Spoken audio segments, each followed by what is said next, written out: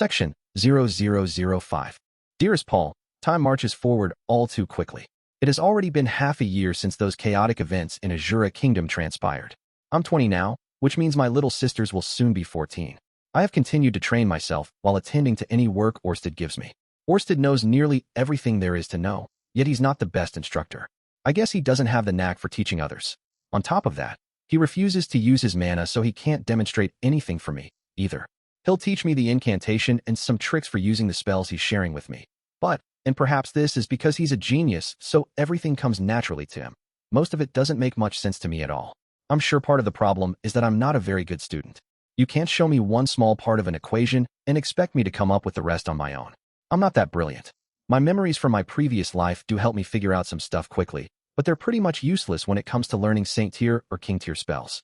For instance, let's take a look at Flashover, a Saint Tier fire spell that ignites a vast area in an instant. I thought it was like the spell Sizzle in Dragon Quest, using light to produce heat. Alas, my intuition was off the mark. Although I cobbled together something similar enough, Orsted responded to my attempts by cocking his head in puzzlement. Spells aren't the only thing Orsted taught me. He's also shared knowledge, especially that pertaining to fighting against other mages or swordsmen from various schools of swordsmanship. For instance, since the Sword God style involves the user moving in pattern A, I should watch out for those and use strategy B to combat them. If I'm up against a mage proficient in fire magic, they'll likely mostly use coordination C and combine magic D against me, so I should try to combat those types of spells. And should I find myself up against a swordsman and a mage, then I should use counter technique E. Now that I think about it, he basically taught me combat strategies. Given my high offensive power, the plethora of spells at my disposal, and the eye of foresight, Orsted says my best bet is throwing my enemy off balance and cornering them, cutting off their options before landing my final blow. That's basically how I've been fighting so far, but I think being self-aware makes the biggest difference. I've been employing this strategy during practice battles against Eris and on the occasions I teach Sylphiette, Norn, and Aisha, just to ensure it's completely ingrained. Thanks to those efforts, my magic has improved immensely. My wind and fire magic is now Saint Tier, as is my healing and detoxification magic, while my divine magic is intermediate tier. That's a pretty big jump in only a year. That said, I still can't quite draw magic circles, and I haven't really touched summoning magic. There's a lot on my to-do list. I may already know a lot of magic, but I can't rest on my laurels. I've got to keep working at it. At least I have grown a little stronger for now. My work with Orsted has been going well, perhaps thanks in part to my training. But I haven't really done anything big since the matter with Azura Kingdom. It's small stuff like, go to this labyrinth and help this adventurer lost inside it, and go save this merchant who's about to be eaten alive by monsters, and go visit this company and purchase this boy who's become a slave, then sell him off here. They're mostly menial tasks consisting of helping people out, but I've put all my effort into them. These will apparently be of use to Orsted in the future. For example, take the dwarven thief I saved the other day named Talchi. She's not personally useful herself, but her son will be the future leader of the Assassin's Guild. He'll eventually assassinate someone that would otherwise become a thorn in Orsted's side. Of course, it would be no trouble for Orsted to kill this person directly if they got in his way, but by orchestrating things in advance, he saves himself precious time and mana. Simply put, changing the past means less trouble in the future. In all of this, the key to victory rests in Orsted's condition when he finally confronts the man-god.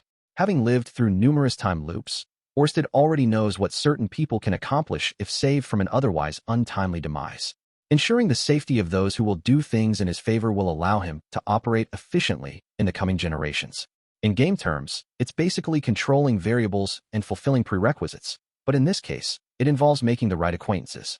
Anyway, Orsted generally doesn't help out with what I do. He's working on other stuff elsewhere, setting up things that only he can set up. The man-god hasn't interfered much. Or, I should say, he hasn't at all during my solo work. He has been trying to get in the way of what Orsted is doing, which must mean that's far more of a threat to him. In fact, during the times I worked together with Orsted, one or two of the man-god's apostles have made an appearance in the process.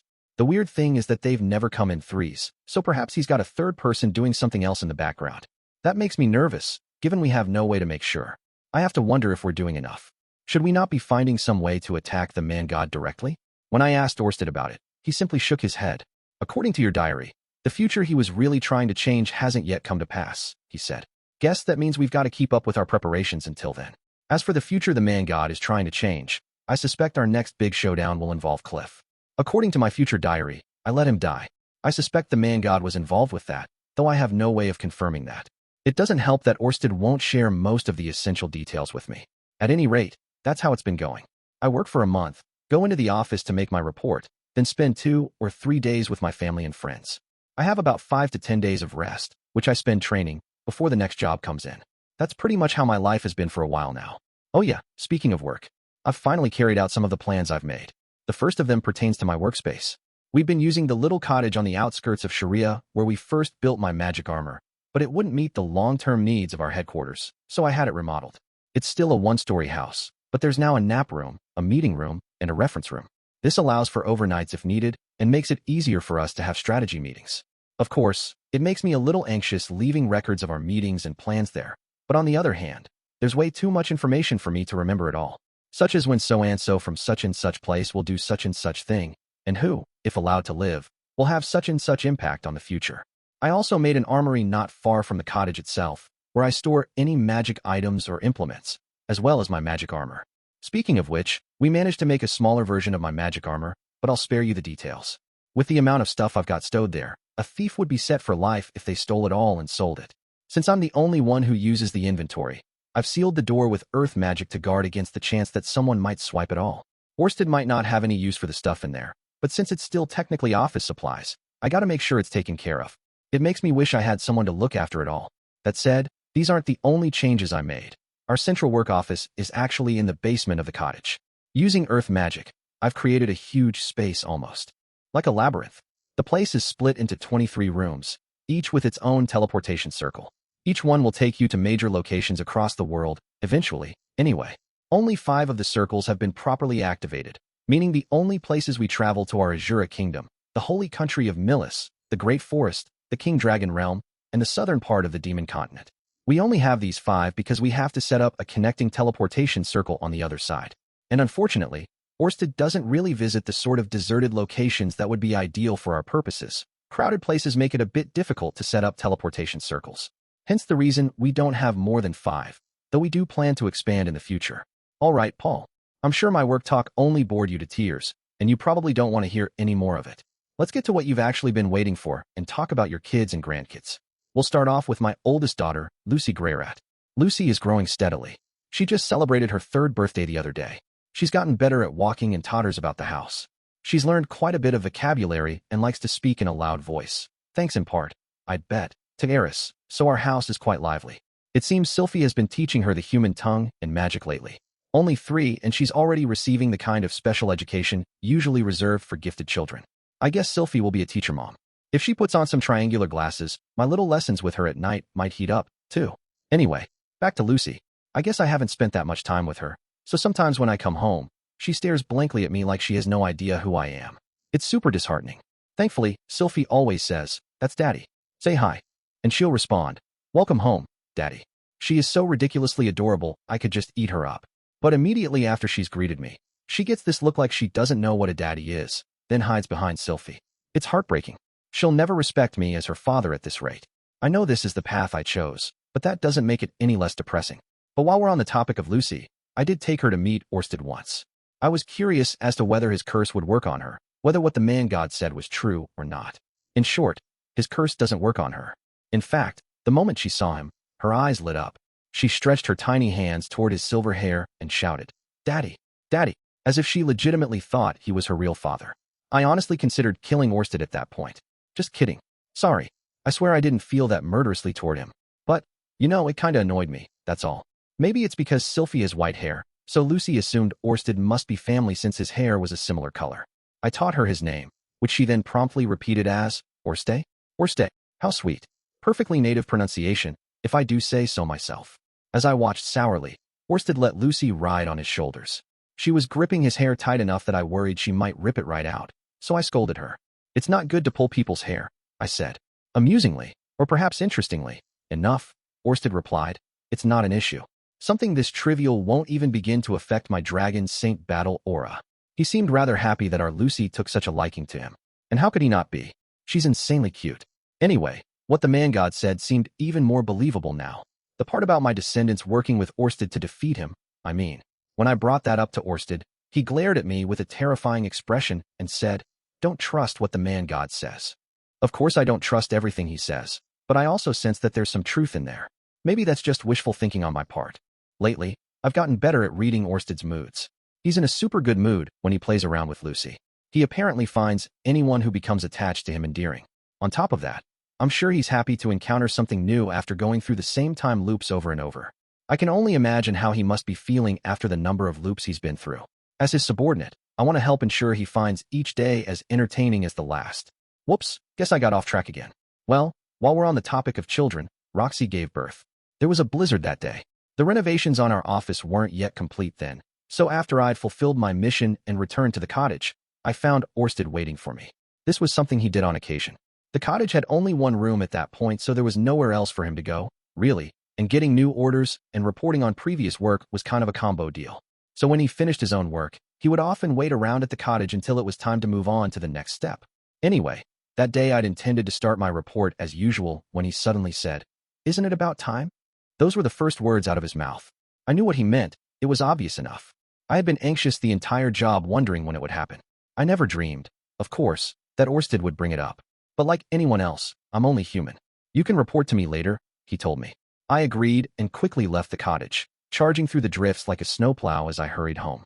I came home to find Roxy ready to go into labor at any time. If I'd returned home even 2 days later, I would have missed the birth altogether. "Oh, Rudy, are you sure I'll be able to do this? Will I really be able to deliver this baby?" Roxy had asked me. Poor thing.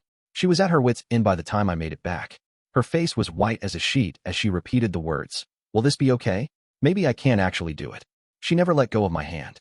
It made me wonder if Zenith, Mom, had reacted the same way when she gave birth to me. At the time, all I could think was, Roxy sure is a worrywart. Unfortunately for me, Roxy's worries were not misplaced. The birth wasn't an easy one. The baby's shoulders got stuck in the birth canal. What they call shoulder dystocia, I guess. No idea what the cause was. Maybe it was because Roxy is so petite. As a Migurd woman, she was more than old enough to bear children, but having a half-human child meant it was larger than a normal Migurd baby. For her, it was probably similar to someone giving birth at a young age. Regardless, it was highly likely that my genes were the culprit here. Fortunately, it didn't lead to any danger for the mother or baby.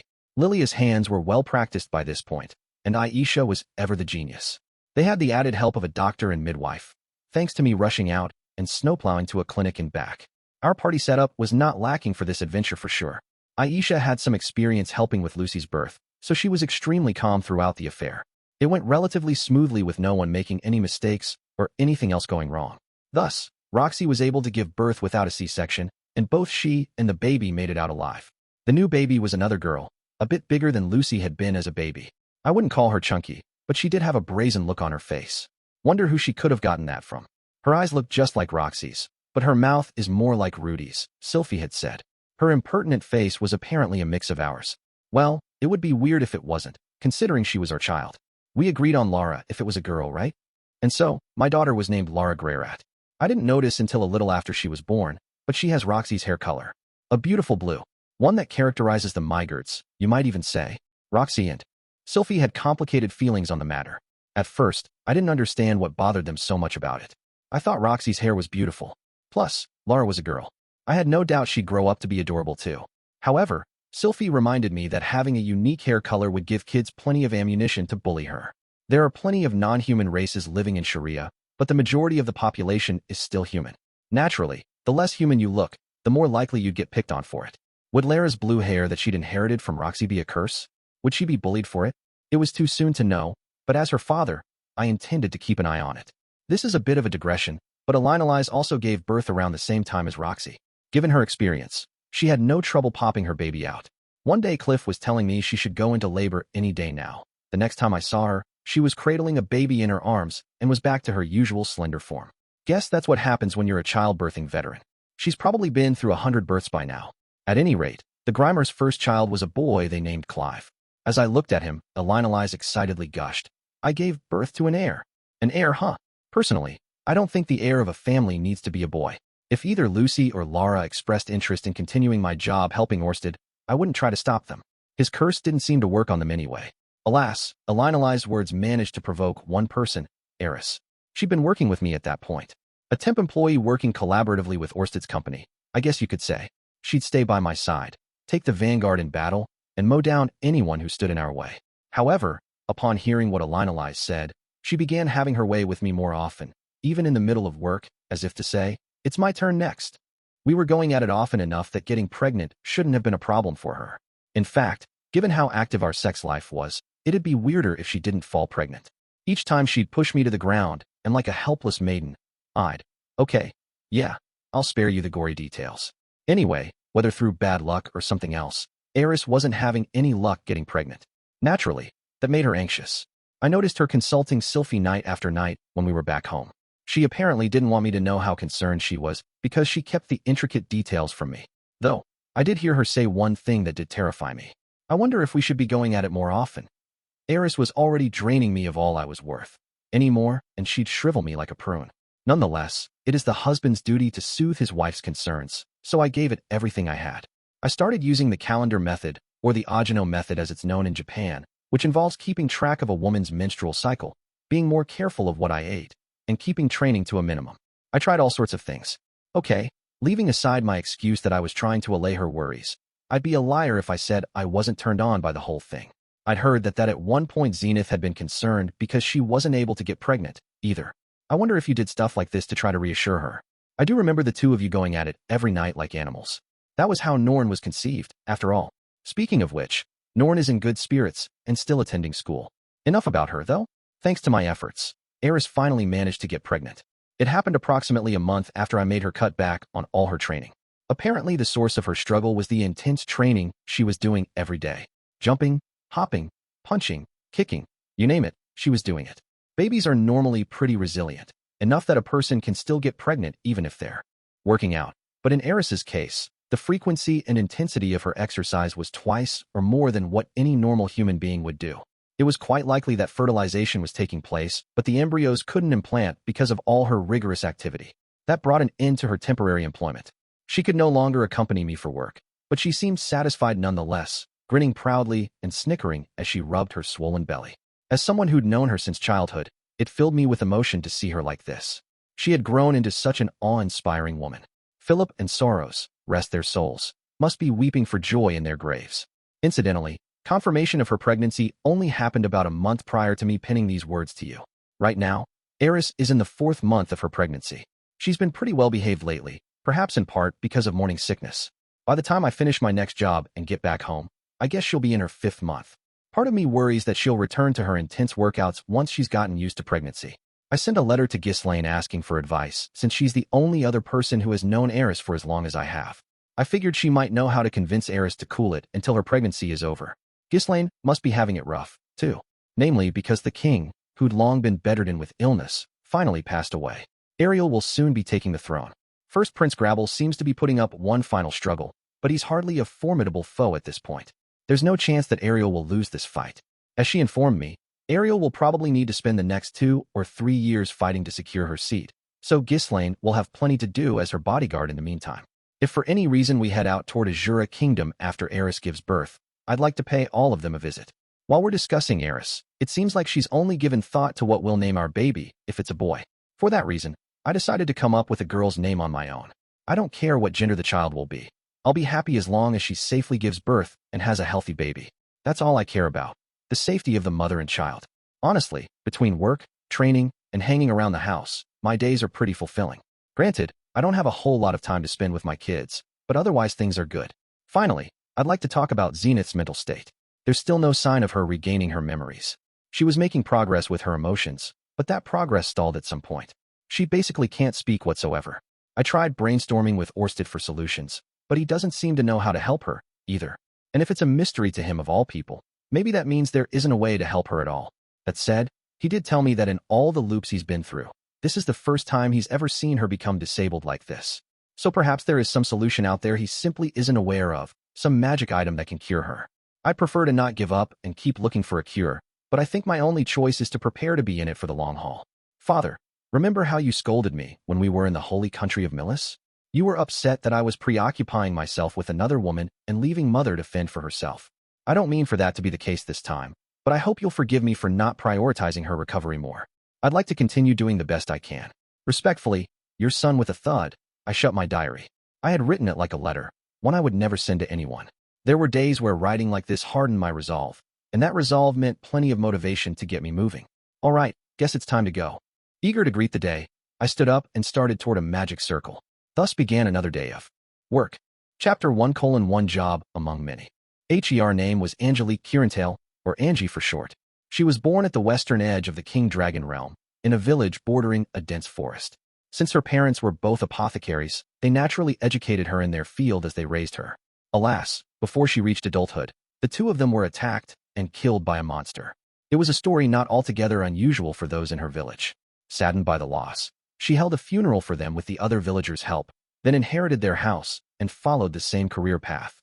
Angie had one person she could call a close friend, and that was Fam Haindora, a girl born into a local hunting family. Like Angie, Fam lost her parents early. Her mother died from illness before she reached adulthood, and her father was killed by a monster. Or rather, her father was actually the escort for Angie's parents when they ventured into the forest to retrieve some herbs. He sadly lost his life in the process, unable to protect his charges or himself. All of this resulted in Fam feeling guilty for what happened with Angie, and Angie in turn resenting Fam. The two fortunately made peace with one another after a number of quarrels. Presently, the whole village knew just how close-knit the two were. This year, both girls had turned 21. TSK, aren't there any decent guys out there anywhere? Fam muttered to herself. She was wearing a well-tanned fur vest and snug, cropped leather leggings. Her boots were made of thick fur, and a mountain knife hung from her hip, a quiver and bow thrown over her shoulder. She looked like a brigand and she was covered head to toe in dirt, but that didn't detract from her attractive facial features. Well, there sure aren't any around here, Angie replied. Being an apothecary, she wore pants that were easy to move in and a tan leather top. Instead of having a sword at her hip, she had a hatchet. The most significant thing that separated her from her friend was the enormous basket she carried on her back. It was half full of herbs and fruits. The two were currently in the forest as Angie was collecting ingredients to make medicine. Rich boys are the best. Gorgeous, but ignorant of the world and no experience with women. All you gotta do is hold their hand, and their cheeks go bright red, said Fam. I'd be fine with a normal guy. Don't care if he's got money. I just want him to be nice. Ugh. Angie, can't you dream bigger? Maybe you should consider coming back to reality instead, Fam. There weren't many eligible young men in their village. Most were already married. There weren't many followers of Millis among them, but per village rules, only the chief was allowed to take more than one wife. The current chief was closing in on 50, and he already had 5 wives. It wasn't likely that he'd take on another one at this point. Reality, huh? Fam sniffed. The only guy around here I'd have a chance of marrying is probably Dachi. The man in question, Dachel, was the son of the village chief and the same age as them. Alas, he was promised to someone the moment he was born and had already married them. He even had a son to act as his heir. There was talk that he'd soon be succeeding his father as chief. Once that happened, he'd no doubt take himself another wife, as was custom for a new chief. Naturally, the topic of the town was who his second woman would be. Their village had far more unmarried women than it did married men. Fam shook her head. Nah, he'd never take me as a wife. Well, it's true you always used to bully him. In that case, maybe he'd pick me out of spite. That way he could have his way with me and pay me back during our first night together. This time, it was Angie's turn to shake her head. No way. He's still terrified of you even now. Since the two girls were close in age, they often played together as kids. There were 7 other children of similar age in the village, and Fam had acted as their leader when they were kids. Back then, she often picked on Dachel, bringing him to tears. Angie had been a part of their group and naturally assumed she'd wind up marrying one of the others, but it didn't work out that way. 3 of that group left the village, leaving only Dachel and 3 girls behind. One of those girls was his betrothed, so she'd already gotten married. That only left Fam and Angie. But you still have a chance, Angie. You're a cutie. Huh? Nah, no way. I mean, I'm the only apothecary in this village. I wouldn't be able to keep working if I got married, and that'd leave everyone in a pinch. Guess so. Well, maybe you'll get lucky, as a reward for your hard work this time around. Ahaha, that would be nice, wouldn't it? Angie laughed. In truth, she was actually thinking about something completely different. Marriage, huh? Guess my Prince Charming isn't coming. Angie had insisted that her friend come back to reality, but from a young age, she'd heard a bard's tale that had absolutely inspired her. It was a story about an adventurer with blue hair who traveled alone from the Millis continent to the central continent and shot to the guild's A rank in no time. Still, although Angie's heart sang when she heard of it, she chalked it up to being a tale from a distant land and gave it little more thought than that. It wasn't until the events a decade prior that she stopped dismissing it so readily. One day, a certain adventurer wandered into their village. The person in question had left the dense forest on their way to Westport and was making a brief stop at their village on the way, or so they said. As fate would have it, she was short and had blue hair. She also had a witch's hat, white robes, a long staff, and a square rucksack hooked over her shoulders. She was exactly as the bards had described her. What had once seemed like a fantastical tale was now reality before Angie's eyes. The girl stayed only one night in their village, but she regaled the 10-year-old Angie and the other villagers with accounts of her journeys. It was unbelievable. The girl who sounded like nothing more than a fictional character was there in the flesh, retelling her very real adventures. Fam and the others lit up when they heard the story about her taking down a boss in a labyrinth. But what made Angie's heart soar was the girl's reason for entering that labyrinth in the first place. She claimed she explored labyrinths hoping to find a dashing male partner. Alas, she'd conquered said labyrinth without fulfilling that intended goal, but the memories of her tale had a lasting impact on Angie. From that day onward, the adventurer's tale inspired a deep yearning in her. A yearning that, some days, dragged her into an ocean of fantasy. She imagined herself cornered suddenly by a monster, only for a dashing prince to swoop in and save her. Naturally, as a way of thanking her savior, she would offer her own body as a reward. Eehee, she giggled inwardly. But as much as she gushed, she knew it wasn't realistic. Dreams were just that, dreams. Delusions didn't magically become reality. Angie was perfectly aware that such a convenient love story wouldn't happen in real life. When they spoke of marriage, she would fantasize, but those fantasies were no more than fiction inside her head. Something she yearned for. She had her eyes focused on reality for now. Not that she had any other choice. When she was orphaned 5 years ago, she'd been forced to face the facts whether she liked them or not. Angie, be careful, said Fam.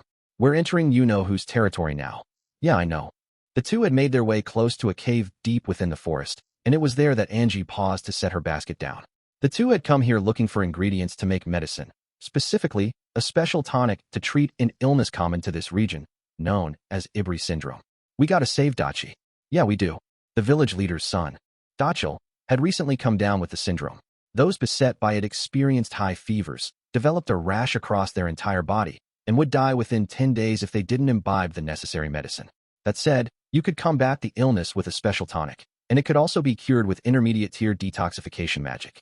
It couldn't be transmitted from person to person, either. That was the main reason people in the cities didn't consider it very dangerous. The same couldn't be said for Angie and those who lived in her village. For them, it was a terrifying sickness with a high mortality rate. The closest mage capable of intermediate-tier detoxification magic was more than 10 days away, even if they made good time on the road and pushed themselves to make it there quickly. It was unfortunate that Dachel, their childhood friend and future leader of their village, had taken ill with it. Ibri syndrome was partly responsible for the deaths of both girls' parents. Fam's mother had come down with it, and Fam's father and both of Angie's parents had set out to gather ingredients for the medicine in the forest. That was how they met their grisly ends. Thus, both of them had fateful ties to the disease which now threatened the life of someone else close to them. That was the force that drove them to collect the necessary ingredients for a tonic. Silence stretched between them as they moved cautiously forward. The ingredient they needed was the inked flower, which grew at the base of the cliffs just ahead. Since they only needed enough tonic for one person, 5 or 6 petals should suffice. The two gulped audibly as they came out of the trees and into a meadow which stretched before them. It was a vast field right in the middle of the forest, bursting with blue flowers, a pure field of inked flowers. Again, they swallowed hard. Their expressions remained rigid despite the beautiful sight before them. Angie stretched out a trembling hand toward one of the flowers, pulling off a single petal. Gruar. Like a crack of thunder, a deep roar ripped through the air. Angie, run. The shout didn't register. Angie's feet were already frozen with fear. Fam pulled an arrow from her quiver and knocked it while yelling. Angie, hurry. An apparition appeared in the meadow at the top of the cliffs, an enormous lizard, at least 10 meters long, with plum-colored skin. It was the ruler of the forest, the Ibri lizard. It was a wingless reptile, similar to the enormous lizards which inhabited the Bigaret continent. You might wonder why it's called the Ibri lizard. That was because Ibri syndrome ran rampant in whatever lands these lizards inhabited, and also because the flowers necessary for the special tonic to treat it were always close to the lizard's territory. A scholar theorized that the Ibri lizard spread the Ibri syndrome so that humans would come to gather flowers for the cure, thereby providing the lizard with easy prey. Whether that is true has yet to be proven. Nonetheless, these past 5 years their village had been plagued both by the lizard and the sickness that seemed to follow it. This culprit was the culprit who killed both of Angie's parents and Fam's father. Fam let out a howl, trying to pump herself up as she let her arrow fly. It soared toward the Ibri lizard, finding its mark with a dull sound as it pierced the creature's scales. In that same instant, the lizard made its move. It scaled down the cliff wall as quickly as a gecko. It didn't seem as though Fam's arrow had affected it at all. Angie, I'm begging you, stand up. Run. Thanks to Fam's encouragement, Angie finally found her feet. I have to run. I have to hurry. Panic gripped her, causing her feet to trip, but despite her stumbling, she somehow managed to scurry away. Fam joined her in retreat once she was sure Angie was up and moving. Unfortunately, it was already too late. Grew. With impressive speed, the Ibri lizard closed in, catching up to Fam. Its gleaming, jagged teeth clamped down on her leg. Gah! The creature lifted her like she was a rag doll and flung her through the air. Fam let out an unladylike howl as she went flying, crashing into the flowers carpeting the meadow. Angie had seen it all. Her eyes had met Fam's as the latter sailed through the air. She'd had a look of sheer terror on her face. Having witnessed that, Angie hesitated, thinking she had to save her friend. But before she even knew what was happening, the Ibri lizard was right in front of her. I'm going to die, Angie realized. In the past, she'd dreamed of someone jumping in to save her in such a situation, but those were nothing more than delusions.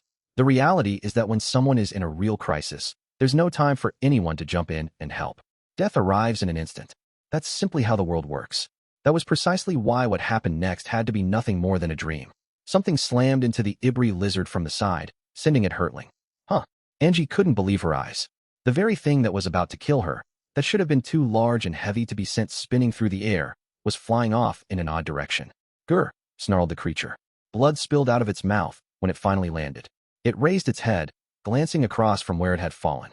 Angie followed its gaze to find a man standing there in a mouse-gray robe that flapped the wind. Beneath that, he wore black armor and held what appeared to be a tube in his left hand. His light brown hair fluttered as he strode toward the Ibri lizard. Grah! The Ibri lizard launched itself at him with such agility, it was hard to believe it had been grievously wounded in the attack. Its enormous fangs closed around the man, sinking into him. It appeared as if the creature had bitten him in half, but that was only a hallucination on Angie's part. He was perfectly alive and well. Somehow, the man had managed to stop the Ibri lizard's head with his right hand, gripping its enormous nose and holding it in place. He languidly lifted his left hand, aiming the strange tube at its head. Shotgun trigger, shouted the man. Something discharged from the tube he was holding. Angie couldn't make out what it was, but it shot out at an incredible speed. In the moment she blinked, the Ibri lizard's entire head was blown off. The impact was almost like an uppercut, jerking its long neck upward, its entire body flopping. Despite its enormous size, the sound of it collapsing was strangely quiet. It was hard for Angie to believe what she was seeing, but bright red blood steadily flowed from the creature's severed neck. Phew! The man let out a breath and extended his right hand toward the creature's corpse. Flames swallowed it up seconds later, the fire crackling as it devoured the natural oils from the monster's body. The smell of burning meat filled the area. The man then finally turned to Angie. Silhouetted by the flames, he spoke to her as casually as if he were asking the weather. Hello there. You're Angelique Curentail, yes? Angie blurted out, dumbfounded. Or are you Fam Haindora? He's asking for your name, she realized. But for whatever reason, her tongue couldn't form the words for a response, so she just quickly shook her head and then bobbed it in quick succession. I came here to rescue you. When the man in the mouse-gray robe said that, her heart suddenly beat louder. This stranger introduced himself as Rudeus Greyrat. While Angie battled with her thundering pulse, he made his way over to Fam and began healing her. It was almost instantaneous. She didn't regain consciousness, but her leg, which had been nearly torn off, was reattached, the bone unbroken, and the skin no longer bruised purple. Rudeus explained that someone had asked him to come to their rescue, but he wouldn't name their secret benefactor. For her part, Angie had no clue who could have possibly put him up to this. Regardless, I am simply glad I made it in time, he said. That was a close call. Why yes. Rudeus carried the unconscious Fam on his back as he walked through the forest. Angie, meanwhile, was hauling a basket now full of inked flowers and incessantly smoothing her hair. I just know my hair must be a rat's nest, and my clothes are covered in dirt. No doubt my butt is, too. I bet it's all over my face as well. Ugh, what should I do? Wait, I guess the more problematic thing here is my attitude, isn't it? Each time Rudeus glanced over his shoulder at her, her cheeks lit up, and she had to avert her eyes as she followed behind him. Fortunately, he didn't seem to pay her strange behavior any mind. He actually kept his eyes focused ahead most of the time, almost as if he thought it wrong to look upon her face. He did not break the silence as they walked. Occasionally he would glance back at her, but very infrequently, and only to confirm she was still behind him. Angie wished she could get a better look at his face. Oh no, we're about to reach the village. Once we do, he'll be a hero. He defeated the lizard, after all, and saved our village. What should I do? If that happens, there's no way I'll be able to get a word in with him after that. Finally, Her eyes landed on Fam, who was still slumped against his back. Her full breasts were pressed flush against him, and Angie couldn't help but be a bit jealous. Mr. Rudeus. Angie blurted. Yes, what is it? Rudeus glanced back at her, his expression blank. Fam. Isn't Fam heavy? Not at all. But, she stammered. We've been walking all this time. You have to be exhausted, right? No. I have trained my body enough not to be worn out by something like this. As he spoke, he rolled up his sleeve, flexing his arm. It was impossible to see the muscle beneath his black armor, but Angie was nonetheless impressed. He really does work out. Rudeus smacked his fist against his open palm as he said, I get it. My apologies for not realizing sooner. Sorry, realize what? Angie wondered. She stared blankly at him, and he smiled at her, his pearly teeth glimmering. Miss Angelique, you must be tired. Shall we take a small break? Incidentally, his teeth glimmering was a mere hallucination on Angie's part. After a long pause, she finally stuttered. Oh, all right, yes. I'm exhausted. Sorry, but please let me rest a bit. Also, feel free to call me. Please, call me Angie, if you don't mind. All right, Miss Angie. In that case, how about right here? Rudeus slowly lowered Fam to the ground, propping her against a tree while he settled down on a nearby stump. There were two such stumps, both V-shaped, and Rudeus had positioned himself perfectly out of consideration for her, making sure there was a short distance that separated them. Angie, however, realized this was her chance. Here goes. Angie purposefully plopped down right beside him. Rudeus visibly flinched, his shoulders jumping. Did I upset him? Angie snuck a glance at his face. He looked uncomfortable, but at least he didn't look obviously disgusted. It was more like he was confused. Angie quickly came up with an excuse. Sorry, I was just so scared, you see. I still am. So do you mind if I sit next to you? Huh? Sure. Be my guest. Things were proceeding smoothly between them, and Angie intended to ride that wave however far it would take her. Thank you so much for what you did, she squeaked. Not at all. It's part of my job, Rudeus responded curtly, looking down at her. For some reason, his eyes kept darting back and forth. Angie followed his gaze, not thinking much of it until she noticed her clothes, which had at some point caught on something and ripped, leaving her chest exposed. Angie gasped and immediately tried to hide herself, hands across her breasts. Honestly, she intended to see this dream through to its steamy conclusion, however far off it might be, which was precisely why she sidled closer to Rudeus. He promptly pulled away, putting more distance between them. Angie closed the gap again, only for him to retreat. She pursued him until he was backed onto the edge of the stump, and she pressed herself against his arm. Mr. Rudeus? Why yes, what is it? Rudeus's gaze kept wandering to her breasts, prompting her to swallow hard. She wasn't as well endowed as Fam, but she was larger than most girls in the village. Pervy old men often harassed her with sexual comments such as, "Did ya boil this medicine in the valley between those nice big mounds you got?" In the village, they were objects that people teased her about, but right now something inside her screamed that it was time to employ them as a weapon. Perhaps it really is just a job for you, as you say, but that doesn't change how grateful I am that you saved my life, said Angie. Well, you're welcome. That is, assuming you don't intend to return home right away once we get back to the village, then, please, stop by my house. I'd love to find a way to repay you. No, I must return home promptly. I have another job lined up. That took the wind right out of her sails, but not enough to persuade her to give up. After all, Angie was in this for the long haul. She wanted to continue this adventure to its natural conclusion, until her long journey brought her to the eternal city of happily ever afters. Then, well, in that case, please, let me show you my appreciation now. I don't have anything to offer, so I'm afraid all I can give is my body. Angie's face burned bright red as her hands traveled up her torn shirt, ready to pull it all the way open.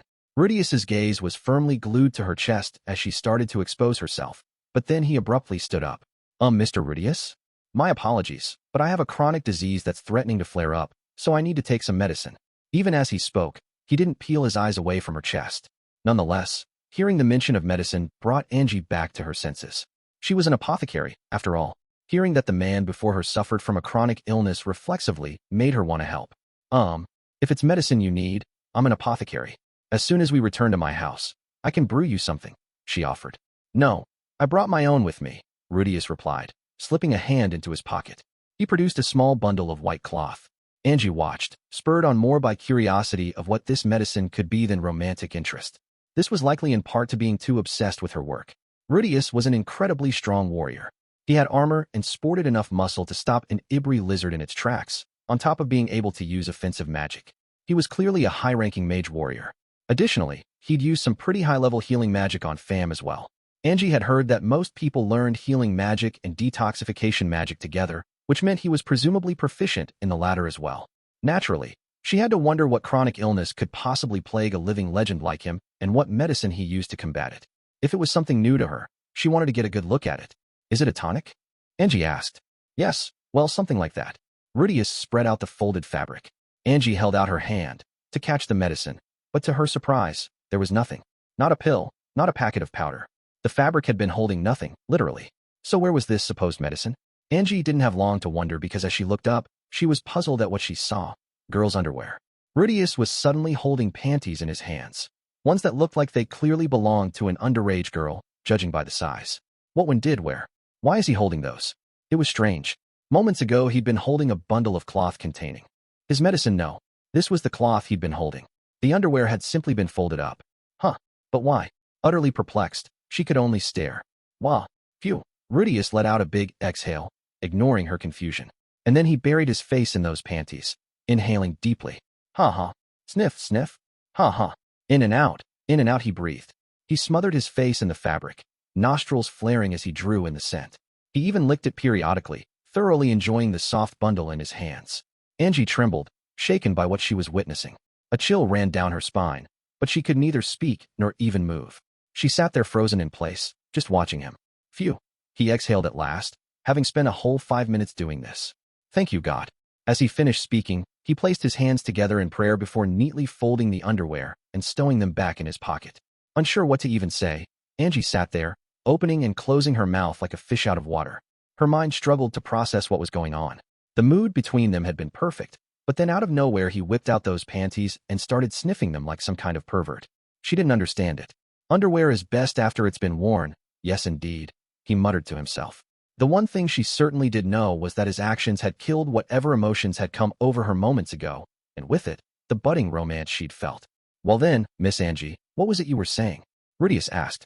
After a long pause, she finally said, No, it was nothing. Her dream had ended. Angie promptly returned home after that. When they arrived at the village, Rudeus entrusted Pham to her and said, I have no intention of staying in your village at all, so I'll excuse myself here. Yes, all right, thank you. Yeah. Angie jerkily bobbed her head up and down, her face devoid of emotion. Alas, the irregular events of a few moments prior were still burned vividly into her mind. Well then, take care. Rudeus spun on his heel and started to leave, only to pause as if he'd just remembered something. He glanced over his shoulder at her. Oh, that reminds me. Miss Angie, you said you would return the favor, yes? Another chill ran down her spine. A favor? Yes. Now that she thought about it, he had saved her life. If he wanted her body, she couldn't very well refuse him. It didn't matter how instinctively disgusted she felt by him. She wasn't such an ingrate that she would say no. Well, I'm afraid I really can't give you my underwear. No, I don't need your underwear. There's something I want you to do for me. As something you want me to do. Oh crap. She just knew he would ask her to do something totally debauched. The color drained from her face as she mentally prepared herself for it. Rudeus saw her reaction and scratched the back of his head. Guess it's only natural she'd be disgusted, he muttered as he slipped something out of his backpack. He held out a picture book and a figurine. Miss Angie, if you happen to have a child someday, I'd like you to read this picture book to them. Tell them that the super tribe aren't a bunch of devils. Huh? Soup what? What are you talking about? The super tribe. The super tribe. Angie echoed his words, completely thrown by this request out of the left field. Her eyes were wide as saucers. There is a glossary at the end of the book to help with learning how to read the letters, so you can use that as part of your child's education, too. I do hope you'll share this with them. He then departed, leaving Angie stood there dumbfounded, a picture book and a figure with green hair in her hands. Just looking at the likeness of the super tribe was terrifying. The figure itself was eerily intricate, and the colors painted on it made it look so realistic she wondered if it might suddenly spring to life. This little statuette was a perfect replica of a terrifying demon. She felt the urge to dispose of it immediately, but she remembered that Rudeus had saved her life and stopped herself. The super tribe, huh? She had never met one of them before, but she had heard of them. They were a group of people often referred to as devils. When she was younger, her parents would often warn her that if she did anything bad, the supers would come to carry her off and devour her. And yet Rudeus was trying to spread the story that they weren't awful people after all. Why would he do such a thing? Unable to decipher his motivations, Angie wasn't quite sure what to do. She pressed her finger against the figure's head. She gasped as the hair came off. Now all that was left behind was what looked like a bald warrior wielding a spear, cradled safely in her hand. Uffed. Angie burst into laughter. She still had no idea what to make of this, but her savior had made a request of her that she planned to honor. Several years after that, Dachel, whom Angie had cured with her tonic, proposed to her, and she became the second wife of their new village leader. He was a hard worker, but a rather boring man. The only upside was that he wasn't a pervert. Angie was grateful for that at least. When her child was born, she did as she was told and read the picture book to them as she raised them. Eventually, that picture book story would become widespread throughout the village. The nearby region would come to recognize the super tribe as a clan of bald warriors of justice. That, however, is a story for another time. Chapter 2, The Borrowed Cat. A&D with that, I managed to bring another job to a smooth conclusion. My objective was to save the hunter femme Haindora from what would otherwise have been her death in that deep forest. It sounded like a simple enough task when I first heard the brief. Use detoxification magic to save the village chief's son and kill the evil dragon thing, or lizard, I guess, residing deep in the forest. What could be easier? Sadly, when I arrived, Fam had already set out for the forest. I panicked and chased after the girl as quickly as I could, but Fam was already at death's door by the time I arrived. It was a close call. I was sweating bullets the whole time she was unconscious, and I muttered several healing incantations under my breath as I was carrying her. Fam wasn't alone out there, either. She had her apothecary friend Angie with her, and this Angie person was more dangerous than I'd imagined. She was far too sexy, bewitching even. If I hadn't watched myself properly, I might have given in right there and had my way with her. Fortunately, I avoided death by temptation only thanks to the replica of my holy idol. Ordinarily, such divine rituals should never be performed in sight of others, but I had no other choice. I had to get a grip on myself and convince the woman to abandon her advances. Phew. Now all that was out of the way, it was time to hurry home, pat my kids on the head, enjoy Aisha's excellent rice dinner, then indulge in some carnal pleasures with one of my wives. That was basically my whole reason for living. You could say it was my only motivation for getting through each mission alive. I arrived home, still preoccupied with such thoughts. As I approached the front entrance, BYT, who was twisted around the entryway like a morning glory, swung the door open for me. When did he become our automatic doorman? Not that it mattered, since it was convenient. I saw that Dillo, our armadillo, wasn't in his doghouse, which meant Roxy was still at work. Zenith was spacing out in the garden while Lilia hung the laundry, so I waved to them. Lilia bowed her head in greeting, and I slipped into the house. I'm home. Oh, that's Big Brother's voice. Welcome home, welcome home. Sadly, your baby sister is a little preoccupied right now, but I am saying welcome home. Aisha's voice bellowed from the basement. Yep, I can hear you. Wonder what she's doing? Maybe sorting out the fertilizer? Welcome home, Rudy, Sylphie said, hurrying out from the living room. Lucy followed close behind, like a little duckling. Glad to be home, Sylphie. I'm exhausted. Make sure to rest after this then. Sylphie helpfully peeled off my robe, dusting it off before hanging it up. I had already taken off the magic armor I had been wearing beneath it and left it at the office. I stood by the large mirror near the entrance, and what stared back was an ordinary man you could find just about anywhere in the world. Except today in particular, I looked utterly fatigued, like a perpetually exhausted salaryman. Daddy, welcome home. While I was busy studying my reflection, Lucy came up and greeted me. She had light brown hair and stoic, yet dignified features. She was only 3, but looked like a beautiful little elf boy. Her ears were admittedly shorter than Sylphie's, but otherwise she looked exactly like her mother at that age. And here she was, standing quietly in front of me, welcoming me home. Ah, did you hear that? Daddy, welcome home. Aya, that's right. I'm home, Lucy. Filled with emotion, I reached down to pick her up, but Lucy promptly retreated behind Sylphie and hid from my view. She glanced at me warily once she was safely out of my reach.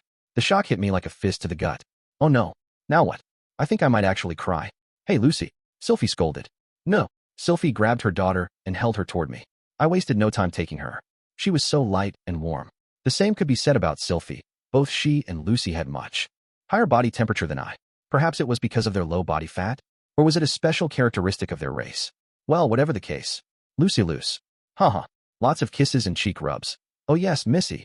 Mwahaha. No. Pricklies. Lucy voiced her complaints as I rained down kisses upon her. Come to think of it, I hadn't shaved at all while on the job.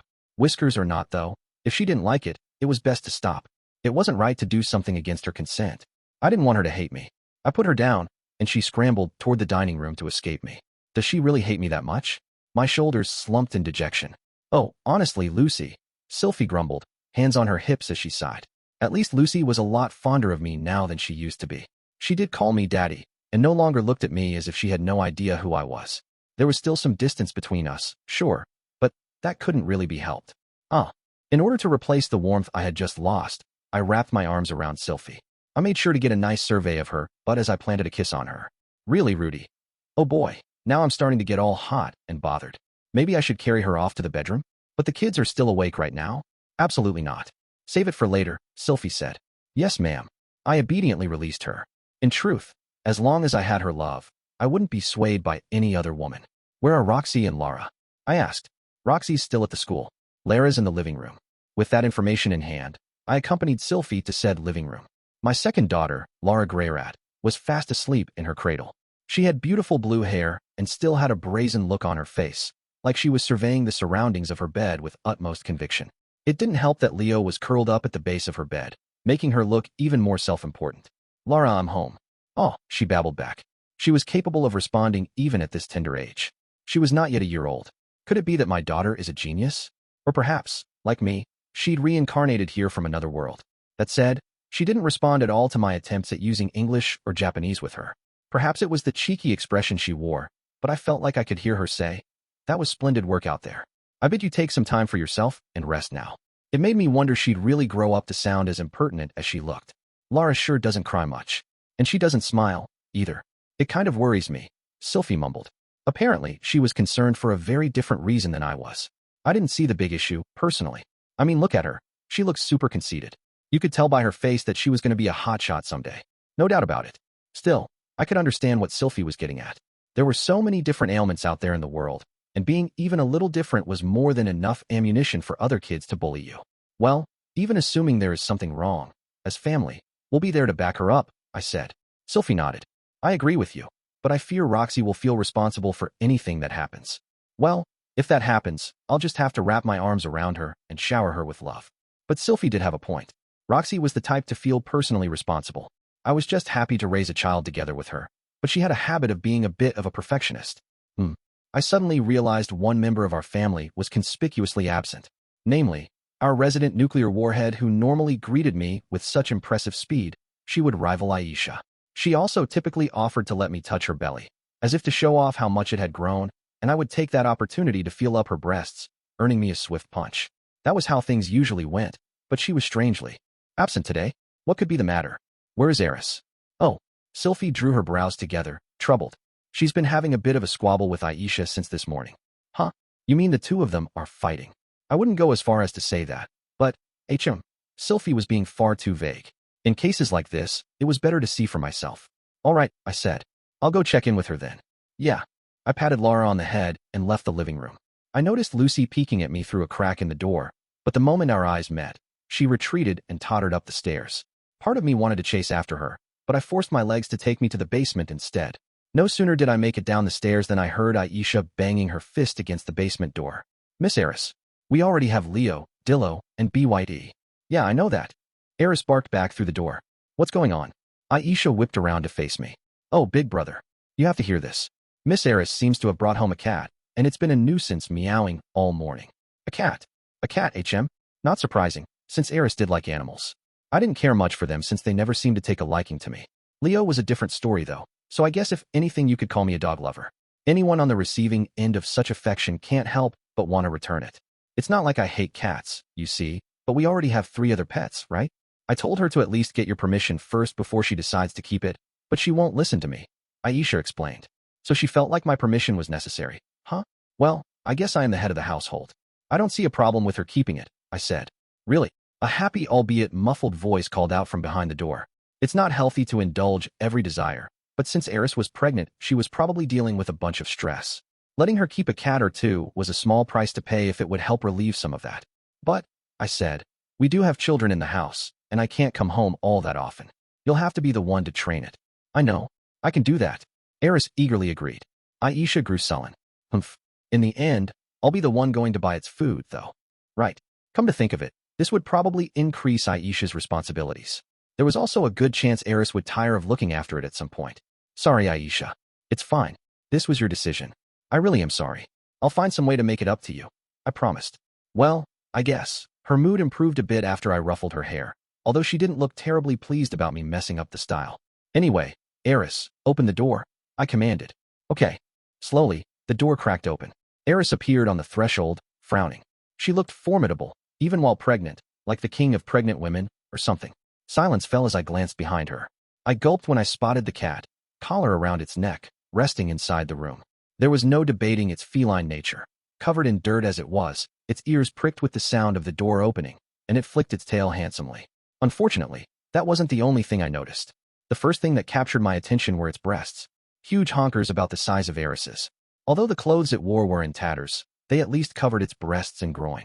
Those thick, muscular thighs were coated not in fur but sun-kissed flesh, smooth as the skin of a pear. Boss, it's been forever. You really saved my tail. I promise I won't forget this debt for the rest of my life. I found her during my morning walk and brought her home, Eris explained. Her name is Linnea de Doldia. Previously an upperclassman, this beast woman had graduated from the University of Magic several years ago with top grades. Oh yes, I definitely remembered her. Well, this settles it. Throw her out, I said. No way. Eris slammed the door in my face. It took nearly an hour to coax Eris to open up again. We moved to the living room to discuss the situation.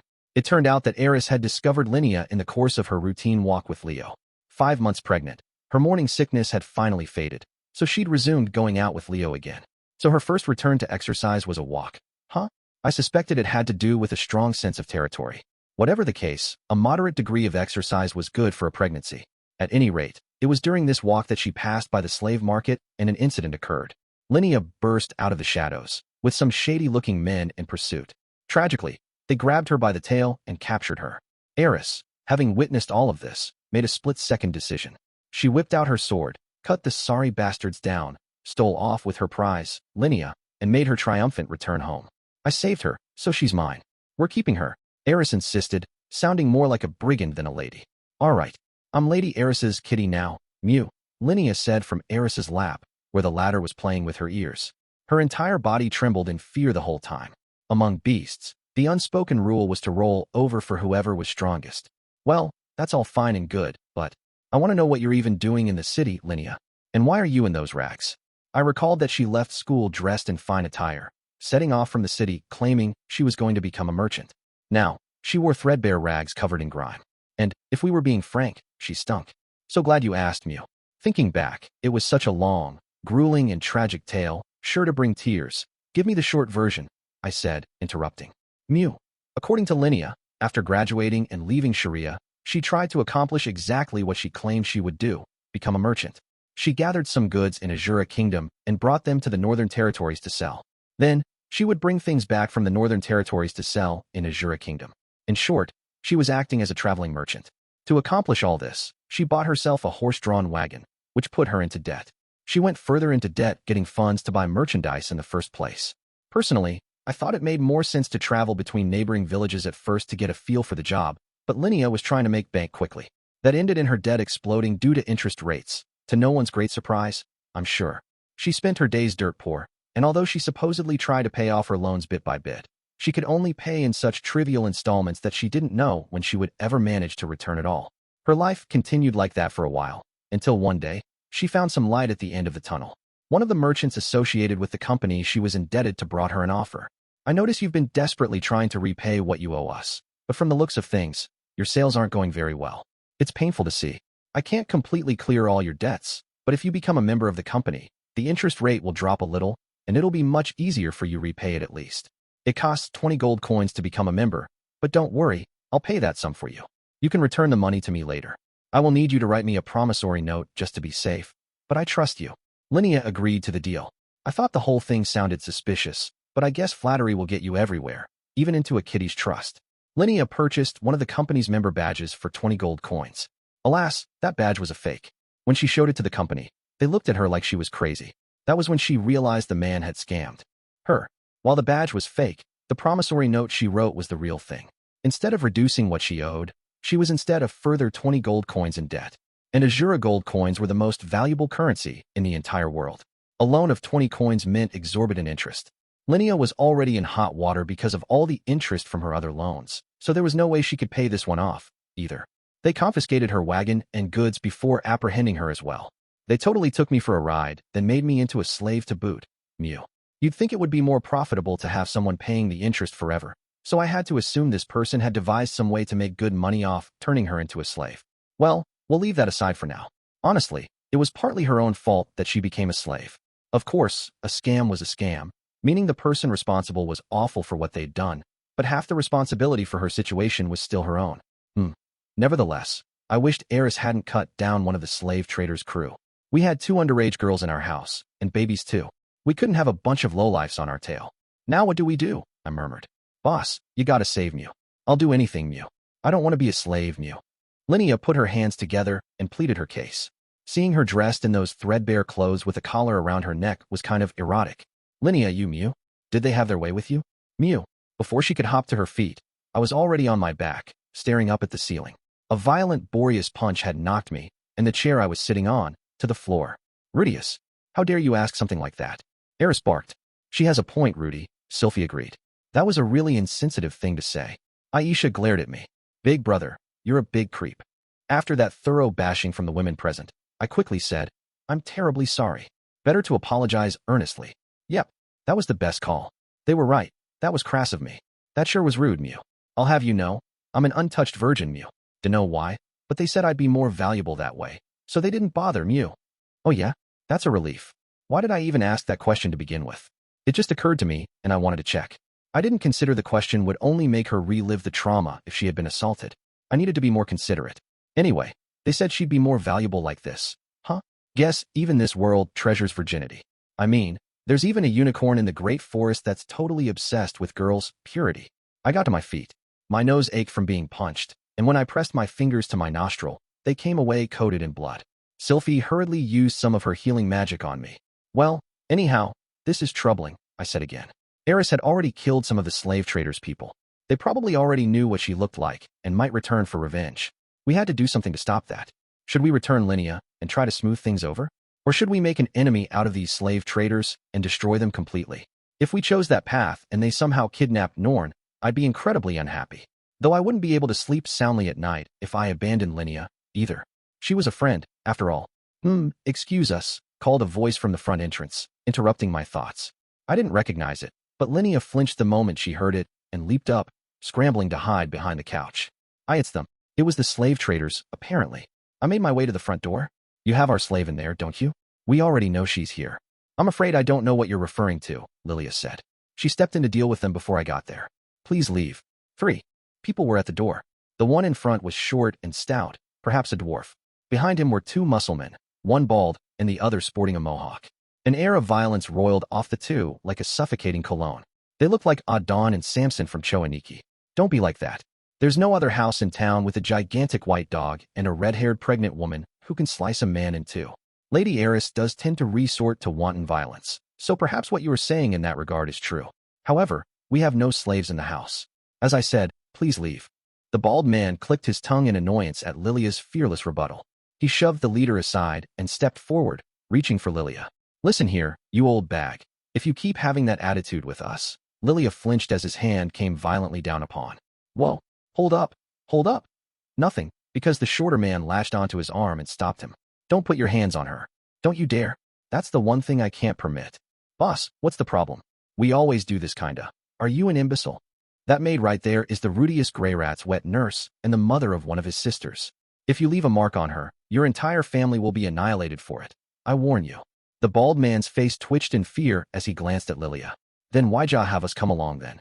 Obviously because if things go awry and the Berserker Sword King suddenly appears, I expect you to be my shield. That's cruel of ya.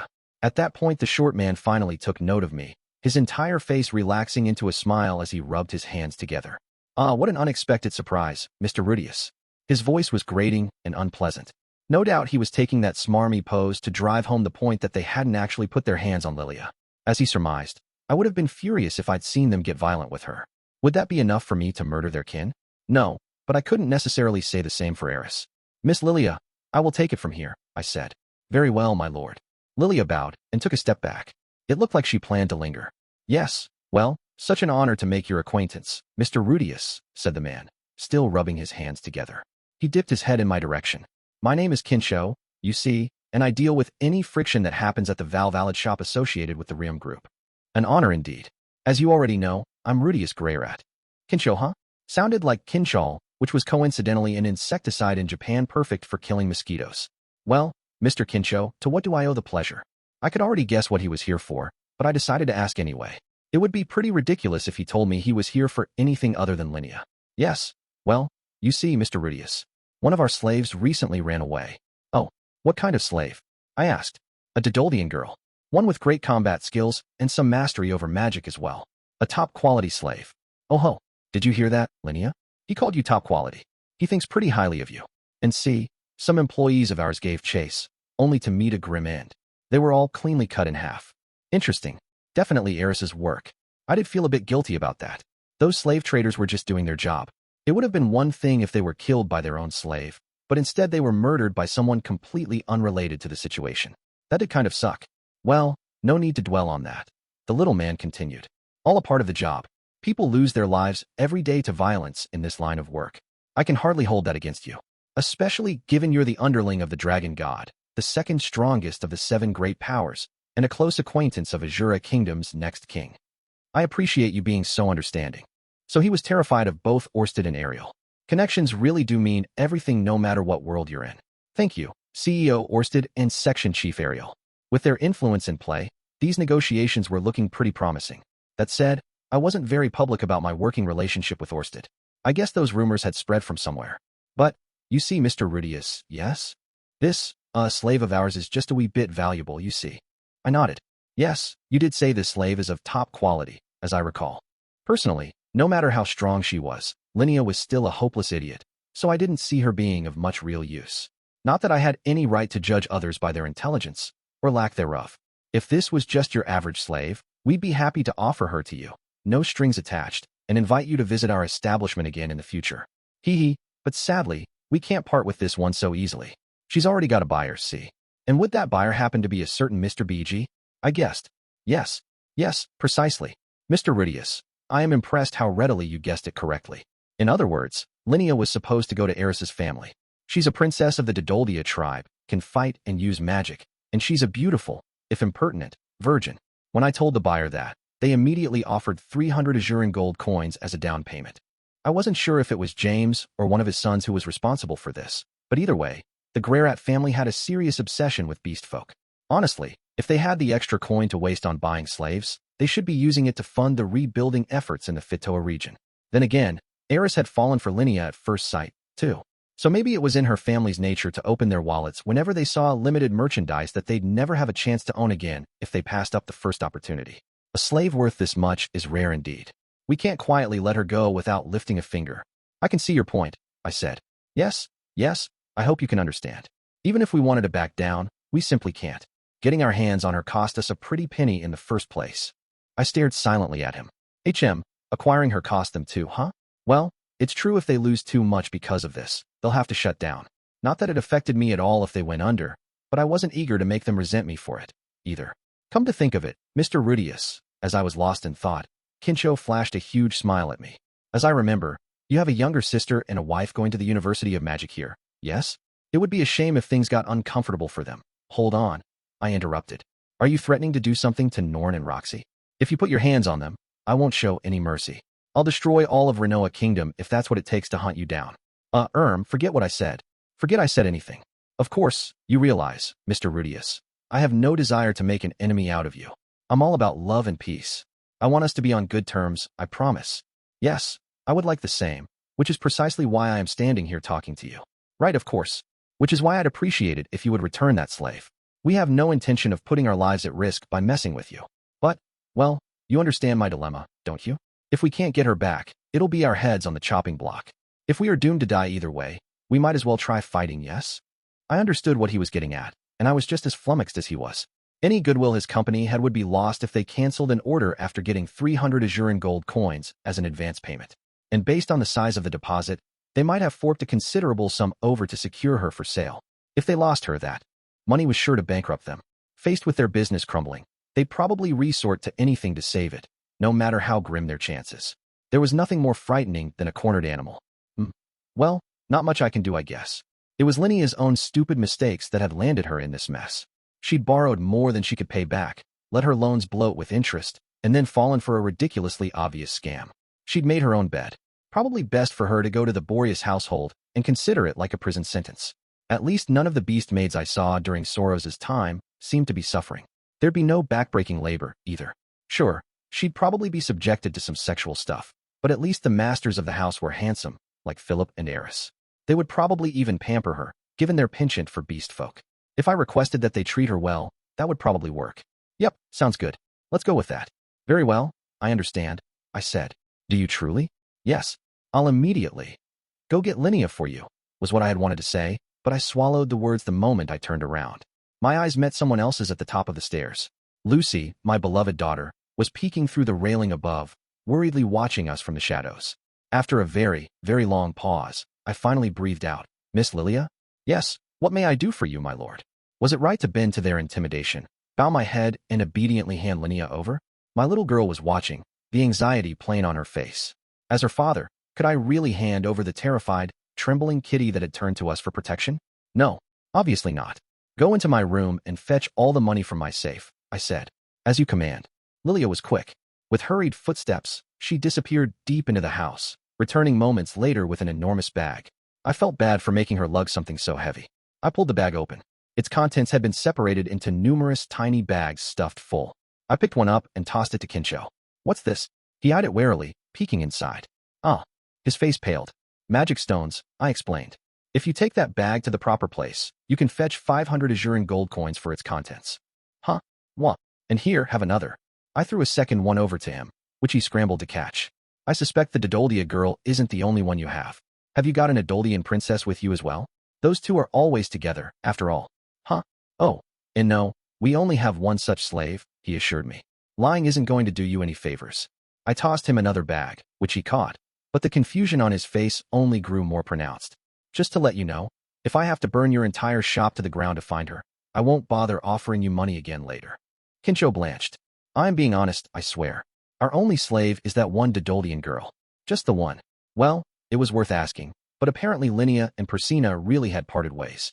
While the former tried her cards at being a traveling merchant, the latter had probably returned home to be the chief of their people, so they wouldn't have been caught together. Persina was probably safely home in the Great Forest. If you say so. In that case, keep that in exchange for Linnea, I said. What? All 3 bags. Not enough for you? Shall I add another one? Or would you rather a magic item instead? I reached for another tiny bag. I'll give you 2,000 gold coins worth of jewels, if that's what it takes. I'll show you how much money I've earned this past year, if that's what you want. And no, this is more than enough. No need to be bashful. I'm often away from home, and I'd hate for anything to happen to my family while I'm not around. You understand that, don't you? Why yes, I do. I had to drive the point home, just in case. Negotiation by coercion, if you will. And I'd like to be on good terms with you all in the future. Especially if the Doldian girl I mentioned happens to become a slave, or something. Or if such a thing were to happen to one of my sisters somehow. I'm just trying to coax you into showing a little consideration for me. Makes sense. Why yes, your message is crystal clear. Of course we'll show you consideration. Should I throw in a magic item after all? I have a hat with a gem near the band that glows and can act as a flashlight.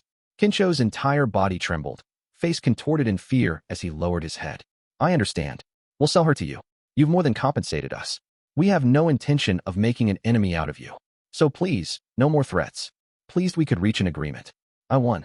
A victory bought with coins, or gems, in this case. Pleased as I was, I didn't want any bad blood between us. Or with the Boreas family, either. I'll pen a letter to the Boreas family for you. Return here in a few days for it. And you can bring me a receipt while you're at it. Yes. That would be a big help. The moment he finished speaking, Kincho sped off, dragging his 2 muscle heads with him. Phew. Oh boy. I got a little too worked up and blew through a ridiculous amount of money. 1,500 coins worth of magic stones. I could only imagine the reason Lilia had said nothing thus far was because she was exasperated. My lord. Miss Lilia? That was splendid work. Thank you. She smiled slightly and bowed.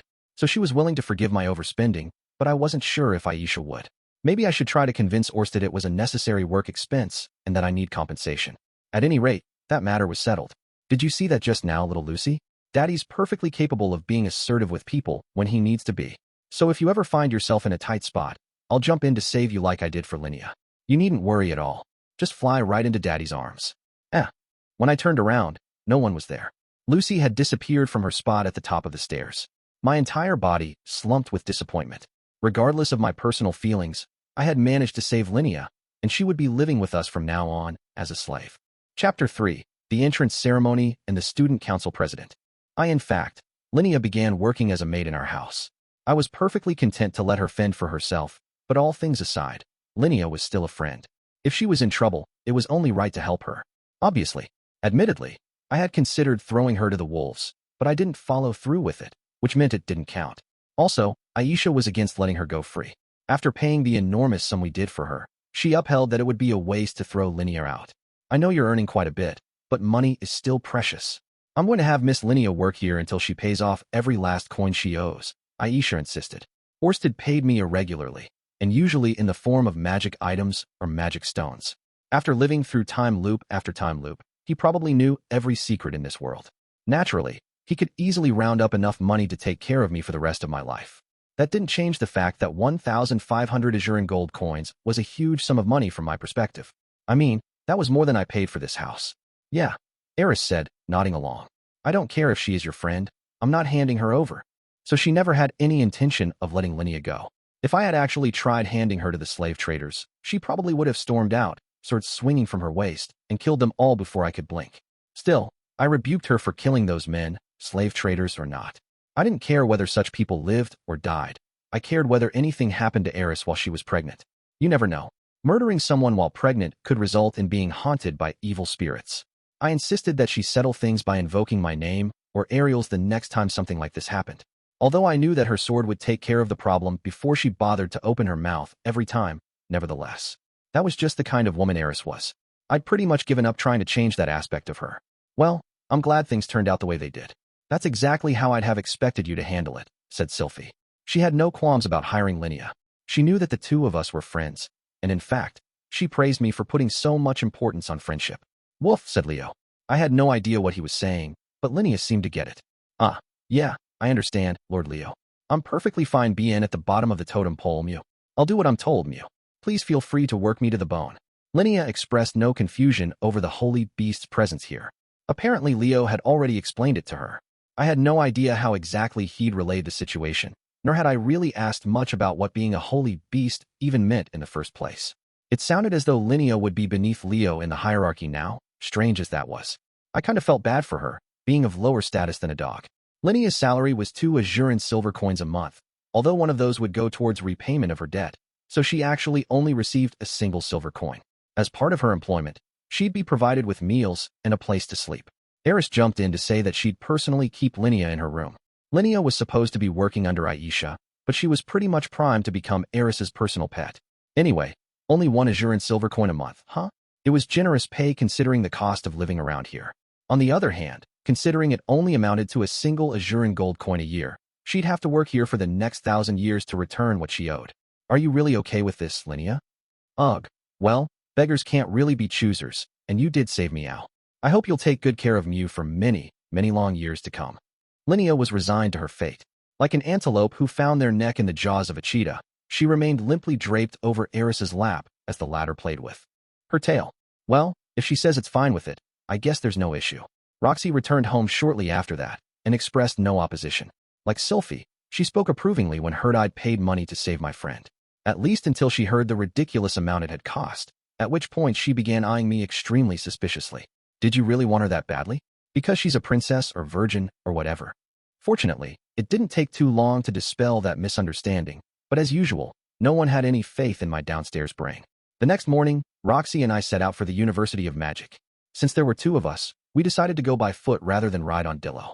The snow crunched under our shoes as we walked. It had been a long time since I'd stopped taking classes there, and I'd also been given an exemption so I didn't have to show up to our monthly homeroom, either. I had no reasons to go to campus any longer, but today, I had business with Zenoba and Cliff. After passing through the path lined with magic-resistant bricks, rows of trees on either side, we found ourselves before the founding headmaster's bronze statue. Seeing the cluster of buildings around us made me emotional. After all, when I first came here, I'd been afflicted with ED. All right, Rudy. I'm headed this way, said Roxy. Okay, work hard today. You too, Rudy. As the 2 of us were about to go our separate ways, someone squeaked. Professor Roxy is with a guy. I glanced in the direction of the voices and spotted a group of people moving between the dormitory building and main school building, pointing at us. Wait, don't tell me. Is that Professor Roxy's husband? What? So the legends are true. That's Mistress Norn's older brother. It's my first time laying eyes on him. He's surprisingly handsome. I was being treated like an exotic animal at the zoo. Still, I heard that last part. Handsome, huh? Hee hee hee. I noticed Roxy staring pointedly at me. No, you got it all wrong. I was just flattered to have a young girl praise me like that, and was letting it go to my head. That's all. Pardon me for doing this, Roxy said as she suddenly slipped her arms around me, then turned to the students to flash them a peace sign. Ah, they squealed as they disappeared into the main school building. I'm making it clear you belong to me, said Roxy, releasing me from her embrace. Her ears were bright red. Apparently, even though she'd done it of her own volition, she was now embarrassed. Was it wrong that I did that? I stared at her silently. Of course not. I did belong to her. If she wanted to brag about that, I more than welcomed it. In fact, my heart was pounding like that of a young girl deeply in love. I planted a kiss on her cheek, enjoying how soft her skin was. Why are you doing that all of a sudden? At a place like this? It's a kiss to wish you good luck. Oh, all right then, yes. Well, message received. I will be off, Rudy. Stiffly and gallantly as a robot, she marched toward the staff building. I watched her go before heading off toward the research building myself. A little too early, maybe? I wondered to myself. Cliff still hadn't arrived at the research building by the time I got there. He was a parent now, so no doubt he was busy. On the other hand, Elise had promptly withdrawn from the university after giving birth. She had only enrolled to find a man anyway, so now that she'd found one and had a child with him, it was goodbye education. Many would judge her for it, but everyone had their own reasons for attending the university. Personally, I wanted to respect Elise and her choices. Nonetheless, with Cliff absent, I had free time on my hands. Perhaps it would be better to visit Zenoba first instead. Although, considering it was early enough that even the diligent Cliff hadn't arrived at the school, I might only be making a nuisance of myself. Yeah, better to. Save my visit to Zenoba for this afternoon. Besides, showing up unannounced often ended in embarrassment for the both of us. It was better to stick to my original plan of visiting Cliff first before going to see Zenoba. I had wandered outside, lost in thought. The snow crunched beneath my feet as I walked, and I soon discovered a crowd of people in the courtyard. I went over, curious as to why so many were gathered. The headmaster stood on a brick stage giving a speech.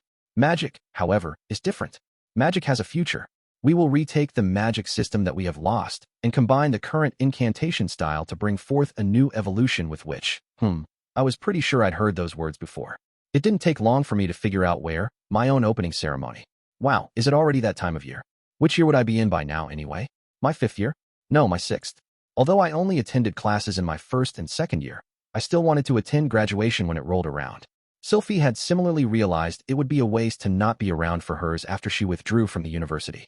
Come to think of it, if I'm a 6th-year student, that means Master Silent 7-star already graduated, I guess. I wondered if she had attended her own graduation ceremony. I couldn't imagine she had. Nanahoshi had spent the past few years preoccupied with learning summoning magic. She hadn't asked for my help yet, so either she was getting all the help she needed from Perugius, or she simply hadn't reached the experimental stage. In any case, apparently she'd only enrolled in college to use their facilities, so perhaps she wasn't interested in attending her graduation. It was also possible she wanted to wait to have her graduation ceremony when she finally returned to Japan. There was something that still worried me regarding Nanahoshi. My future self hadn't gone into details, but he had mentioned her ghastly end. I'd have to pop in and check on her when I found the time. I could bring some rice balls and potato chips when I did. Next, our student council president has some words of her own for our new students. The headmaster's speech ended while I was lost in thought. He kept one hand pressed to his wig as he retreated to the line of professors. Upon closer inspection, I spotted Roxy sitting in the middle. Her posture was perfect and dignified, befitting her role. Oh, it makes me want to get up and brag to all the new students that this blue-haired beauty is my wife. Should I do it? Should I announce it for all to hear? It's her. That's the university's most renowned. She's so tiny. She's not even an adult yet, is she? But she hasn't known the touch of a man, either. Now that the headmaster's speech was over, the new students were whispering excitedly amongst themselves. What's all the fuss about? I wondered. I glanced up at the stage and Norn was standing in its middle, with 2 people behind her, an extremely tall demon girl and an extremely muscular beast man. Hello, everyone. I was chosen this year to be the student council president. I'm a 5th year, and my name is Norn Greyrat. Norn was the student council president? That was the first I'd heard of it. I didn't know she was in the student council, but her ascension to the presidency must have happened in some time in the past months. While I'm still very inexperienced, I want to do my utmost to fulfill the duties given to me, Norn said. The crowd refused to quiet even when she started speaking.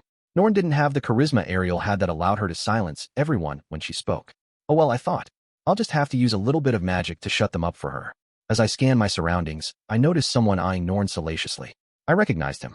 Pretty sure he was in her fan club, in fact. But what the heck was he doing here? He definitely wasn't a new student. "See Thiolence," echoed the beefy beastman's angry voice. The crowd instantly fell silent. "Thank you, Gilbert," said Norn. "It was nothing." She continued with her speech. "You have come from all corners of the world to this university. Among you, I am sure there are some who have led lives I cannot even begin to imagine. However, while you reside at this university, you are a student here. That means you must conduct yourself accordingly and uphold our rules." I was also pretty sure I'd heard this speech somewhere before. Something about abiding by school regulations, even if they differed from one's own sense of what was normal. When I first enrolled, Ariel had been the student council president and had given a similar speech. It seemed like the general theme of the president's speech was pretty fixed. And that is all I have to say. I hope you all enjoy your lives here as students. Norn bowed and left the stage. She walked with purpose, each step full of confidence, and, oh, our eyes met. In that moment, she missed one of the steps and crashed to the ground. Snickers erupted from the crowd. Ah, what a shame. If she'd only kept it up for a few seconds longer, they'd have all regarded her as a sophisticated student council president. Strangely, the lewd gazes directed at her intensified after that blunder. The guy from her fan club seemed thoroughly pleased, too. Clearly this world didn't lack for fans of clumsy girls, either. So our student council president is only in her 5th year, huh? Norn sure had worked hard to get where she was.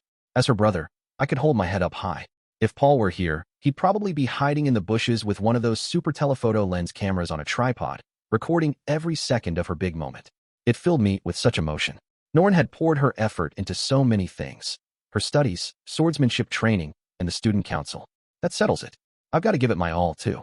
I need to do everything it takes to protect my family from the man-god's grubby hands. Humph. So this is the Norn Greyrat I've heard so many rumors about? She's AC. No, if I take her potential into account, perhaps AB, said a nearby voice, completely destroying the sentimental moment I'd been having. What the heck is this jerk's problem? I turned to look, and was met with the sight of a devastatingly handsome man. He was probably only about 15 himself. Long elf ears hid beneath his golden blonde hair. And did I mention he was devastatingly handsome? I'm talking Ariel tier good looks here, with a face so dazzling it was near impossible to gaze upon him directly. Okay, well yeah, no wonder he was so conceited with a face like that. With those looks, he outshone even Luke, the most handsome of the Greyrat men. If this man was S rank, then Luke would be A, and Norn would be about B. Everyone said she was top tier in this school, so I was hopeful, but that's it, Whatever the reality of it was, it still wasn't right for him to make comments like that. He was handsome, sure, but looks weren't everything. I mean, look, there's a bunch of upperclassmen glaring this way. They obviously think Norn is the best in the world. Oh, and now they've called some friends over. I had no idea where they'd been hiding, but there were 3 of them now, and they were peering at him as they talked. Bro, that dude is yikes for real. For real, for real? He was talking smack about Norn? No joke. Legit. For real, for real. That was the gist of their conversation. Ignore that I've dubbed over their actual voices with my own little rendition. I hated bullying, and this elf boy was only a puny first year. But at the same time, the fan club guys hated my guts, so they probably wouldn't listen to what I had to say. They're already looking over this way like, please don't even try to stop us. This is our fight. They looked like they'd also drag me to the rooftop and rough me up if I didn't toe the line.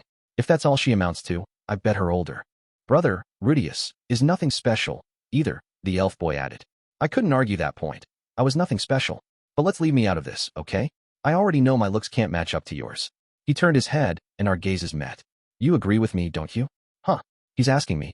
Well, sure, I guess, I said, not entirely sure how to respond. Rudeus is no big deal, I suppose. But Norn is really doing her best, you know? Ah, snorted the boy. Oh, sorry. I forgot that the people of this city are all terrified of Rudeus. But you needn't worry. My name is Rayfort. I'm the son of the elf village's chief, Magnafort. You won't have to suffer under the thumb of Rudeus's oppression anymore. Thank you for the polite introduction, but that just made it awfully hard to introduce myself. Now what? Guess I can call myself Ruckwagmire for now. I'm not like the rest of you, or even Norn, he continued.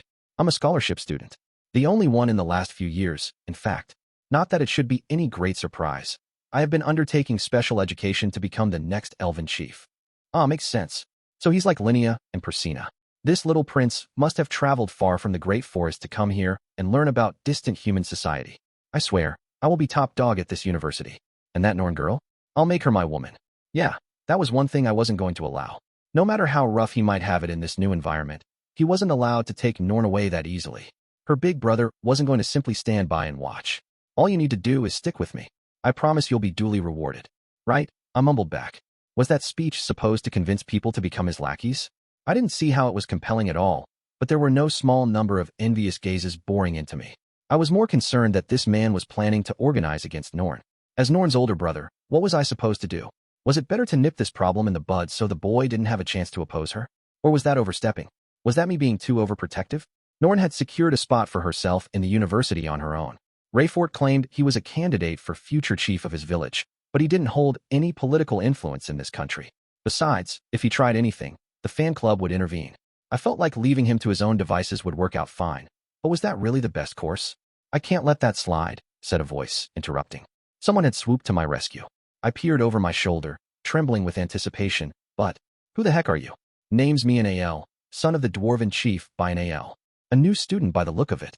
As conceited as he was only half my height, and very clearly had the face of an adult man, with a tiny beard growing in.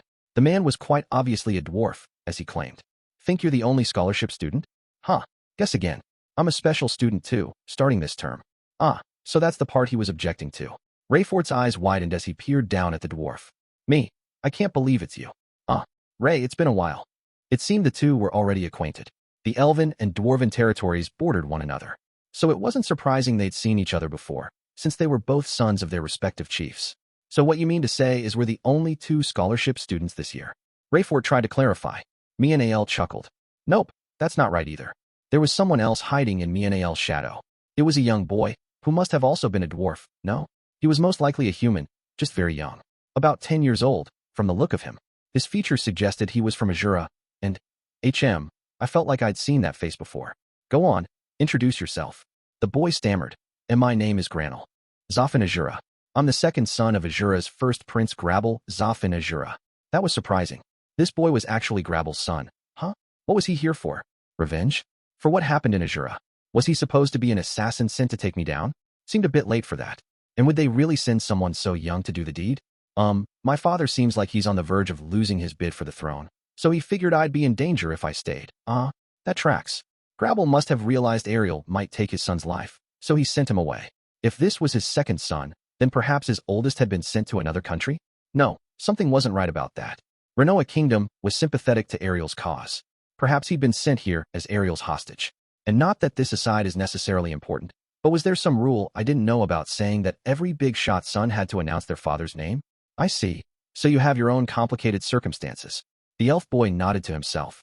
I was actually chased out of my village after some incidents, so I guess the three of us are in the same boat. Excuse you, the dwarf sniffed. I wasn't chased out of my village for any special reason.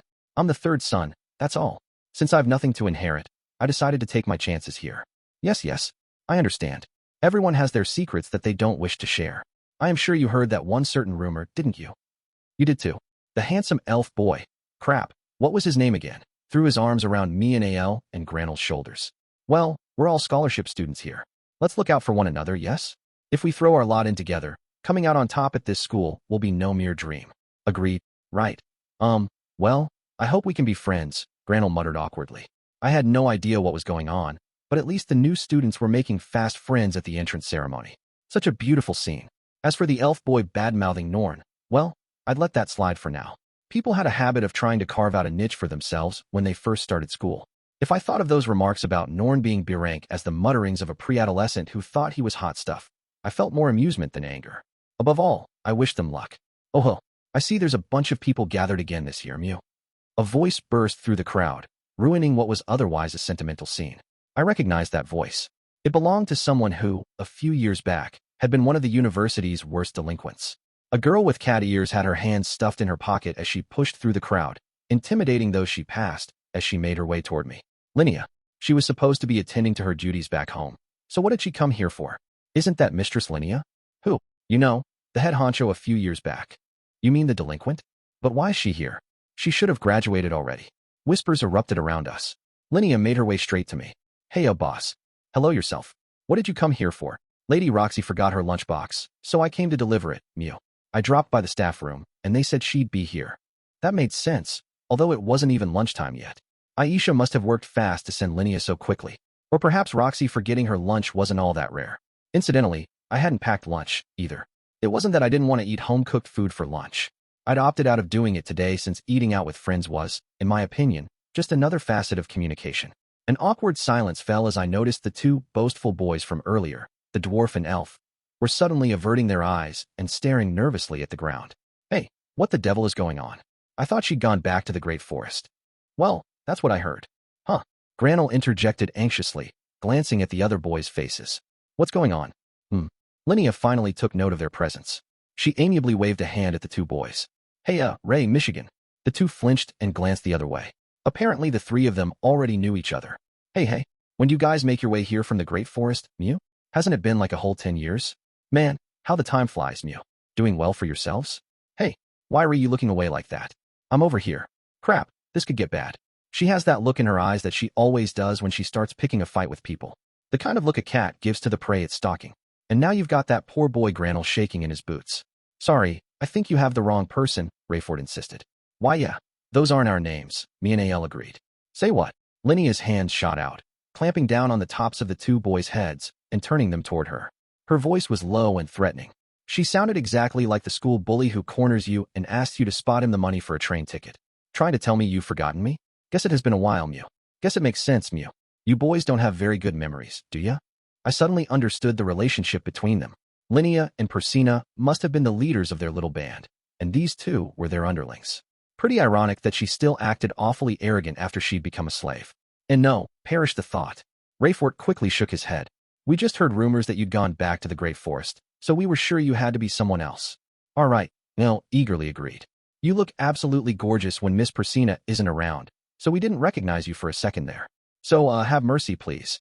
All right, I think it's about time I put a stop to this. The other first years were watching from afar, full of fear. If their first impression was that the university was a terrifying place ruled by violence, it would reflect poorly on the school.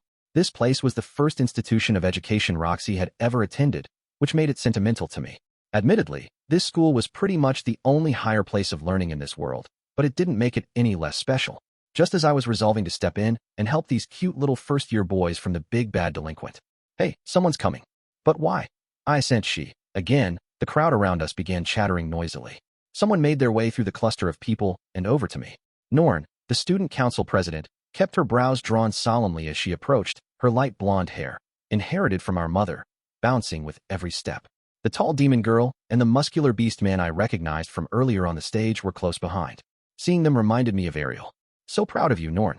Yes, she'd flubbed it a moment ago, but this time she only had to deal with Linnea. Just give her a few stern words, and then everyone will see what a majestic a president you really are. Don't worry, I won't let Linnea talk back. Your big brother will stand right behind you and shut her down. Big brother. To my surprise, Norn slipped right past Linnea and came to a stop before me, both hands on her hips. She was fuming as she glared straight up at me. What are you doing here at the entrance ceremony? Wait, so Linnea was getting a free pass for her behavior? Not that I was going to let her get away with bullying those poor boys, so it didn't really matter, but still. You know, this and that. I was so shocked I tripped on the stairs, you know? Ugh, seriously, how embarrassing. Yeah. Well, your speech was great. You killed it up there. Father must be watching from heaven, and that's not what I want to hear right now. I was trying to praise her and just pissed her off more. How depressing. What are you doing here, bullying these new students, huh? Sorry, I stared at her. Bullying? Me? Surely you're joking. I glanced around at the crowd. All gazes were focused on Norn and me. The way people looked at her made it clear they looked to her for protection, whereas they regarded me with fear. How strange. They were acting like I was some kind of villain. Tell me, she demanded. What did these poor first years do to you anyway? And nothing. Although, they did badmouth you a bit. Something about her being an inferior B rank or something, right? Yeah, I think.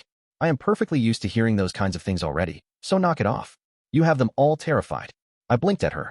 Well, they're terrified because of Linnea. And you're the one who set her on them, aren't you? Oh, skice. So that's what this is about. That's how everyone else sees this. That I'm the evil school underboss and Linnea is my right-hand thug? Well, crap. I guess I have my past actions to thank for this, huh? In fact, I already heard, Big Brother. Heard what? From who? Your big brother is already on the verge of tears over here. Are you really going to kick a man while he's down? Miss Roxy told me a few moments ago. She said you're keeping Mistress Linnea as a slave. What in the world are you thinking? Oh, that. Okay, sure. She might be a slave, but I'm not treating her like one. In exchange for shouldering her debt, I'm having her repay what she owes by working around the house. There's nothing skeevy about it, I said flatly. Norn frowned and pursed her lips in a pout. That's right. I saved Linnea. I ain't got nothing to feel bad about, you hear me? Norny, Linnea interjected. Everything the boss is saying is true, Mew. He basically saved my butt, Mew. She rubbed her hands together and slid up to us, as if trying to ingratiate herself. The two boys, meanwhile, visibly relaxed. Norn glanced at Linnea and sighed. Oh really? Well, I suppose you don't look like you're in a sorry state, so it must be true. Good, she believed us. But since you have already graduated, Mistress Linnea, I would appreciate it if you would please stop causing troubles at the school. I wasn't causing any problems, Mew. I was just saying hi to a few familiar faces I recognized from a long time ago. Norn glared up at her, looking about as intimidating as a kicked puppy. Adorable. Okay, I get it. I'm in the wrong, Mew. So many people were looking, so I got a little carried away is all, Mew. Norn's lips drew taut as she continued staring up at Linnea, who for her part scratched her head awkwardly. Apparently Linnea didn't count this as an actual fight. Maybe she might have just stopped herself shortly after anyway and declared, just pulling your tail, Mew. You boys make sure you don't slack off, Mew. And maybe that would have been the end of it, though the boys truly had been terrified of her. Norn turned her gaze from Linnea to me. As for you, big brother, while it flatters me that you're trying to protect me, I would like to request you not take it too far. I can take care of myself, I'll have you know. Yes'm, as you say. I bowed, prompting the crowd to ooh and ah. She actually made the Rudeus Greyrat lower his head. Our student council president is really made of tough stuff. Norny is so cute. Was it really that rare for me to show deference to others? I felt like I apologized and prostrated myself on the daily. Well, whatever. If something so trivial was enough to bolster Norn's reputation, nothing would make me happier. As silence fell again, I glanced back at the 3 first years, who were all paralyzed with their eyes fixed on us. Norn turned toward them. So who are these boys? Scholarship students, apparently. Oh yes. I heard there would be 3 this year. Ahem.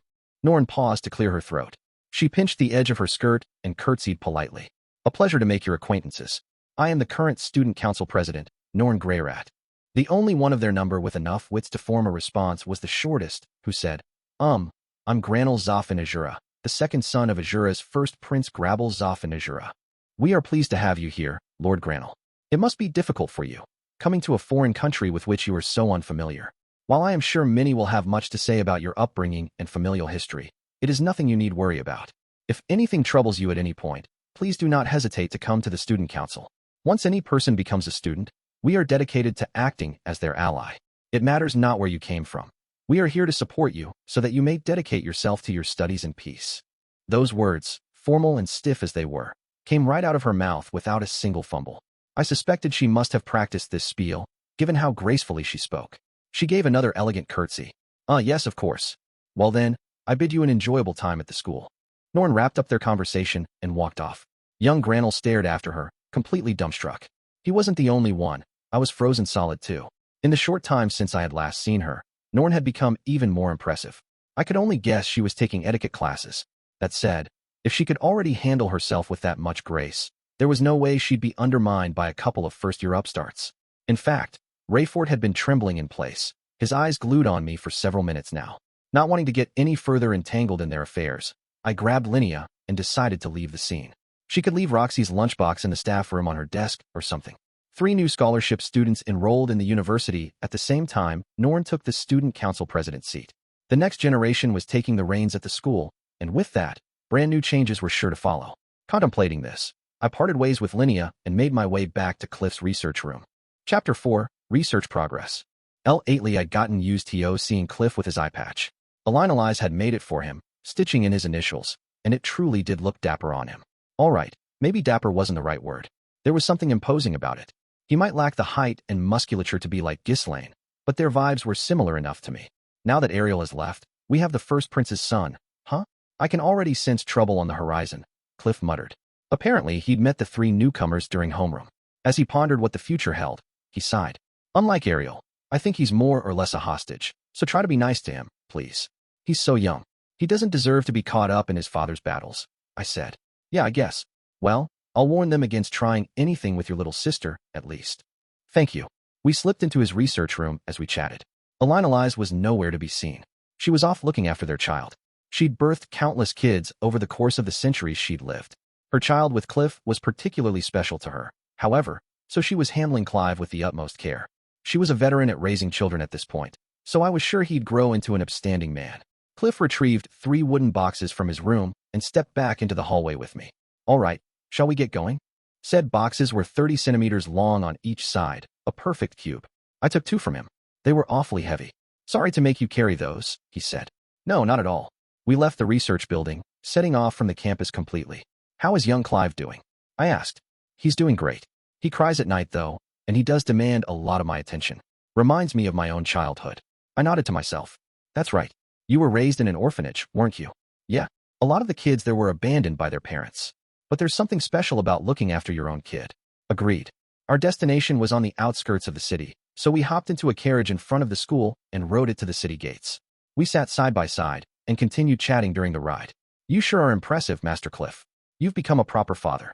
I'm not a proper anything. It only looks like I'm doing a good job because Lise is there handling everything. Yeah, but compared to you, I don't even pitch in with child rearing once a month. Raising a child comes in many forms. In your case, you have wives and maids to help out, and you are doing what's required of you. There's no reason for you to feel bad for not being more involved. As Cliff sat there with a box on his lap, he spoke as if he could already guess what was bugging me. From my perspective, you're the one who's got it the roughest since you don't get to be there every day and watch them as they grow. Hearing those words from Reverend Father Cliff himself comes as a great relief. Indeed, should you ever feel the need to confess your sins, you need only come to me. Kidding, of course. At some point, Cliff had passed the exam to be recognized as a priest of Millis. Apparently, it wasn't an official thing, but it did afford him a certain status while working at the church. It wasn't as if research preoccupied every minute of his time. I had to wonder if he was considering what would happen after he eventually returned to his homeland. Since I was a 6th year, that meant he was a 7th year. That was as long as anyone could stay at the school, so he would graduate next year. Master Cliff, what do you plan to do once you graduate? After a long pause, he answered, I don't know. My grandfather back home hasn't sent any word, but I would like to return home at least once. I want to tell him that I got married and that I have a child now. It'll be lonely without you. According to my predictions, Cliff's return to Millis would mark another showdown with the man-god. Of course, that was only conjecture on my part. That's a ways off, Cliff assured me. Yeah, true. As we continued with our harmless small talk, the carriage pulled up to Sharia's southern gate. I passed some coins to the driver, and we began to make the rest of the journey on foot. We headed southeast once we passed through the gate, and after a little while, the company office came into view. It was a surprisingly large building that jutted out conspicuously on the outskirts of the city. There was a fence surrounding it, intended to ward people away. You know, I kind of realized it at the time too, but you really were lying back then, said Cliff. Yes. Well, it didn't seem anything I said would convince you to believe me about his curse. It's not that I'm blaming you. That curse of his is strong. Even now. I mean, look at me. My legs are trembling. As we spoke, we came to the front of the building. The writing on the front door said, Employees prohibited beyond this point. I slipped a key from my pocket and unlocked the door. Inside was an unused reception area that I'd had constructed just in case, which we passed through before heading deeper in. Ugh. The second I pushed open the door, Cliff shrank back. His eyes were fixed on Orsted, who was sitting at a desk made of high-quality lumber as he penned something. As per usual, the expression on his face was terrifying. So it's you, Cliff Grimer. Why yes, that's right. It's me. It must be difficult for you each time. What are you implying? Orsted wasn't implying anything more than the literal meaning of the words he spoke. That Cliff probably had it rough meeting face-to-face with Orsted like this, purely by my request. Sir Orsted, let's take care of this quickly. We've brought you 3 today. Very well. Cliff and I deposited the 3 boxes on the desk. Orsted reached for one and opened it, pulling out the full-face helmet contained inside. The others had similar helmets contained within, though the coloring on them was different. They were separated into black, brown, and gray. Please try it on. Orsted did as suggested silently, forcing his head inside the helmet. He looked suspicious, wearing only a helmet with no suit of armor on. I personally found him even more terrifying than usual this way. Well, Master Cliff, how is it? No good. Worse, in fact. All right, let's try the next one. Orsted tried on each of the 3 helmets in order. Each time, we clocked Cliff's reaction, trying to ascertain whether they had any effect at all. Once we were finished with them all, Cliff shared his opinion. The 3rd one is the best. I tried using the flak method on the first one to transform his mana, but that completely backfired. That means it's highly possible that your mana itself carries the curse. His very mana is cursed? I asked in disbelief. Yes, Cliff said.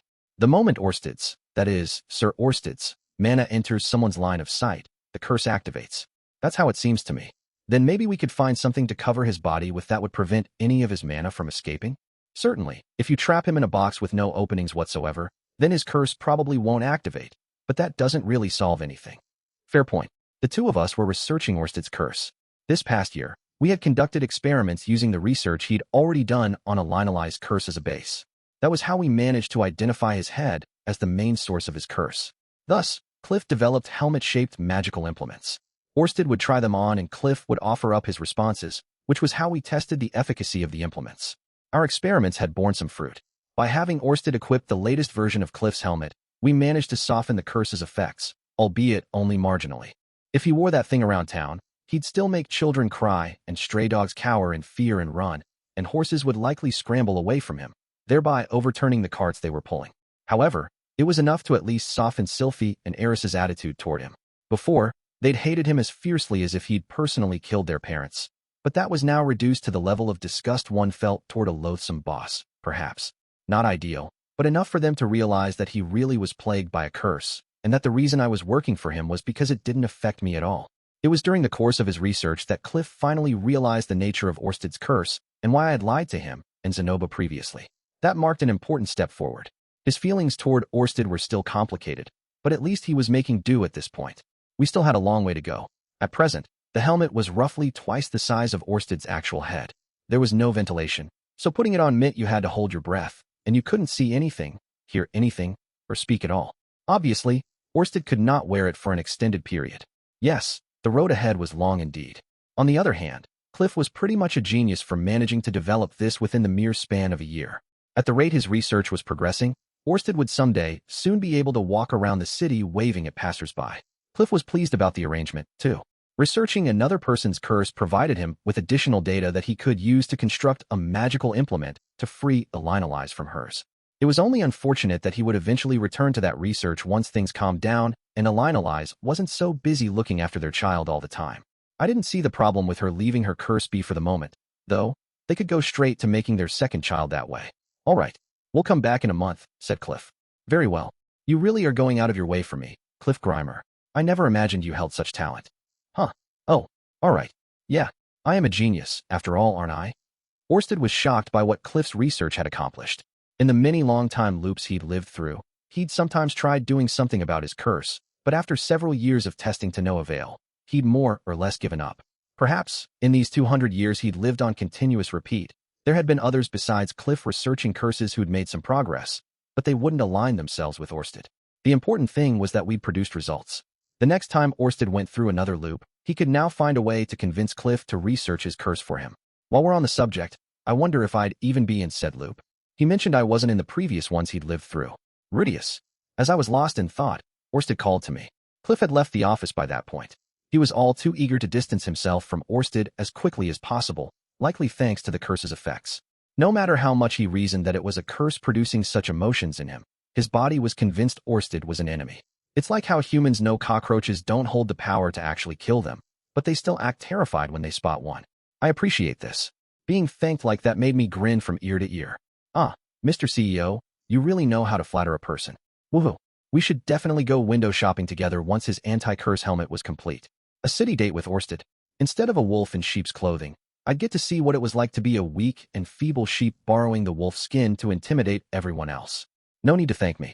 It's emotionally draining to keep this up with my entire family opposing it. Also, if you're able to go around as you please, it'll get under the man-god skin more. I'm only doing this for my own benefit. As you say, when our CEO's illness was cured at last, Orsted Corporation would rise to become a world-class business. With that thought in mind, I took my leave from the office. After parting ways with Orsted, I looped around the back of the house and slipped into the armory. I pulled out my miniature magic armor, a completely black suit in 3 parts: arms, legs, and torso. The pieces looked lightweight, but since I'd shaped them with earth magic, they were incredibly heavy.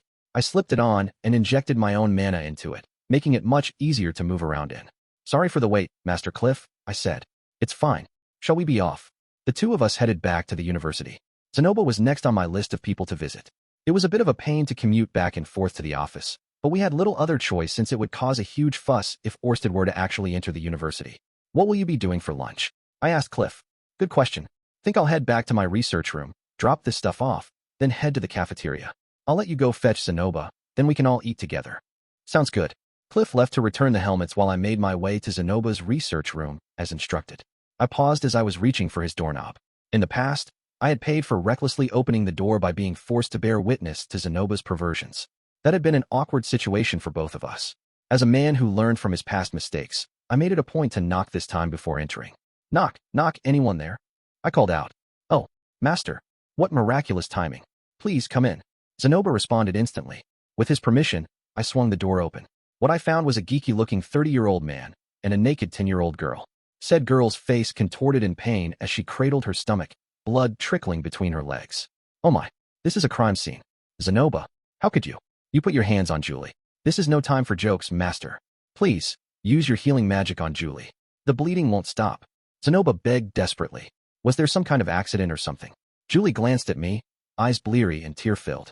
Grandmaster, my stomach hurts so badly. Please help me. I was no doctor, but I inspected her, driven by their pleas. There were no outward signs of injury, which could only mean it was internal. The blood was coming from her crotch, and the smell was almost nauseating. I'd be willing to bet. No, there's no mistake about it. It's likely her period, right? Your best bet would be to call Miss Ginger, I said. Pardon? Oh, now I understand. Yes, come to think of it, Julie is a lady. My mind must be failing, that I did not even imagine that possibility. Zenoba chuckled to himself. Julie glanced at him worriedly. Master, Julie was already 9 years old. Or was she 10 now? Either way, it seemed awfully soon for her to be having her period. But perhaps this was the norm for dwarves? Then again, perhaps the traders had been mistaken about her actual age when we bought her? Not that it mattered. But before we worry about that, we should eat lunch, Zenoba said. Julie, you may rest for today. Will you be all right by yourself, lying here until Ginger returns? After a long pause, she muttered, I'm scared. Master, I want you to stay with me. Ooh, what's this I hear, Zanzan? Sure are popular, ain't ya? Cheeky little rascal. I shrugged. Well, that works too. I can go buy some stuff for us. We can eat here. So Julie's already a woman, huh? I planned to wait until she reached adulthood to put our plans into action, but I noticed recently that her total mana pool had stopped growing. It was probably about time for us to get started. After leaving, I briefly rendezvoused with Cliff, bought some food, and then returned. I was back in Zenoba's research room within an hour or so. The three of us were currently munching away on our food, huddling together. Ginger was close by, seeing to Julie. At this point, she was more of a maid than a knight. We considered moving rooms to give Julie some space, but she insisted we remain close by because she was anxious. We finally settled upon staying to keep her calm. Master, how is the magic armor doing? Zenoba asked. Not bad. I was able to stop a monster's attack with it, although I still feel like its performance is a little unreliable. It may be fine against beasts, but it'd be rough going up against a swordsman in that thing. Indeed, you are sacrificing defense, mobility, and your own self-regeneration power in the process. I nodded. But to achieve the same level of capability as the prototype, we'd need to make it bigger. We'd made several different versions of my magic armor in the past 6 months. At first, we thought to merely replicate all the functions of the original in compact form. That didn't turn out too well, but it wasn't entirely surprising. The first one employed the most cutting-edge technology at our disposal, which included a number of mysterious techniques that the man-god had shared with us. Trying to duplicate the original meant we weren't able to reduce the suit size by much. Sure, we managed to make something very slightly smaller than the first, but at the cost of functionality, which kind of defeated the point. From there, we continued with the trial and error, which resulted in annulling the magic circle we'd drawn on the torso. We kept the magic circles concentrated to the arm and leg pieces instead, fashioning them so that they extended to the shoulder for the arm pieces and to the groin for the leg pieces. With that, we successfully managed to cut down the size and the cost of mana for equipping it, although it should be noted that it was still such a mana guzzler that I was the only one who could actually wear it. With that, we succeeded in creating version 2, which consisted only of the arm and leg pieces but forced us to put a power limit on them. Since the chest piece would not have mana channeled through it, the leg and arm pieces would be torn off if I went full throttle with my magical power. It wasn't like they weren't being held down by anything. It was a shame the suit had such high functionality, but could only wield power equivalent to that of an advanced swordsman. That was why I decided to add a new torso piece with supplementary magic circles that would prevent the arms and legs from being torn off. This led to the current incarnation of the armor, improved version 2. Its power rivaled that of a Saint-tier swordsman. Ideally, I'd want something more powerful than that, but we were still far from that. Ideals were always beyond one's fingertips. The world never worked the way one wanted it to. Well, guess there's no real choice but to keep using this and improve it as we go, I said. Agreed, Cliff said with a nod. Eventually, I wanted to craft a suit that he could wear as well. That said, Master, what about the Gatling gun? How is it? That thing is a smidge too lethal, so I think usability will be a bit limited. I put a lot of thought into my weaponry too. I had one of Roxy's acquaintances craft a Gatling gun for me. In accordance with Orsted's advice, I had the design simplified, altering the device so it could discharge roughly 10 stone cannons nearly simultaneously. Almost like the 5-finger flare spell from Dragon QUest, except not quite as badass and more like a shotgun. The Gatling gun was one of my countermeasures against the Water God style. According to Orsted, the Water God style was based around brushing off the opponent's magic. Since my shotgun fired each round almost instantaneously, with minimal lag between each one, it was highly effective. This strategy wouldn't work against opponent in the king tier or above, but it was quite a useful little weapon otherwise safe. Its length and lack of maneuverability. I tried all kinds of things, but nothing had given me the solid leap in power I wanted. I continued dedicating myself to physical training and practicing magic, but since I had a job, I wasn't often at home. That made it difficult to find extra time for more training. I could only rack my brain for better ideas. I had only faced small fries lately, but there was no telling when the next powerful opponent might appear. I didn't care if whatever attack I came up with was a one-hit wonder that would be useless afterward, but I needed something that could take a person down in one shot. Come to think of it, Zenoba, how's it going with the automata? I asked. That research has been on pause. Part of it is because I have hit a plateau, but I have also been prioritizing the research that will ensure your survival, Master. Oh, well, sorry about that. Haha. I am enjoying the process of creating this magic armor as well. There is nothing for you to apologize for. If anything, I should be the one thanking you, he said, rapping lightly on my armor with his fist. What a stand-up guy. Oh yeah, Zenoba, since Julie is a woman now, I think it's about time we kick off our plan to sell those picture books and figurines. Think you're up for it? The picture books and figures were a key part of my plan to improve the super tribe's reputation. The first was already pretty much complete. Unbeknownst to me, Zenoba had already bought the dyes and produced a completely painted figure. I had a few nitpicks, such as the hair being not quite saturated enough, the cream color on the spear being a bit too strong, and the skin color being too bright, but those were inconsequential. I'd left the prototype on some shelf at the head of my bed, which resulted in Roxy screaming bloody murder when she woke up and discovered it one morning. As soon as Norn heard the news, she stole it and took it to her own room. This made it pretty obvious that people would recognize the figure as a Supert. The picture book came out nicely as well. Norn pinned the text, while Zenoba was in charge of the art. Neither were particularly talented, but their work was unique, with the sort of soft touch that children were often fond of. We also included a chart for learning how to read letters at the back of the book so it could double as a textbook. I figured people were less likely to throw it away if it served such a practical purpose. Now all we had to do was make block prints so we could mass-produce it, then add color by hand. Our work lacked the professionalism and standardization of a printing press, but it wasn't so bad since most books in this world were made by hand anyway. I had already made it a habit to bring along a book and figurine with me when I set out on one of my jobs to save people, never missing an opportunity to proselytize.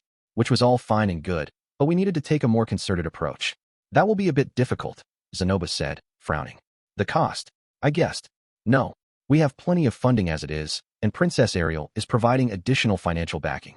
I have received word that she's already set up our workshop in the Azura Kingdom as well, so there's no problem on the production front, either.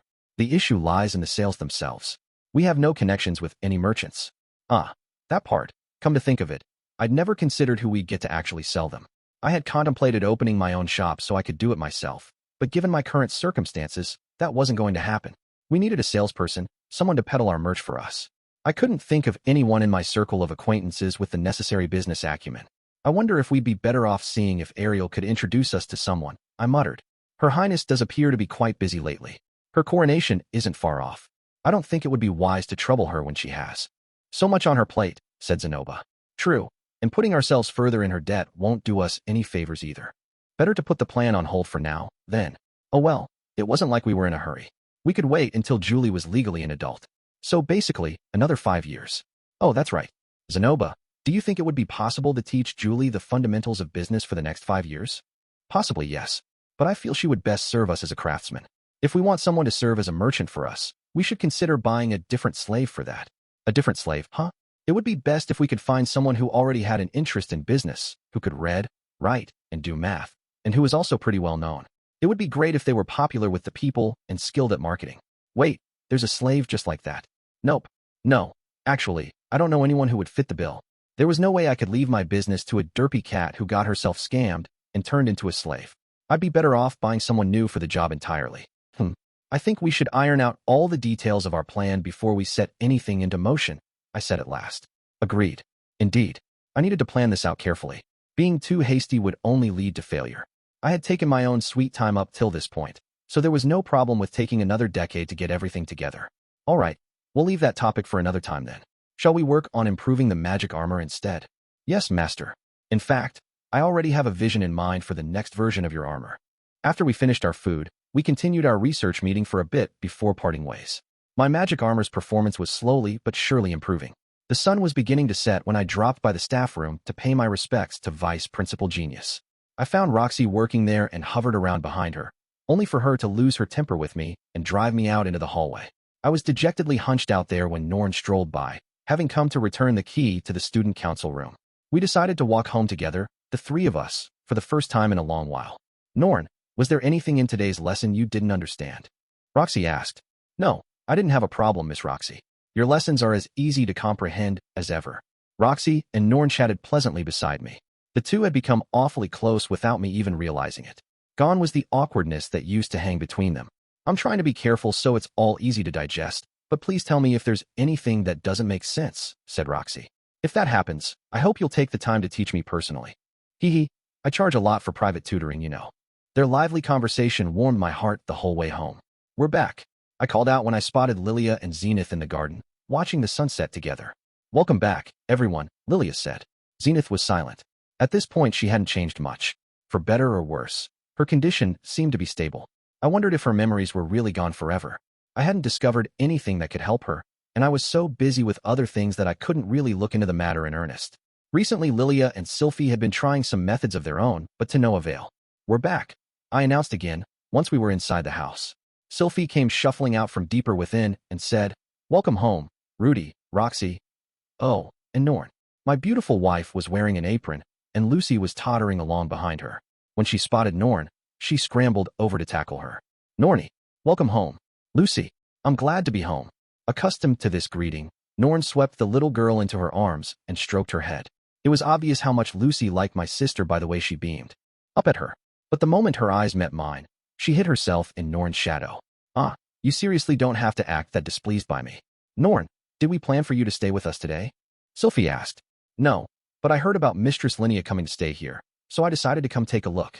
Ah, that, Sylphie nodded thoughtfully. The circumstances were a bit complicated. Rudy basically saved her. She sighed to herself. What's with that sigh? Is he adding another one to his harem? Asked Norn. I'm not sure about that, said Sylphie. As wild as she seems, Linnea does seem pretty fond of Rudy, and she is pretty erotic. They were talking as though I was going to put my hands on Linnea. Admittedly, she was quite voluptuous and appealing. If you asked me if I wanted to take a midnight tumble and wrestle her in bed, I'd be lying if I said no. That, however, was an entirely different matter. I was a man of reason, after all, not entirely ruled by carnal desire. What did Miss Eris say about all of this? She wasn't against it. Norn tilted her head. She's claimed ownership over Linnea and refuses to hand her over to Rudy. Ah, so that's it. Come to think of it, where is Eris? I asked the question as soon as it occurred to me. Sylphie, where's Eris? Taking Leo for a walk. I keep telling her that she's pregnant, so she should give it a rest, but she won't listen to me. Seems like every afternoon I look out, and she's practicing with her sword again. I understand she's past the precarious stage of her pregnancy, but what is she going to do if she causes herself to miscarry? Eris was the same as ever. I only wish she'd keep the jumping and leaping to a minimum. She was certainly strong, but the baby inside her wasn't. It made me worry if she could actually safely carry it to term. Oh, welcome home, everyone, called a voice from above. I shifted my gaze and glimpsed Aisha at the top of the stairs. You guys have to see this. She excitedly turned around and beckoned at someone. A woman stepped up to the railing, wearing the same maid outfit as Aisha. She came down the stairs and stopped at the landing to spin in a circle. As her skirt danced through the air, it gave me a brief glimpse of her thick calves. The girl then posed like a gravure model and said, Muaha. Literally a catgirl maid. I made some adjustments to some of Mother's old clothes and created an outfit for Miss Linnea. What do you think? Cute, isn't it? It was definitely cute. Even the girls present breathed sighs of admiration. So Aisha made that by hand. She claimed it was a used outfit, but it looked brand new to me. I guess maybe the fabric itself is old. Why put off tomorrow what we can do today? I'm going to have her working her tail off. Aisha declared. Yes'm, ready for duty, Mew. Let's start with the cooking. Petite little Aisha led the way with the much taller Linnea marching behind her. The two were in high spirits as they filed past us and began preparations in the kitchen. It was kind of entertaining to see Aisha so pumped up. Mistress Linnea certainly does seem to be in high spirits, Norn commented. I figured she would be much more depressed about being reduced to a slave. That's because Linnea's an idiot. It's like swallowing something piping hot. It burns at first, but once it's down the hatch, you forget how it felt like magma on your tongue. After that, our whole family sat down together for a meal for the first time in a while. I even got to hop into the bath with Eris once we were finished and see just how big her belly had gotten. Before it grew too late, Sylphiette and I tucked Lucy into bed. I gave magic lessons to Aisha and Norn as soon as they got out of the bath, then stopped by with Lilia briefly to talk about Zenith's future. I stared the whole time Roxy breastfed Lara before bed. And finally, I had a little bit of sexy time with Sylphie before nodding off myself. It was a satisfying day. Starting tomorrow, I would spend every day training for a while. Gotta work hard. Chapter 5. Signs of a Family Falling Apart. TN days passed. I spent that time living out of our company office while training from sunrise to sunset. When Orsted was around, I worked on building my stamina in the mornings, did mock battles in the afternoon, and took lessons inside the building in the evening. I made sure to clean my room before bed and organize documents. The cycle would continue over and over in this way. On days when Orsted wasn't around, I spent all day training. I would equip my magic armor and work on the different forms Orsted had taught me until I was too exhausted to continue. Then I would contemplate different patterns of coordinated attack. Sylphie would occasionally bring me a lunchbox, and while she was around, I'd team up with her to see how my coordinated attacks played out in reality. She wasn't here today, though. The forms Orsted taught me were ones the dragon god Eurupin had developed and left behind 400 years ago. He was known more colloquially as one of the three god slayers, which also made him one of Perugius's comrades. Among all the dragon gods in history, Eurupin had the smallest mana pool, at least according to Orsted. He was the weakest of all the candidates for the title of dragon god at the time, and no one thought he would manage to earn it. But it was Eurupin who developed a whole new and unique dragon god style. With that, he was able to not only claim the title for himself, but also play an integral part in Laplace's defeat. Eurupin was still revered in modern times as the most prominent genius in history. Eurupin's dragon god style involved using as little mana and power as possible to corner an opponent. Orsted managed to locate the Book of Secrets he left behind and successfully used it to teach himself Eurupin's fighting style and the quintessential technique, Holy Dragon Aura. The part about not using mana wasn't very useful for me, but the idea of pinning down an opponent with minimal effort was something I could get behind. Plus, his style of weaving martial arts with magic in close combat suited me and my magic armor well. Today's plan included mentally simulating coordinated attacks again. First up was my stone cannon. With a direct hit, it was capable of even injuring Orsted. Its potency was staggering, on the same level as the Sword of Light. That made it the natural linchpin of my coordinated attacks. Next was Quagmire. I had used it so many times that it was the one spell in my repertoire I could conjure the fastest. It was best to place it at an opponent's feet when they were charging forward at top speed, where it served as a good launching point for going on the offensive. Electric took a bit more time to conjure than Quagmire did, but it was highly effective since it could pierce through a person's battle aura and paralyze them. There were many times when Electric would work against opponents unaffected by Quagmire. It was best to couple them. Use Electric first, then follow it up with Quagmire. Once I had my enemy rooted in place, I could use Deep Mist or Frost Nova to throw them off balance. Stone Cannon was generally more than enough for pure offense. The rest of my spells were for stopping my opponent in their tracks or trying to limit their movement. No matter what it took, I had to make them drop their defenses so they couldn't dodge my attacks or brush them off. Then I would finish them off with Stone Cannon. If I could pull things off in that order, I was practically guaranteed victory against any opponent, or so Orsted assured me. Most important was making this sequence of attacks second nature. If I could do that, then it didn't matter if my opponent pulled moves I'd never seen before. I would still be able to respond without delay. To recap, this was main outline. Quagmire enemy makes a move, I use magic to respond. They make another move, I respond to that with my magic again, pin them down, and hit them with a stone cannon. Yep, talking about it was easy enough. The main issue was some swordsmen could cut right through mana and magic alike, and there was no guarantee I'd get the drop on them every time. It was highly likely any supplementary magic I tried would be ineffective. That made it tough. Incidentally, Orsted had taught me some spells above King tier for multiple different elemental schools. I hadn't accomplished much with that knowledge, though. Most offensive spells above King tier apparently consisted of arranging a combination of spells from Saint tier or below. Let's use the Emperor tier water spell Absolute Zero as an example. All you had to do was increase the speed and potency of Frost, which itself was a combination of Water Cascade and Icicle Field. Absolute Zero let you skip drenching the opponent with Water Splash, instead allowing you to freeze a wide area in an instant. I could already use Absolute Zero. It was no big deal. I'd already acquired spells up to Emperor tier. That was why when Batagati said I could call myself an Imperial Earth Mage when he saw my stone cannon. Ordinarily, there was no way to increase the potency of stone cannon, but in theory, it could be strengthened using the same process of combining spells like with Absolute Zero. Since I had already learned up to Saint-tier magical spells in each of the 4 offensive schools, one could say I had already mastered all there was to master. As for God-tier spells, I probably wouldn't be able to use them anyway. Apparently, you needed an enormous amount of mana and extremely fine control over said mana, in addition to using an insanely long incantation and a magic circle to help control the spell. As Orsted told it, the potency of these spells was such that they could change the landscape. Some of the strange geographical features in this world were actually the results of such magic. Frankly, I was still pretty crappy when it came to drawing magic circles, and I didn't see a point in using magic on such a grand scale. Solid foundations, practical experience, and combined magic. Those were the 3 things I needed. Best to start from the ground up, as with all things. Rudeus.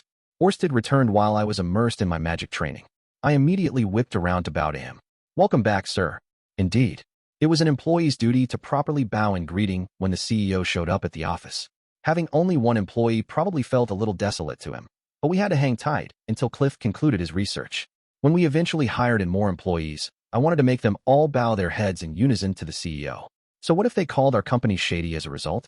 We have work, said Orsted. When I first started bowing to him and acting all polite, he commanded me to act normal, but he'd grown used to my antics by this point. You'll leave in 3 days. I'll explain the details to you now, Orsted said. It would be my pleasure to carry out a mission for you, sir. I received my work commissions directly from Orsted himself. It seemed he'd already determined my next assignment. As usual, it's not a particularly challenging job, but you should say your goodbyes to your family before you depart. Yes, sir. And so, I returned home for a little while. Welcome back home, Mew. Boss. No, not boss master. The moment I returned home, I found our cat girl maid sitting by the main entrance, legs neatly tucked beneath her. What has this little minx done now? Did she mess something up? Yes, it's nice to be back, Linnea. But what in the world are you doing here? Mew. Well, I made a teeny tiny screw up, so I'm out here reflecting on my mistakes. Her ears sagged, looking as depressed as she now sounded. So that's it. If she was busy thinking about what she'd done, it was best to leave her be. I strolled past her and made my way into the house. I'm home, I declared. Lucy peeked from the shadow of the door leading into the living room. She's going to make a run for it again, isn't she? Much to my surprise, she instead darted out from the shadows and flew toward me, her little footsteps echoing as she latched onto my leg. Daddy, welcome home. What's going on? Why does she seem so happy to have me back here today? That's right, I'm home, Lucy. I reached down to lift her into my arms, but she darted behind me, clutching tightly to my robe. For whatever reason, she was being awfully affectionate today. Daddy couldn't be happier. Mommy, Daddy's home, she bellowed. Yes, I heard you. Sylphie called back, her voice echoing from the bathroom. Hold on a second. Mummy, Sylphie must be in the middle of washing the clothes or cleaning the bath. Either way, Lucy called for her mother again and again. She eventually grew tired of waiting and relinquished her hold on my robe, scampering off toward the bathroom. What was that all about? Well, whatever her motivations, there was no use overthinking it. Children would be children. I was always the one chasing her for attention, so maybe she decided to be considerate and indulge me for once. I wandered aimlessly around the house. Lara and Leo were together in the living room, the former sleeping soundly. She seemed to be in good health today. From there, I moved to the kitchen, where I found Lilia prepping for our next meal. Her face looked quite heavy with exhaustion. What could be tiring her out so much? Miss Lilia, I'm back, I said. Welcome home, my lord. Are you feeling fatigued? No. Her face looked a bit paler than normal despite her denial. I think maybe you should rest. Lilia shook her head. It's nothing to worry about. Are you sure? Yes. If she insisted, then I wasn't going to push her on it, but it still made me worry that I might be pushing her too much. If you're feeling physically unwell, please don't hesitate to take a break, I told her. I appreciate your concern, but I truly am fine. I was going to take her word for it, but if it wasn't physical exhaustion, perhaps it was something mental. In other words, anxiety. Did something happen? I asked instead, changing tack. After a short pause, she answered. A short time ago, Lady Eris left to go to the school. Eris did?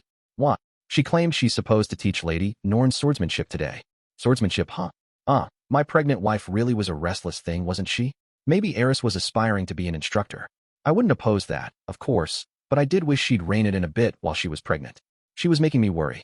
My apologies, said Lilia. We all tried to stop her from leaving, but before we knew it, she was gone. Oh, it's okay. Thank you for trying. Eris wasn't the type to do what she was told anyway. No wonder Lilia was exhausted. Perhaps I needed to have a stern word with her myself. Though, it was debatable if she'd heed anything I said either. Sylphie was equally unlikely to get through to her, but Aisha was better than anyone at presenting a persuasive argument. So maybe she could convince Eris. That reminds me, where's Aisha? I asked. Lilia forced a smile. She's in the rear garden. As Lilia said, Aisha was indeed in the rear garden. She sat in a corner, her shoulders noticeable trembling from behind. As strong as she seemed oddly vulnerable right now. Was she crying? Aisha, be big brother, welcome home. Aisha glanced over her shoulder at me, her tone perfectly normal. I scrutinized her face, but could find no sign that she'd been sobbing at all. But she did immediately sigh. I noticed she had a shovel in her hand and was digging a hole in the corner of the garden. When I peered into said hole, I found a number of porcelain shards. I recognized the patterns on them. There was a cup handle in there too, which I also remembered from somewhere. I'd seen it on a fancy teacup Aisha had bought long ago with her own allowance. As far as I knew, she was incredibly fond of that cup. She would always use it. Whenever she had tea, Aisha had allowed me to use the cup just once in the past. She'd worn a happy grin on her face as she declared, "You're the only other person I'll let use this cup." She also said something like, "See, doesn't drinking from a good cup make the tea that much better?" Honestly, I hadn't seen any difference. The only thing that stood out in my mind was how happy she'd looked and that the tea had been quite tasty. And now, her beloved cup had been shattered. "Hey, big brother." Her voice was low and threatening, like I'd never heard it before. What is it? She was livid, fuming with quiet rage. Oh crap, had I done something wrong? I had no qualms about apologizing if the situation called for it. But saying sorry when I didn't even know what I'd done wrong would be like pouring fuel on the flames of her ire. So what do I do? What could have caused this? While I puzzled over it, Aisha turned her gaze to me and said, "Can we get rid of that cat?" "Sorry, that cat. What cat?" "Oh wait." She was probably referring to the feline seated at the front entrance with her legs neatly tucked under her. Aisha shook her head. "Oh, I guess it would be wrong to get rid of her. We could sell her to those slave traders, or rather to Miss Eris's family. Judging by the way they talked, her family would pay a high price for her, right? Maybe they won't give us 1,500 Azuran gold coins, but they'd give us at least half, right?" Hold on a second. Calm down. Let's have ourselves a seat, okay? I conjured a chair with my earth magic and motioned for her to sit. Aisha fished a broken shard out of the hole, which she threw at my feet before plopping down on the chair. "See that? It's not particularly expensive, mind you, but it's not something you can get your hands on anymore. The person who made it died, and the shop that sold it went under. Well, anything like that is going to break eventually, you know?" I said, conjuring a chair for myself and taking a seat in front of her. I wanted to try to get her to calm down a bit first. I know that. I'd hardly get that pissed off over a single broken cup. All right. For starters, it seemed Linnea had been the one to break the cup, which upset Aisha. She claimed she wasn't angry, but she was clearly fuming. "It's just, I don't think that cat is cut out to be a maid at our house. When she tries to wash dishes, she breaks them. When she tries to clean the house, she shatters mirrors. When she tries to wash the laundry, she gets the sheets covered in fur. Everyone fails when they first start out," I reminded her. "Linnea may look a little rough around the edges, but she actually comes from a pretty noble family and has been kind of spoiled." Well, Aisha raised her voice and started to say something, only to swallow her words. Perhaps she meant to argue that she never made such mistakes when she started out. When she was cleaning the living room, she nearly splashed water all over poor little Lara, you know? She did what? How did that happen? She was cleaning someplace high up and carrying a bucket of water in one hand and a rag in the other. Then she somehow lost her balance and started to fall. Aisha paused and said, "Well, I guess that didn't end up being that big of a deal, though. Did that rotten cat not even know how to clean?" Thinking back, I had gone into her dorm room once before. It had been quite the pigsty as I remembered it. Not that it was good that she did that, Aisha amended. But I wouldn't protest her employment here over something so trivial. Miss Norn is even worse than that, and a slow learner to boot. "Excuse you. No need to take potshots at Norn." "Potshots?" Aisha furrowed her brows. "Oh, well, it's not like I'm trying to badmouth her or anything. My point is, that cat isn't that bad at learning things. Once she makes a mistake, she tends not to repeat it. But, still," she breathed a sigh, "that furball won't apologize." "Oh, she wouldn't apologize? Well, that certainly wasn't good. Whenever she makes any mistake, she doesn't act the least bit ashamed and just says, 'Muaha, my bad. I'll be more careful next time, you.'" For what it was worth, that probably was Linnea's way of apologizing. But an apology doesn't carry much value unless the person receiving it feels satisfied by it. If you only get further under the other person's skin, then your apology is meaningless. "That's not good," I said. "You think so too, right?"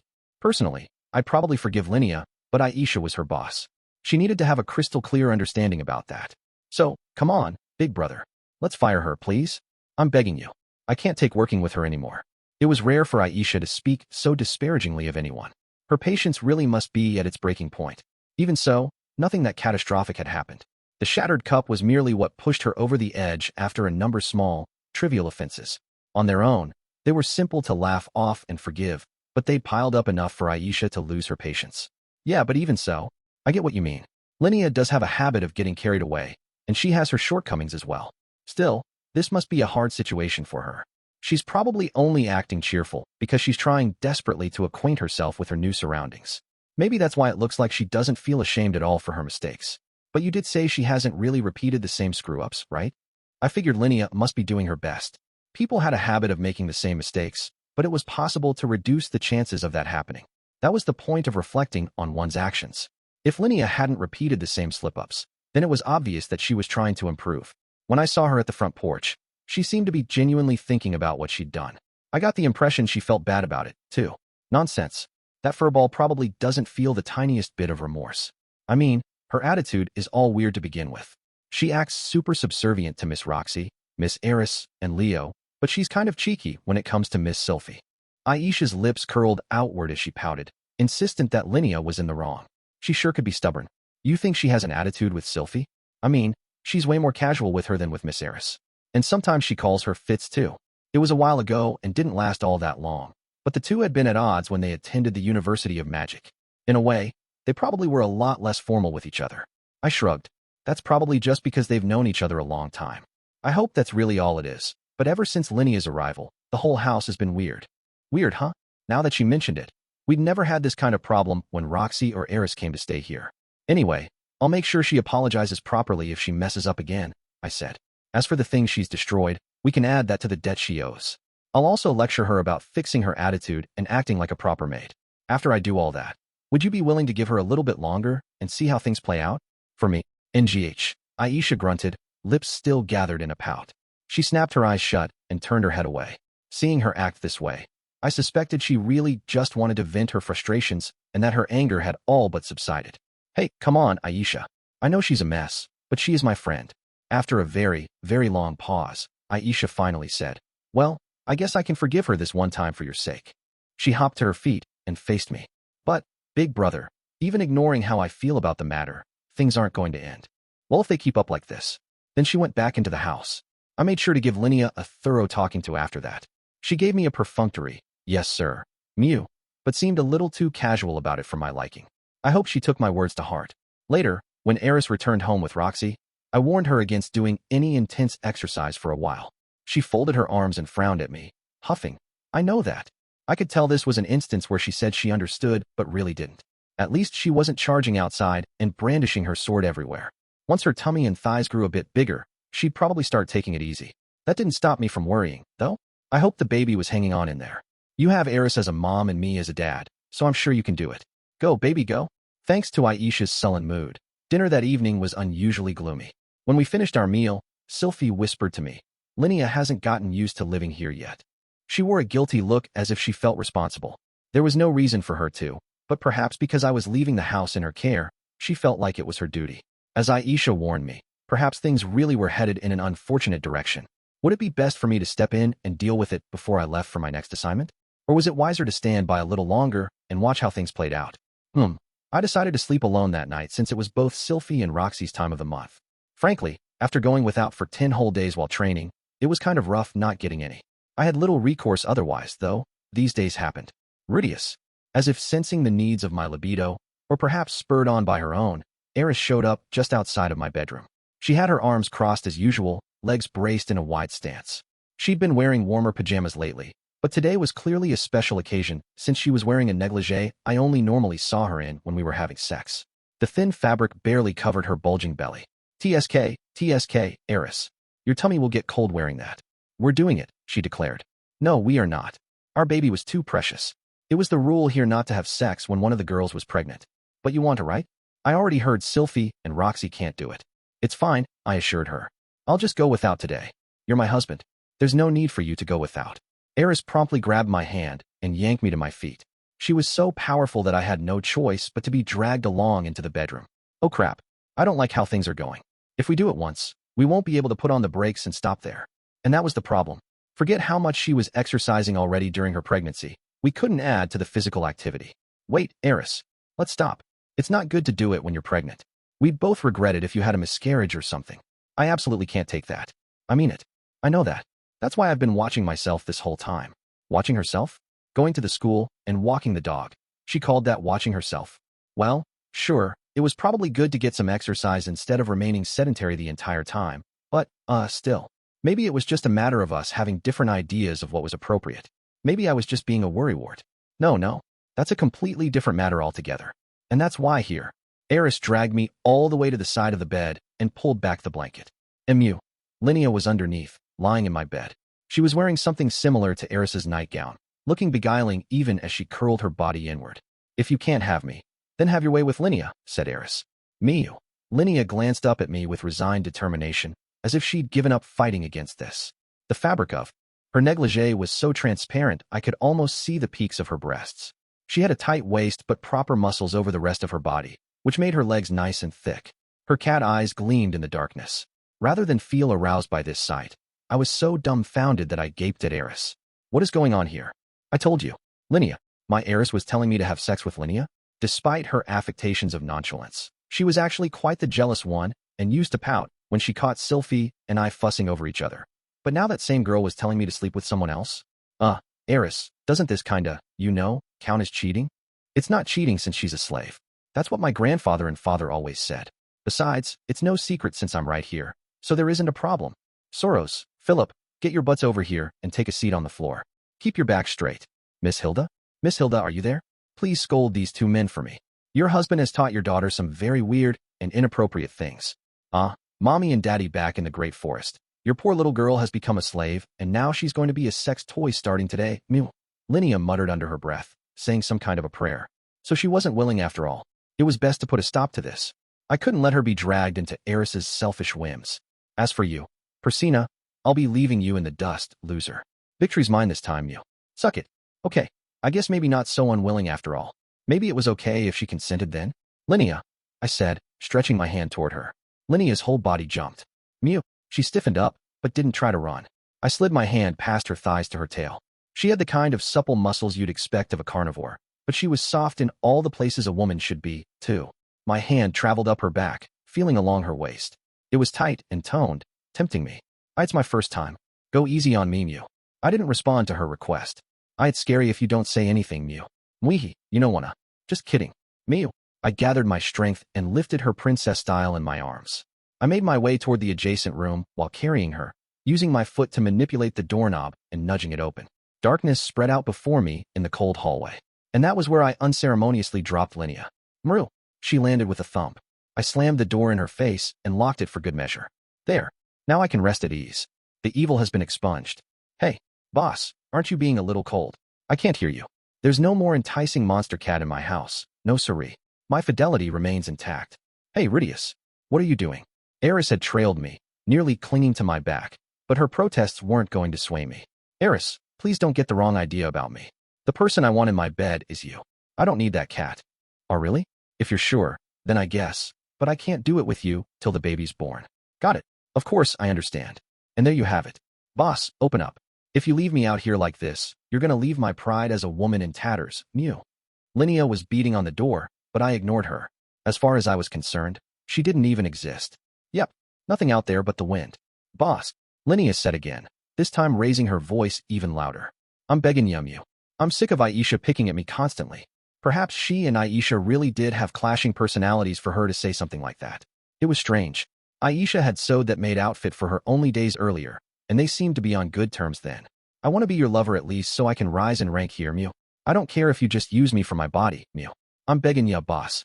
Please. I'm definitely not hoping to get pregnant with your baby, so I can give birth and become your fourth wife, which would in turn completely erase all the debt I owe. Honest, Mew. Oh, so that is what you were planning. Then again, I couldn't really blame her for it. She owed us such an exorbitant amount that it would take more than a lifetime for her to pay it all back. Even so, I had no intention of using her as a sex slave. It would be a lie to say I had no interest in getting dirty, but Linnea was my friend. I wanted to stay friends. I already had 2 daughters, and after that conversation I had with Aisha this afternoon, She would be livid if I slept with Linnea now. Roxy and Sylphiette probably wouldn't look too favorably upon it, either. If I gave in to momentary lust and cheated on them like this, that might cause our whole family to collapse. I couldn't let that happen. Gwa, wah, aya. A cry echoed through the house. It appeared Linnea's shouting had managed to wake Lara. Well, now what? Perhaps I should open the door for now, and at least shut Linnea up? In the second I hesitated over what to do, a door outside burst open. Hey, Linnea, do you have any idea what time it is right now? You woke up both Lucy and Lara. Meouch. Fitz. I am so sorry, Mew. I didn't mean anything bad by it. Honest, Mew. My name isn't Fitz, it's Sylphie. Anyway, it's late, so keep it down. YSM. Sylphie's scolding was enough to silence Linnea. I could hear the reluctant thumping of her footsteps as she slowly dragged herself away. It was probably safe to assume she'd retreated to Eris's room, where she usually slept. Lara continued crying for a short while after that, but she quieted down soon enough. With that, silence fell over the Greyrat household once more. I couldn't help feeling bad for Linnea. While part of this was admittedly her own fault, she was being kept like a pet with no real way to return the money she owed. Her job performance was abysmal, and she was struggling to work amicably with the head maid, Aisha. With no other option, she thought to sell her body to her master in hopes he'd take a liking to her, only to be rebuffed instead. For all I knew, she was crying into her pillow right now. An uneasy atmosphere had settled over the house. Aisha was gloomy, Lilia was exhausted, I'd heard Sylphie shout for the first time in a very long time, and Lara was sobbing her eyes out. Maybe Eris' jaunt to the school earlier and her attempts to let me have sex with Linnea was her way of dealing with the mood in the room. Don't get me wrong, her actions made it clear she didn't really understand how to handle what was going on, but she was trying in her own way. Regardless, tensions were growing. The worst part was that Linnea, the main culprit, didn't even seem to realize her attitude was the cause of all of this. I always thought she was the type who could read the room. Maybe she wasn't emotionally stable right now, given that she'd become a slave, was shouldering enormous debt, and had barely escaped being sold off to some people she didn't know. If that was the case, it was my duty as the person who forked over the money to buy her to find some way to resolve this. Starting tomorrow, I guess I'll look for a job she can do that doesn't involve cleaning, laundry, or cooking. Chapter 6. Starting a business. I couldn't leave Linnea in the house. The atmosphere had worsened with her presence, and if she kept tempting me sexually, there would come a point where I could not resist her any longer. Our family would fall apart if I didn't do something. If I lost control of myself and cheated, Sylphie might take Lucy and leave. For all I knew, the future foretold in that diary might still come to pass despite how hard I'd worked to subvert those events.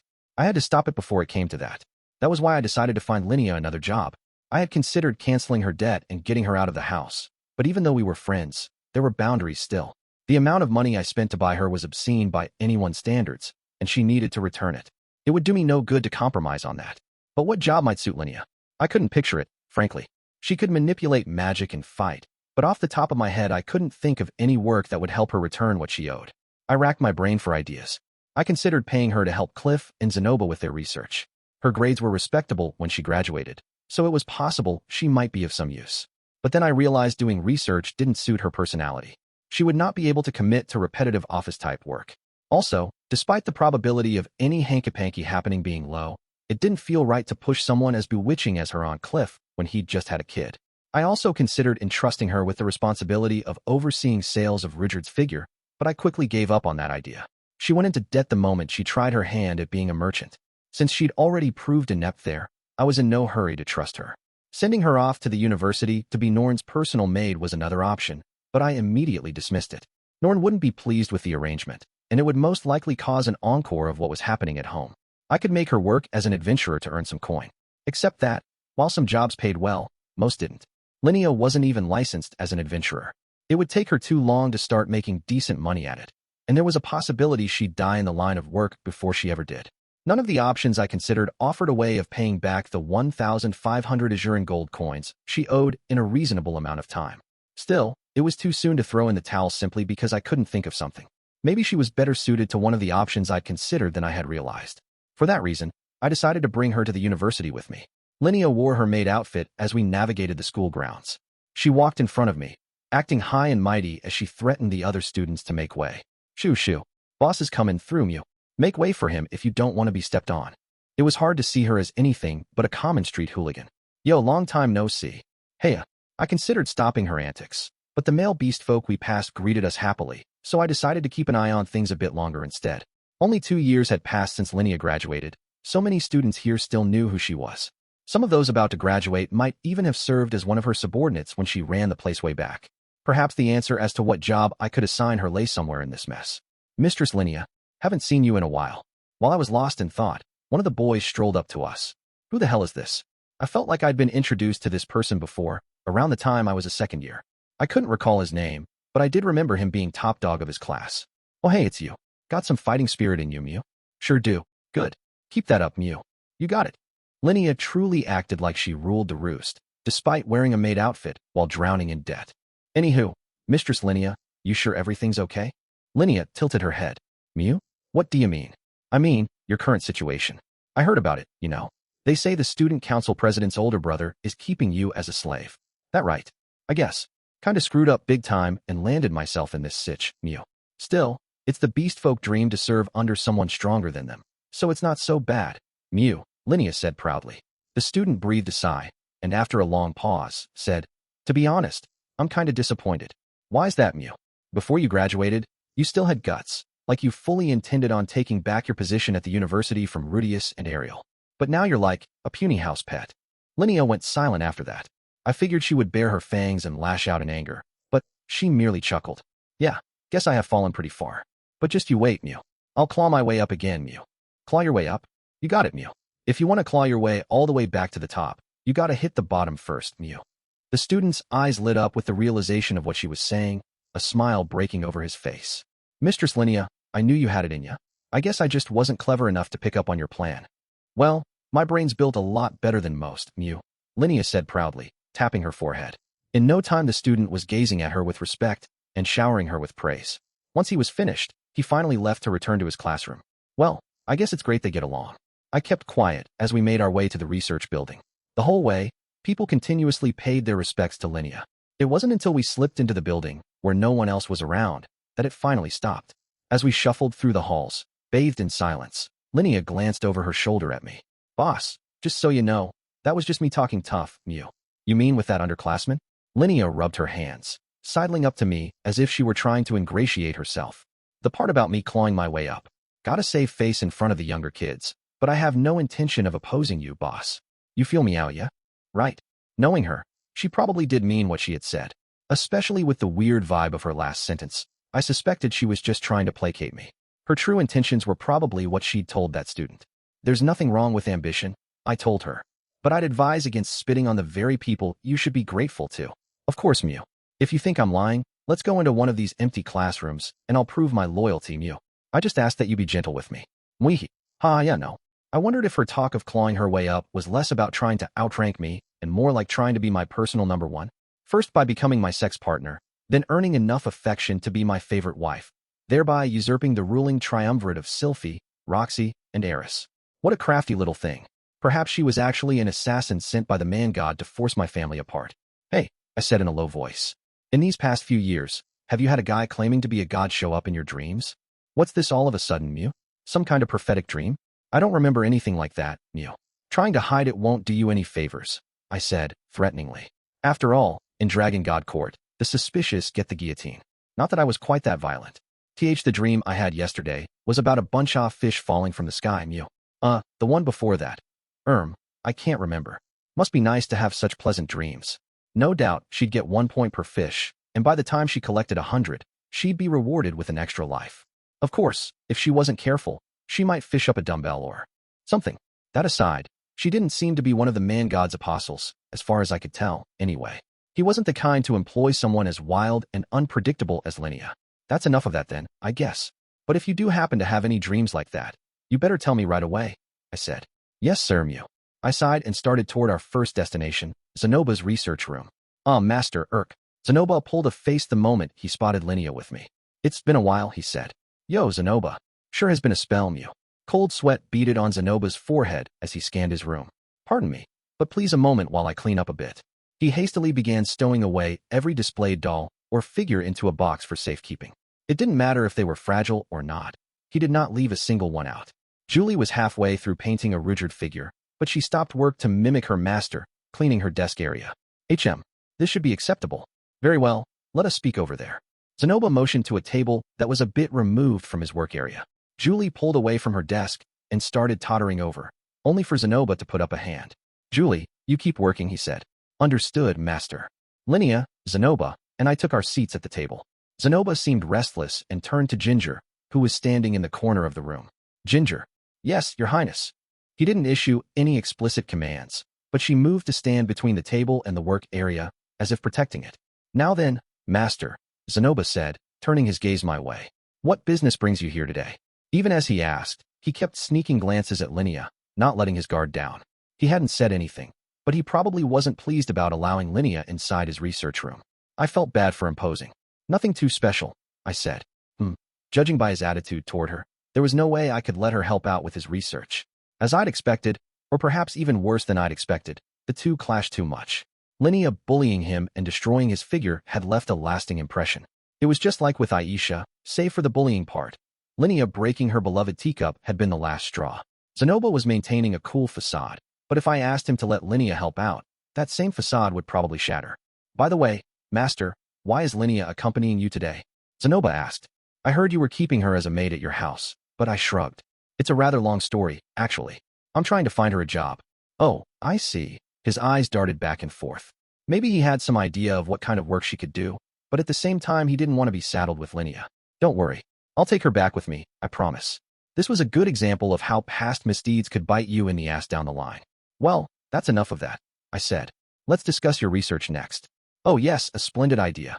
After I indirectly made it clear I wasn't going to push anything onto him, Zenoba returned to his usual, cheerful self and started discussing the magic armor with me. We ate lunch in the cafeteria. While I discreetly enjoyed my meal in a corner by myself, Linnea sat a short distance away, surrounded by people. Mew, and that's when I told her, Mew. Persina, aren't you a bit of a chubster? That's just like you, Miss Linnea. Takes some real guts to say that kind of thing to Miss Persina.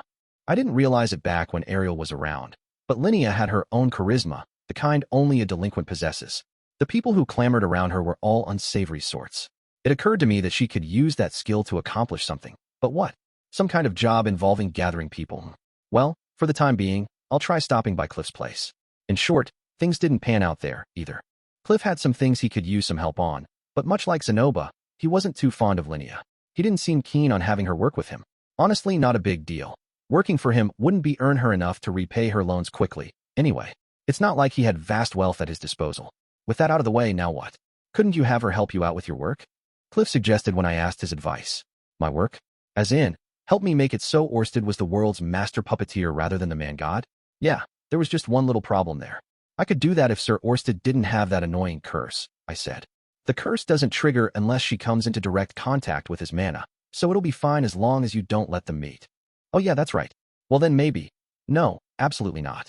If we're both working out of the same office, she'll end up running into him eventually, I reasoned. Cliff nodded. That's a good point, now that you bring it up. Plus, there's also the fear that, as one of the beast folk, she might get hit with the curse from his smell alone. The curse could affect her via its smell? That was the first I'd heard of that. How intriguing. Are you implying that beast folk can smell mana? Yeah, there's no conclusive evidence yet, but I do feel like it's a distinct possibility. Since you have Linnea with you, it might not be a bad idea to test it out and see. What do you think? Perhaps smell was another source of Orsted's curse, which meant we'd need to work on doing something about his scent as well.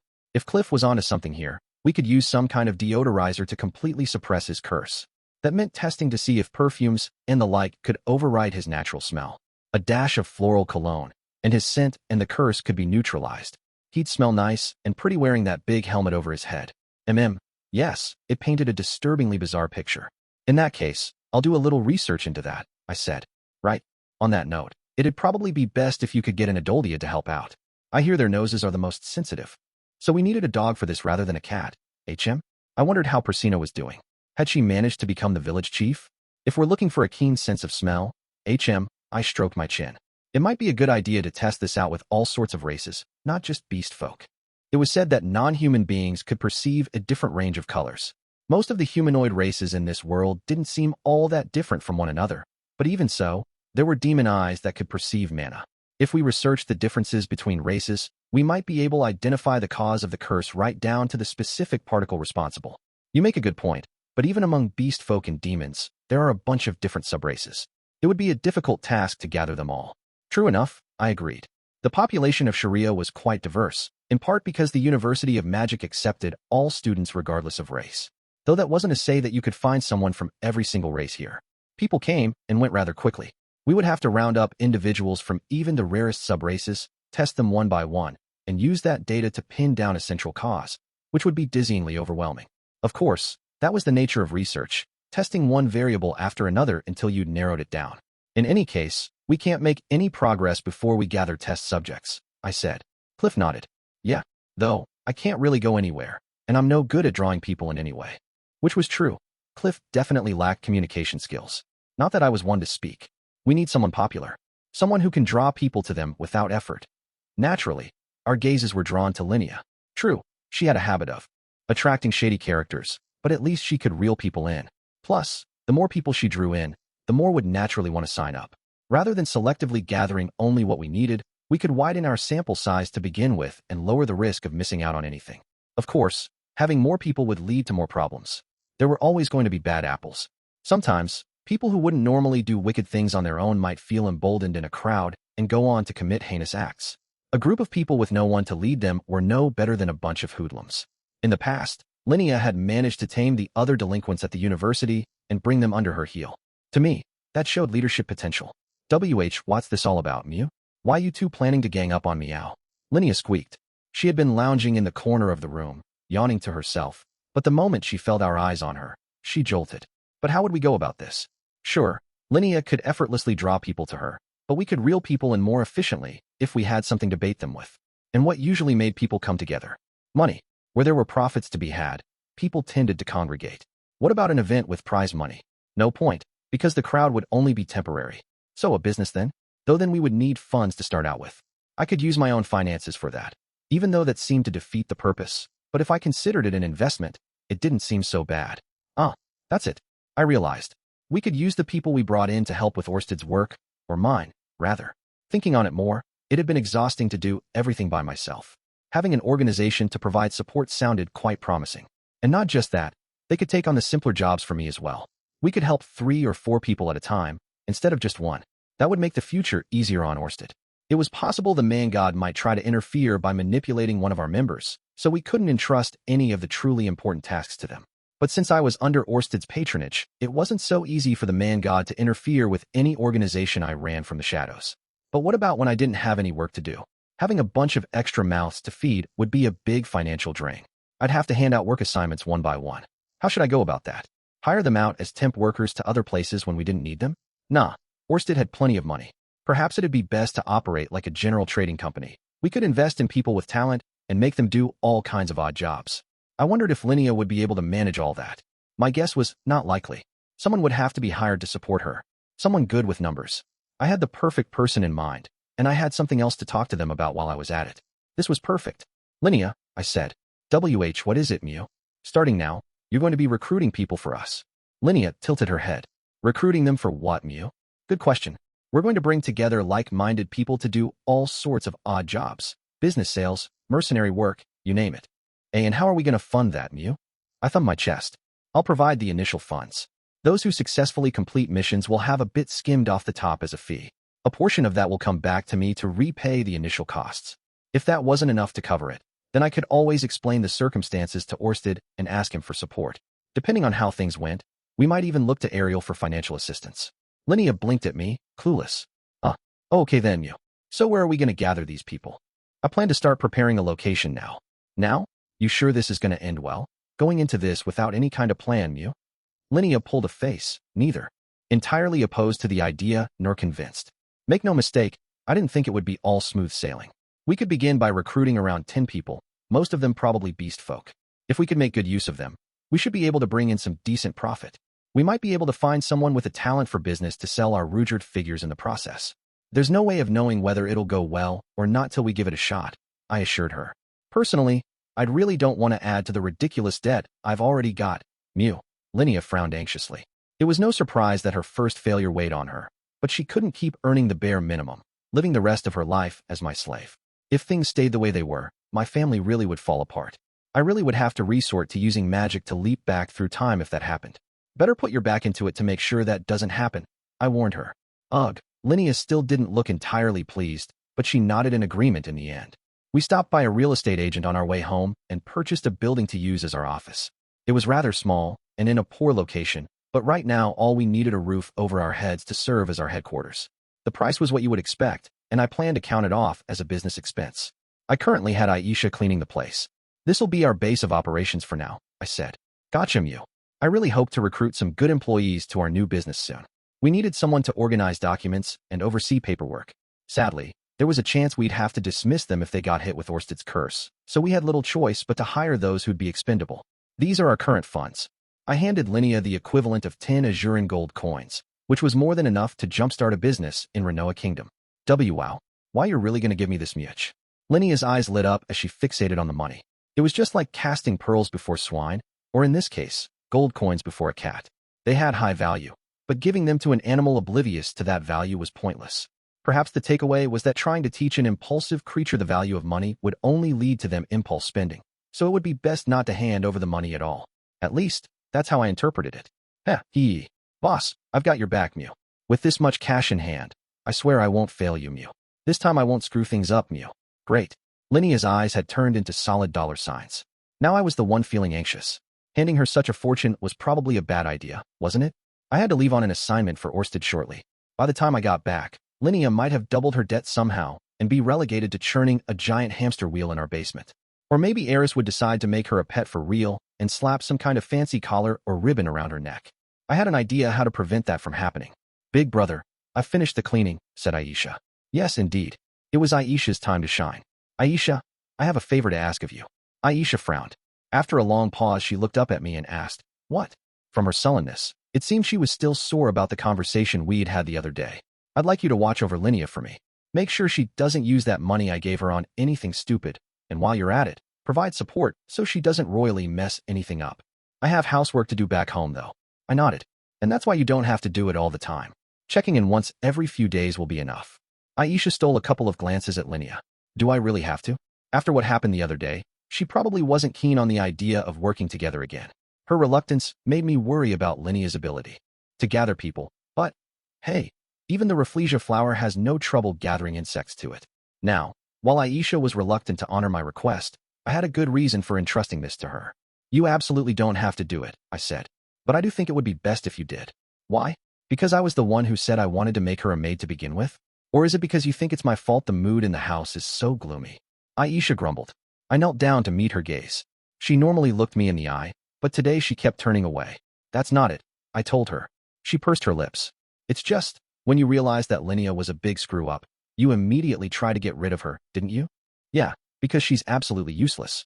I figured it'd be best to get rid of her before she caused any more damage. Linnea was standing in the periphery, looking hurt by the conversation. I ignored her. But if we flip that around, we could also say you weren't able to properly draw out Linnea's real talent, I said. Yeah, I was the one who taught her the work, so I guess so. Which means, I continued, it was your failure. Aisha's eyes widened for a moment, but her expression soon turned indignant. The look in her eyes seemed to say, I haven't failed at anything. Perhaps I didn't word it well enough. Let's try this again. You see, Aisha, I don't think it's right to immediately discard someone simply because they did something wrong. Aisha shrugged. Yeah, I know. I think that part of you is pretty amazing too. Thank you. And that's why, while I realize I'm forcing that ideology on you by saying this, I don't want you to be the kind of person who abandons people in the future. Aisha was a capable girl. Moreover, she was a genius, which meant she could do anything she put her mind to and do it well. Unfortunately, it was for that very reason that she had a hard time understanding people that weren't as competent as her. My future self's diary told me that Aisha stuck by me until the very end, but the future had already changed in the present. Perhaps she would eventually leave and try to find work elsewhere. I figured she'd have no trouble making it out there, but I didn't want her to be a nasty piece of work who cut everyone off if they couldn't do everything perfectly. She would just wind up ostracized, a black sheep. Or worse, it could encourage someone else to try taking her down a peg. I wanted Aisha to learn her lesson before any of that happened. I didn't know that lesson was, exactly, but it was definitely something she could only learn by associating with others. Can't I convince you to start over from the beginning with Linnea one more time as equals? Aisha glanced between Linnea and me. Then she closed her eyes. 1 second passed, then 2. She spoke not a word, as if lost in thought. Are you asking this for my sake? Aisha finally asked. That's my intention. Although honestly, I do think that with you supporting Linnea, we can at least avoid the worst possible outcomes. All right, thank you for being honest. She opened her eyes, gazing at me anxiously. Say, big brother, if I refuse, would that make you hate me? I shook my head. Of course not. If you really don't want to do it, it's fine if you refuse. Aisha timidly reached for me. When I opened my arms in turn, she wrapped her arms around me and squeezed tight. Okay, she said. If it really means that much to you, I'll give it my best. Thanks. Despite how arrogant I must have sounded, I didn't think I was wrong. This would be good for her. Surely she'd learn something hopping into a new line of work with Linnea. And that, I thought, was wonderful. Or I want to believe it will be, anyway. Totally off topic, but boy had Aisha's breasts grown without me noticing. She had to be somewhere around a D cup. Her back was so tiny, but her chest was so voluptuous. I guess. She is what they call bust petite. With a little bit more volume, they'd be about the same size as Lilia's. Not that it mattered, of course. She was my little sister. Thank you, said Aisha. No, I should be the one thanking you for listening and letting me explain. I'll do anything you tell me to. Aisha grinned, mischievously pulled away. At least her smile was still the same. She beamed at Linnea as well and extended a hand. Well, there you have it. Let's give it our all. You got it, Mew. The girls exchanged a firm handshake. Things hadn't gone well the last time they were boss and subordinate, but I hoped they would forget the past and make things work this time. Before we finished, I explained the gist of my plan to Aisha as well as my hopes for its future. Then, we adjourned. In the meantime, though, I can only pray that I don't come home to anything too horrible. Chapter 7, A Company Venture. H.A.H. The young knight Leonhard, who had only barely turned 15, found himself at the very top of Q Wagmire Tower. His hands were tightly clenched around the hilt of his sword as he gasped for breath. Hee. What's wrong, hero? Is that all you've got? Standing before him was an ominous figure in a gray robe wearing a suspicious white mask. Do you really think you'll be able to defeat the evil, all-powerful magician Ruckwagmire with those puny attacks? Damn it. He adjusted his grip on his sword. As he plodded forward, his legs felt like lead, but he still managed to slash his weapon through the air. The ease with which Ruckwagmire avoided the blow made it seem like he was mocking Leonhard, and then he thrust his right hand toward the young knight. In an instant, an invisible shock wave rippled through the air, throwing Leonhard backward. Gah! Leonhard! Cried a beautiful girl chained in the corner of the room. She wore a light peach-colored dress, and atop her head rested a tiny golden crown. This girl was the Princess of Twal, a small kingdom in the Northern Territories. Fear not, Princess. I'll defeat this perverted fiend quickly, and then the two of us will return home together. As he gave this rousing speech, Leonhard forced his unsteady body back up, flashing the best smile he could muster at Gertrude. Ruckwagmire cut in, flustered. Who are you calling a pervert, huh? You obviously. You robbed the princess of her underwear, and if that wasn't bad enough, you put them on your head. Have you no shame? You've got it all wrong. I brought these from home, I'll have you know. Honestly, how rude. It didn't matter who that underwear belonged to. Leonhard was the only knight left. If he lost, Princess Gertrude would fall into Ruckwagmire's grubby hands. It was only a matter of time before he really did put the princess's panties on his head. Grah, is that all you've got? Leonhard charged at the magician, but Ruckwagmire dodged with impressive speed, almost like an insect, and sent Leonhard flying back with another shockwave. He'd been doing the same thing the entire fight. Leonhard groaned. Damn it, I can't let you have your way with our princess. Leonhard's body was covered in cuts and bruises, but the fighting spirit had never left him. Spurred on by a strong sense of duty, he lunged at Ruckwagmire once more. Hee. Sure are a loyal one, aren't you? But think about it. Even though the king's daughter was kidnapped, he sent only a pathetic handful of people to her rescue. Is that really a man worthy of such loyalty? It has nothing to do with him or the country. I'm doing this because I love the princess. Leonhard shouted at the top of his lungs, his voice echoing throughout the tower.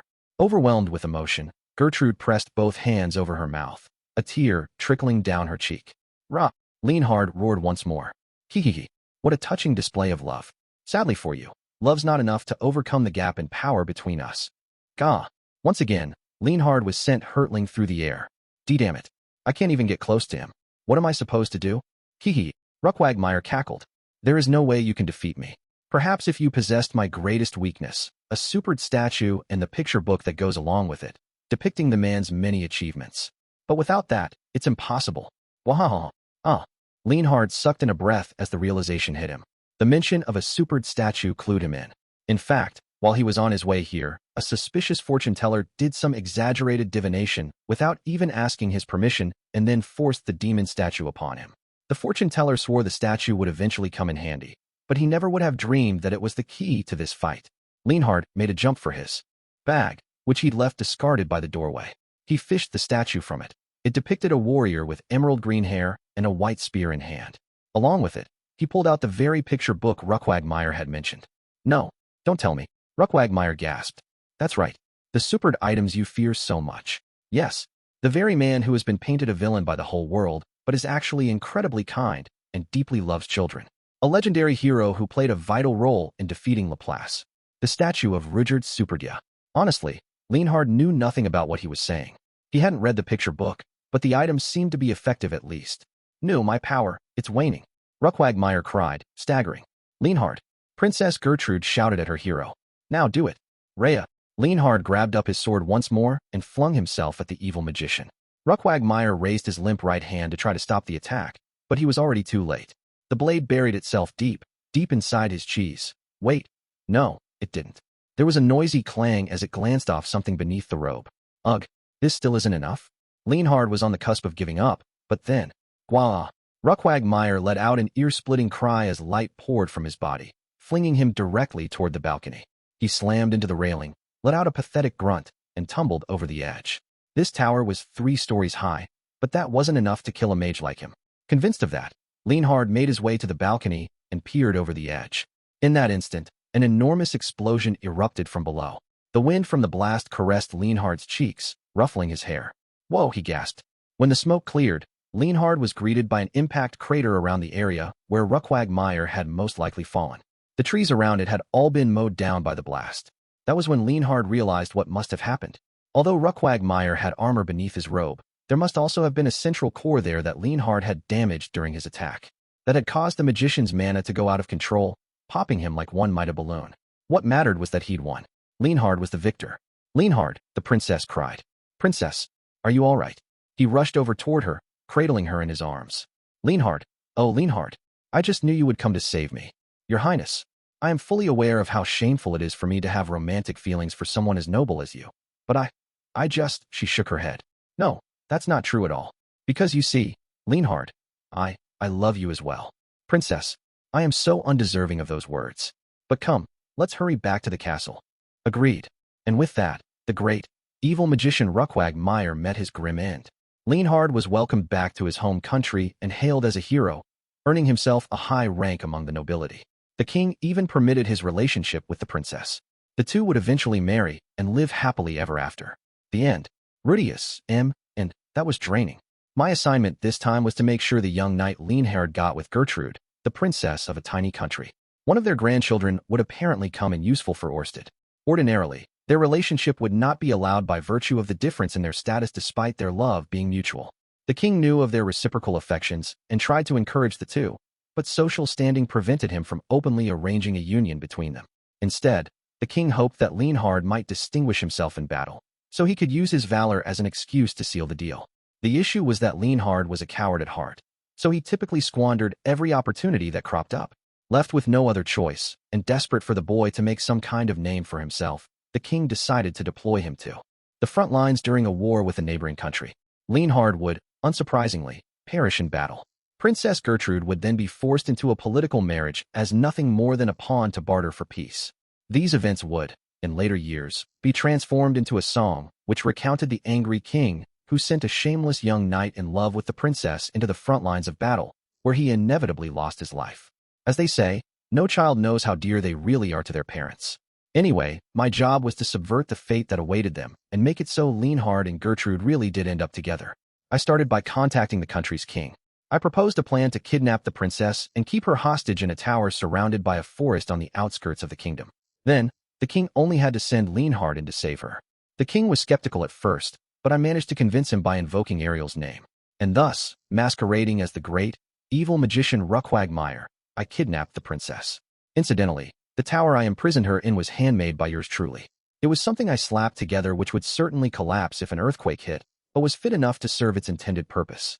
Before Leonhard set out for the tower, I disguised myself as a fortune teller and gave him a hint about how to beat Ruckquagmire. This was a 2 birds with 1 stone sort of deal, since I took the opportunity to hand out my supered figure and book while I was at it. Then I hurried back to the tower before he arrived. All that was left was to wait for him to brazenly barge in and engage me in battle. After a long, grueling battle, I would let him defeat me. It was much easier said than done. In truth, it was a thankless, back-breaking job to take care of everything by myself. from negotiations and preparations to the actual enacting of the plan itself. In hindsight, maybe it didn't have to be so grandiose, but hey, things worked out in the end. I'm seriously pooped. Exhaustion aside, my mission was successful. I began dragging myself back home, where Orsted's praise and gratitude would surely await. Getting back to Sharia would take about a month. Perhaps it would be best to have Sylphie help relieve my fatigue. Seeing such a young, invigorating couple made me desperate to see Sylphie's embarrassed expression again. I wanted to enjoy a passionate night, unleash the carnal beast inside and, well, the truth was that Sylphie had grown kind of used my antics, so she didn't act all that embarrassed anymore. The last time I peeked at her while she was changing, she just said, "Hey, Rudy, could you hand me those pants over there?" Apparently, I needed to up the ante to make her blush. But even if I made a kinky request, she might just casually respond, "Oh, Rudy, you pervert." Regardless, I made it back home, where things were much like I remembered. BYD opened the door for me, and Lucy ran from me. I stopped to caress Eris's tummy, groped Sylphie's butt, patted Lara on the head, and licked Sylphie's ear. Then Leo licked my hand, and Lucy ran from me again. It brought such relief to be surrounded by family like this. When I lived in Japan, my father would return from business trips looking ragged but somehow at peace. Perhaps this was how he'd felt. Since Norn was supposed to come back home today, I figured I'd lounge on the living room couch and relax while waiting for her and Roxy. As I sank into the cushions, a realization hit me. I don't see Aisha anywhere. Is she out shopping? The moment I asked, Lilia's expression shifted, eyes narrowed, and lips pursed. Sylphie also pulled a face, looking troubled. Eris, however, looked the same as ever. An uncomfortable mood hung in the air. Oh boy, what could be the cause of this? I wondered. You see, Lilia started, looking apologetic. Aisha has been out of the house a lot lately. Out of the house. Oh right. I almost forgot. I asked her to do a job for me, didn't I? You mean she's doing the work I entrusted her with, right? I asked. I'm not so certain about that. She's increasingly associating herself with some awful, questionable characters. I don't see how that can be entirely work-related. Questionable characters, huh? The first image that popped in my mind was a bunch of guys with mohawk haircuts and shoulder pads. The type who drive extremely fuel-inefficient motorbikes despite the environmental effects, all the while cackling, Jaya. Whoever they really were, I could only guess they were people that Linnea had recruited. You see, Rudy, Sylphie said, there have been some really strange-looking people showing up in the city lately. They're dressed in all black, and it seems like Aisha has been with them a lot. It had only been a month since I entrusted that work to Aisha and Linnea. It was difficult for me to believe they'd managed to draw in enough people you could regularly spot them on the streets. Wearing all black, huh? Aisha was already 14. She was going through puberty, which meant she was in that rebellious, edgy phase. Teens her age often lashed out against family and acted too big for their britches. Perhaps it was because I forced her to interact more with the outside world that she got swept up with a bad crowd like that. My deepest apologies, Lord Rudeus, said Lilia. I never dreamed Aisha would do something like this. She will be home later tonight, and I will be sure to scold her for it then. Oh, so she wasn't coming back in the wee hours of the morning then? That was a relief at least. As I thought that, Sylphie blurted out something strange. You know, Aisha said she had your permission to do all of this. I stared at her. Aisha said she had my permission? Suddenly, the worst possible scene imaginable popped up in my mind. I pictured Linnea's recruits gathered in a warehouse, vulgar grins on their faces as they licked their lips. Who did these nasty thugs have their gazes pinned on? None other than the beautiful Linnea and Aisha. Crammed in that small warehouse, the thugs would no doubt circle the girls, and, well, I could only imagine. Sure, Linnea was a pretty decent fighter, but only against average opponents. She might be overwhelmed in a scenario where they were outnumbered. As for Aisha, I'd long thought of her as a child, but her body had begun rapidly developing lately.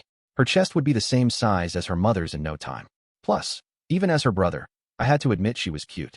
Her face was as charming as Paul's, enhanced by the canines that showed when she grinned. Crap, I really screwed up. Linnea and Aisha were both beautiful, yet I was thoughtless enough to ask them to assemble a group of shady people. I basically threw fresh meat into an ocean full of sharks. Although, just so we're clear, I didn't specifically ask them to gather a bunch of thugs. Eris, you didn't stop her.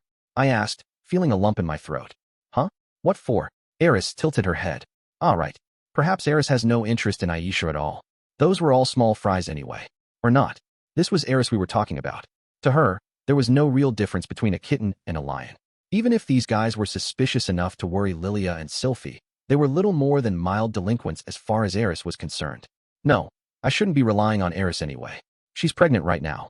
Plus, I was the one who started all of this. I need to be the one to handle it. All right, I said after giving it some thought. I'll go take care of it. I had no intention of dictating who Aisha could and couldn't hang out with. Sometimes, the people society deemed unsavory weren't that bad once you got to talking with them.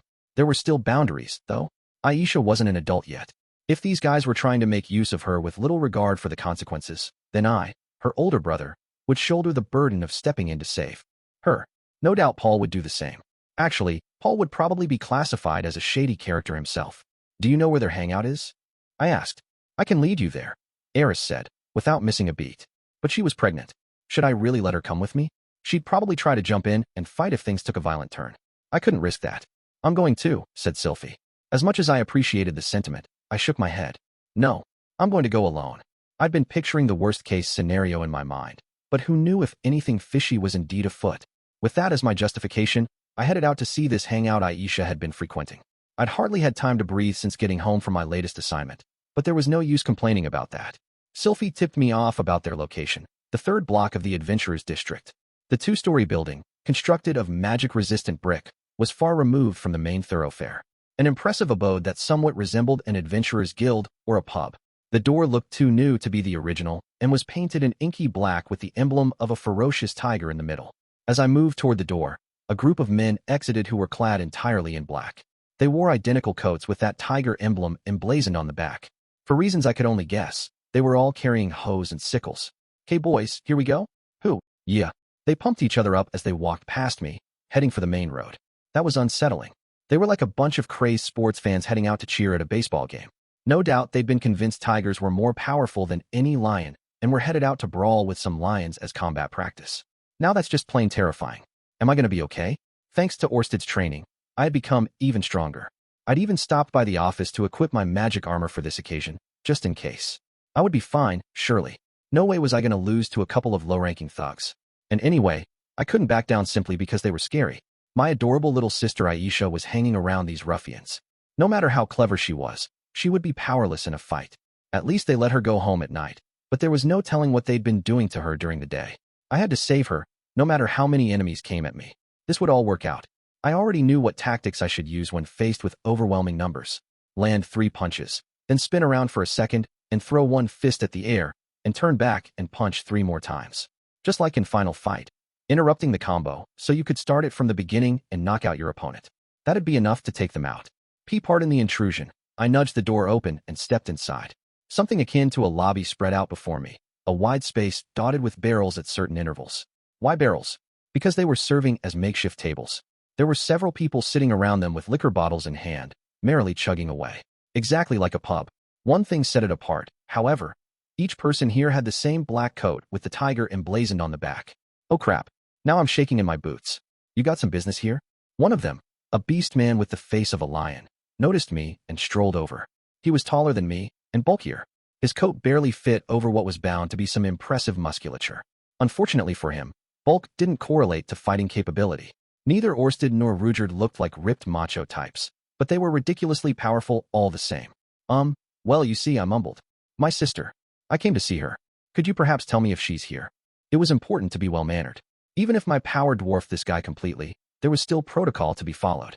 Part of the secret to my success in making it in this world was being polite to everyone I met for the first time. It most certainly was not because I was intimidated. "No, sir. Your sister, huh?" Suspicious, the man scrutinized me for a moment before scanning the lobby. Now that I had calmed down a bit and could look around, I noticed that there were a large number of women, even among those dressed in all black. They didn't necessarily look shady, but they all looked like warriors with a past. If nothing else, they'd lived far tougher lives than the students attending the University of Magic. I guess that made them somewhat shady. Even so, Aisha was not among them. "Excuse me for a sec," said the man as he leaned toward me. "What? You want a piece of me, huh? Who do you think you are?" "Jay, just so you know, I'm good friends with Orsted." I tensed up, ready for this to get ugly, but the guy just sniffed the air around me. Apparently, he was checking my smell. That's kinda embarrassing. I tilted my head, confused. Midway through, his brow furrowed. He froze and studied my face for a moment, then retreated a couple of steps. "Crap, do I really stink that badly? I guess I did barely get home, so I haven't had a chance to hop in the bath yet." "Sorry, but are you Miss Aisha's brother?" he asked. Apparently, he was able to figure that out from the sweaty stench of my unwashed body. Yes, that's correct.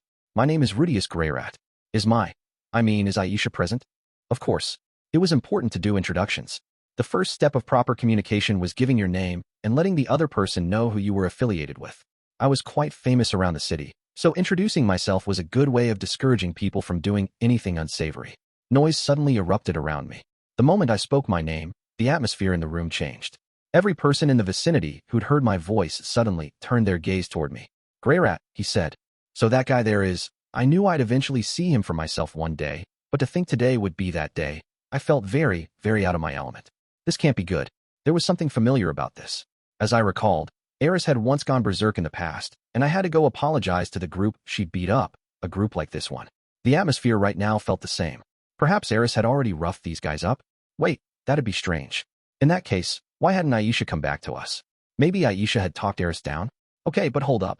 Then that would mean she's here of her own volition, right? Impossible. These guys had to be threatening her. Ugh, maybe I shouldn't have given them my real name. It might have been better to give them my alias, Ruckquagmire, instead. It was too late for regrets, though. That means you're the chairman. He's our chairman. Chairman Rudeus. For some reason, all the people in the room started bowing. No normal bow, mind you. They all stood at attention and did the 45-degree bow, as was proper Japanese etiquette. What made it more odd was that they all did it in unison. I blinked slowly. What the heck is going on here? The man in front of me had bent low enough for me to see the top of his head. My deepest apologies for not recognizing you right away, Chairman, he said. Sorry, I blurted. The advisor is this way. I'll guide you there. Advisor? All right then. I was having trouble keeping up with the course of this conversation. The man straightened his shoulders, tail fully erect as he motioned me deeper into the building. I may not have understood what he was talking about, but if he was willing to show me the way, the least I could do was physically follow him. We climbed to the next floor, where he led me to one of the innermost rooms and said, "Through there." It was fairly dark inside, and a portrait of a mysterious yet handsome man hung on the wall gave the place an eerie vibe. It was within this room where I found them, the shadiest people in the entire city. They wore the same black coats as the group I'd seen on the first floor, and despite it being nearly summer, they were sporting what resembled white mufflers around their necks. Even though the room was completely sealed and barely lit, they wore sunglasses. The pair sat opposite one another, grinning devilishly as they counted gold coins together. Muhahaha. It really was a good call to buy these sunglasses after all. The gleam of these gold coins would have blinded me otherwise, Mew. One of the two cackled, wearing an unpleasant grin on her face. Perhaps it was the lack of illumination in the room, but her teeth seemed to glimmer like gold as well. The sunglasses made it impossible to make out her face, but I didn't have to see it to know the money had gone to her head. Her eyes were probably dollar signs right now. As far as I was concerned, she already was blinded. Almost forgot. Here's the fees for this month, Mew. Very good. The young girl beside her, also wearing glasses, nodded. She sat primly in her chair, arrogantly leaning back as if she were the boss of some big enterprise. She kept her chin held high as the other woman nudged over the pile of golden coins. There had to be at least 10 of them. From what I could tell, the coins weren't Azuran gold coins, but the type used here in Renoa Kingdom.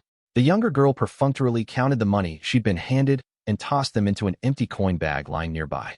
She quickly jotted down the amount tendered and signed her name before passing the receipt over to the cat-eared woman.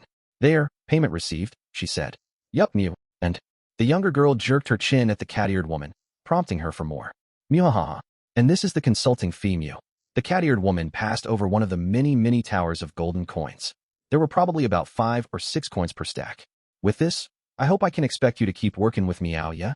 Why, of course. I intend to continue working with you for a long time to come. Muhahaha, snickered the cat-eared woman. You really are rotten to the core, aren't ya? The younger girl's lips pulled into a devious smile as she replied. Not nearly as rotten as you, Linnea. She dumped the money into a different coin bag before depositing it into the front of her dress, right in the valley between her breasts. Oh, finally, they noticed the young beast man and me standing at the entrance. Chairman Rudeus is here to see you, Chief Linnea and Advisor Aisha. Yes, indeed. The two figures in sunglasses before me were, in fact, Linnea and Aisha. The girls welcomed me and motioned for me to sit, so I plopped myself down on a couch while they took their seats opposite of me. What is this? What is going on? I decided I'd better get a feel for the situation before talking about anything else. After all, I did order the two to assemble a group of people. I did not, however, rent out this building or tell them to make everyone dress in black. There were also way more people here than I imagined. Well, you see, big brother, we did as you told us to. We gathered people and did some business with them, said Aisha. I nodded. Give me details. Aisha gave me the lowdown. After I'd left on my assignment, Linnea and Aisha immediately set about recruiting people.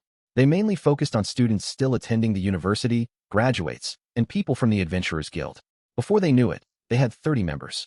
That's right, 30 out of nowhere. With that many people, the little warehouse I bought to serve as our office was far too cramped.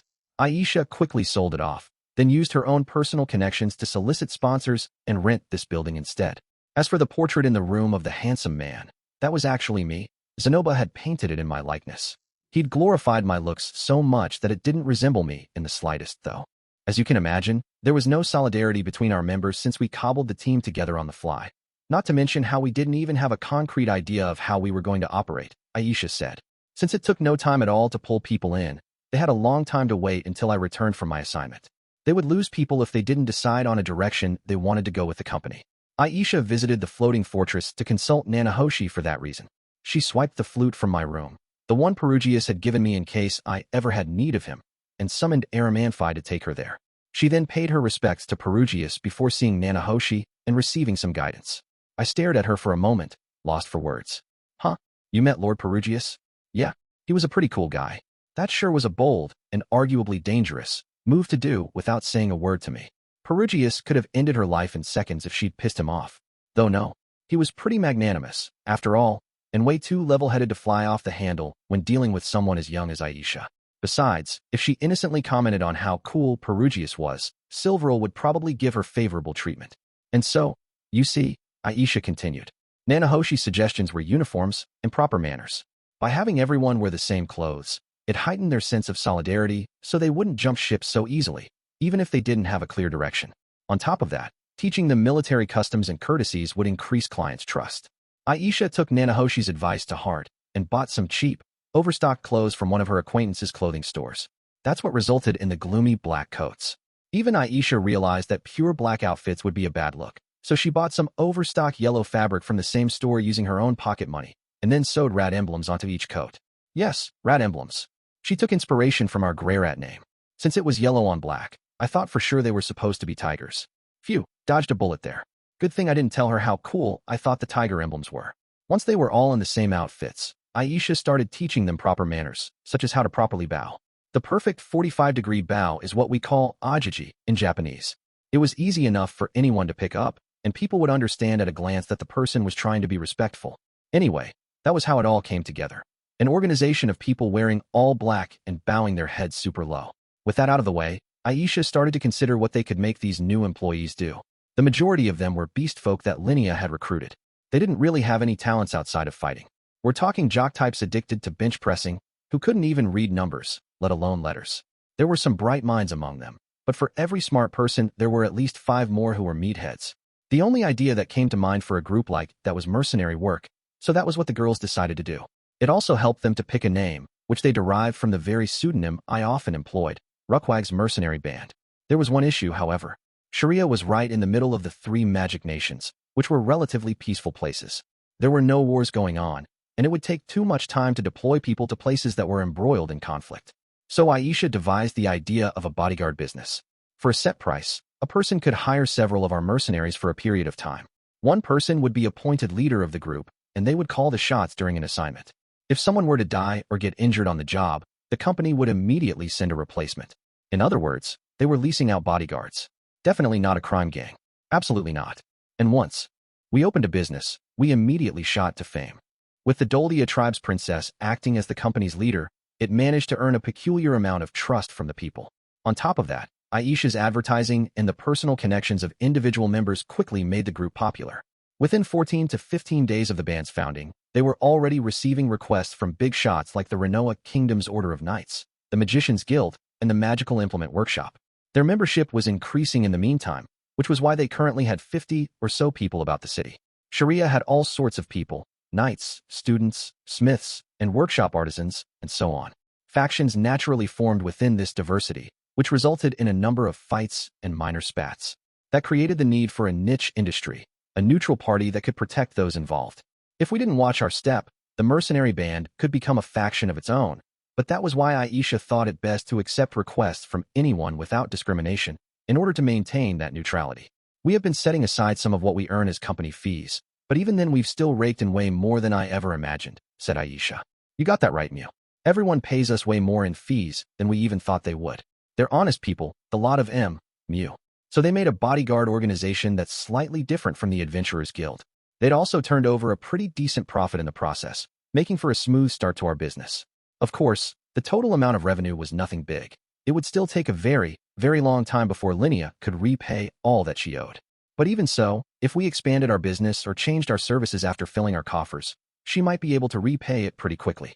In fact, I didn't mind writing off the rest of what she owed once she'd returned at least half of it. I wasn't really after money anyway. I pursed my lips. Honestly, this was completely different from what I had pictured in my head. No, maybe that didn't matter. If things were going smoothly, then that was good enough. I never dreamed things would work out this well. I suspected Aisha's skillful touch was responsible for this venture's success. She was a genius, and if she hadn't been serious about doing this, it would have taken much longer for the business to get off the ground. I never thought she would be this dedicated. I didn't realize you loved money this much, Aisha, I said with a sigh. Hey, that's not it at all. Aisha's lips puckered in a pout, as if she was offended by the notion. The only thing I love this much is you, big brother. You said this would be to my benefit, so I gave it 110%. Aisha, her eyes glimmered as she looked at me. Gosh, she was so cute. If only she wasn't my sister, then I might be tempted. Also, it'd be a big pain if this cat came back to the house, Aisha added. Ah, that's probably the real reason. I thought they seemed to be getting along so well, but I guess maybe I was mistaken. Huh? Nah, that's one thing. This is another. Well, whatever the case, you did a good job, I said, patting her on the head. Aisha broke out into a grin. Hee, thank you. Circumstances aside, at least we'd found a way for Linnea to start repaying her debt. There had to be some promising talents at the office too, considering how many they had gathered. Surely one of them would have a knack for trade. Maybe I could find someone to work at Orsted's company, as well as someone to hire as our store clerk to help us sell Rudyard figures. I guess I shouldn't be surprised that they'd come this far in only a month, but that was Aisha for you. I might have underestimated just how capable she was. Still, Miss Lilia has been worried, so let's sit down and have a little talk at home, I suggested. What? Aisha frowned. But Mother is so hard-headed. She won't understand even if I explain it to her, and I want to keep doing this kind of work for a little while. It'll be okay. I'll explain to her that I asked you to do this. I'd feel wrong forcing her to continue if she was unwilling, but strangely, Aisha was pumped to keep going. I'd let her if that was what she wanted.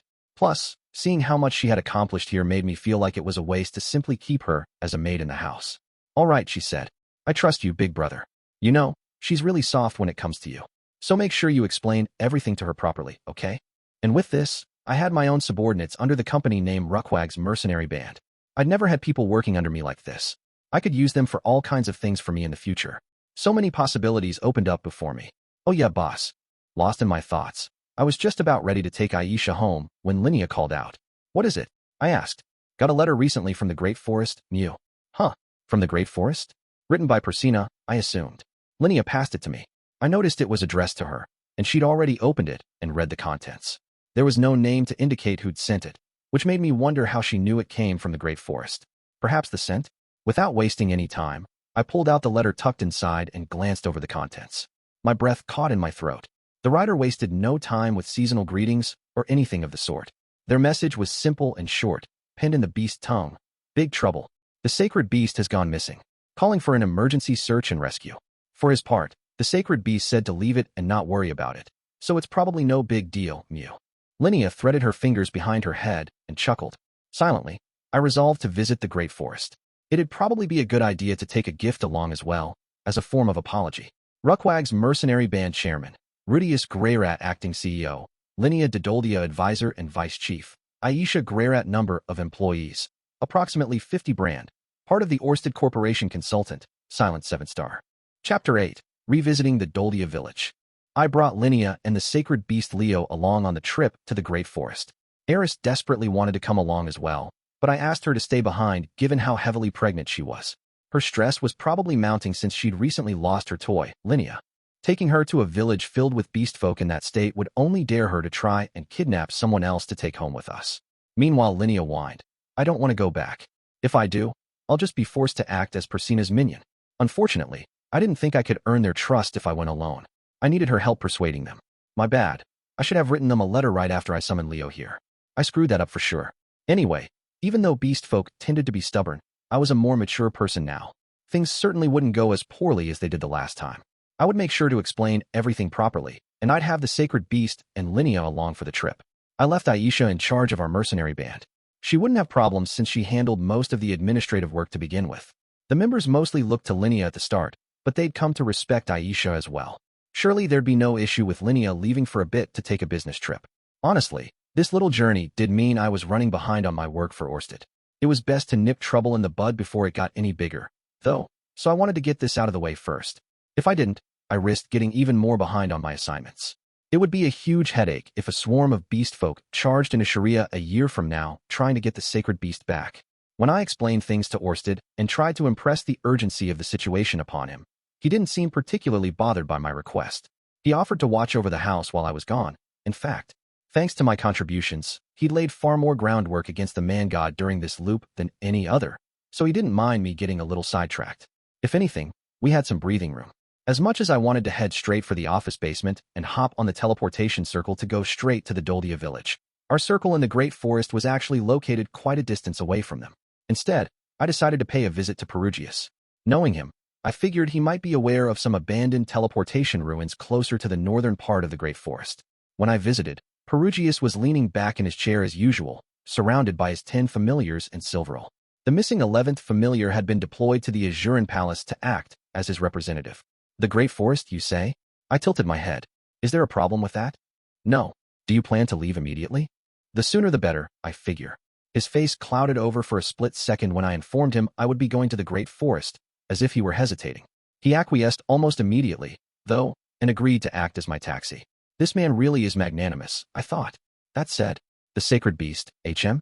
That does bring back some unpleasant memories, Perugius said. He glanced at Leo, brows drawn. I wondered what was behind that reaction, but he probably was acquainted with the previous sacred beast, having lived as long as he had. I had no idea what their relationship was, but why was he still making that face, knowing the current incarnation before him was our house pet? Leo didn't mind the way Perugius eyed him. He sat there looking poised. It was Linnea who seemed petrified. Apparently, she'd met Perugius once before when she came here with Aisha, but she still hadn't gotten used to being in his presence. I'm sorry my little sister imposed on you the other day, I said to Perugius. Think nothing of it. He waved his hand dismissively. I like clever people like her. Seeing that he wasn't particularly disgruntled by her intrusion, I imagined Aisha must have handled her visit with him well. By the way, said Perugius, I hear you have had a daughter. Yes. Did Aisha tell you? Mmhm. How fortunate for you that you did not have a boy with green hair. He spoke as if he was trying to suss me out. Yeah. It is a great relief that my child wasn't Laplace reincarnated. Perugius broke out into a grin. Oh, judging by your reply, I suppose Orsted must have told you about our people's ability to reincarnate. He did. In that case, be sure you don't forget this. When the day comes that Laplace reincarnates, I will kill him, regardless of if he happens to be your son. His teeth showed as his smile spread. That's terrifying. Well, personally, I'd like to pray that never happens. Personally, I was split on the matter of Laplace. According to Orsted, he was the last of the dedicated warriors to have continued fighting the man-god over a long period. That would make him an ally under normal circumstances, but he was defeated by the man-god. The resulting split in his personality resulted in one half deceiving Rudeus and becoming bitter enemies with Perugius. That made him my enemy. If such a man was then born as my son, I wouldn't know what to do. I wasn't too worried, of course. Orsted implied he already knew exactly when, where, and under whose identity Laplace would reincarnate. My appearance may have altered the future, but since Laplace seemed to have a strong destiny of his own, I wanted to believe my presence wouldn't greatly influence that. That said, I have no desire to cross blades with you, said Perugius. If anyone resembling Laplace is born into your family, you should consult me first. He spoke as if trying to counsel me as he got up from his throne. I had no idea what consulting him would involve, but judging from his tone, it didn't seem like he'd let Laplace slip away at all. Perhaps agreeing not to kill him outright, and without warning was Perugius's way of showing mercy. Now then, Perugius said, I will begin preparations for your teleportation circle. Wait in your room for a bit.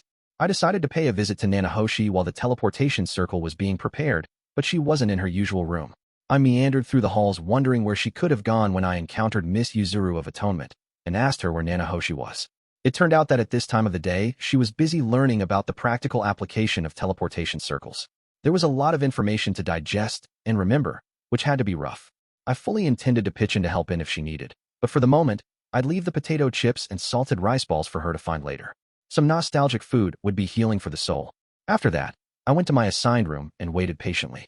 Linnea's eyes lit up when she saw how opulent the rooms were. She wasted no time diving onto the plush couch. Ha, she sighed. You being unfazed I get, but Aisha being fearless is another story, boss. Can't believe she can act on equal footing with someone that terrifying. Mew. Linnea stretched out her body as she grumbled.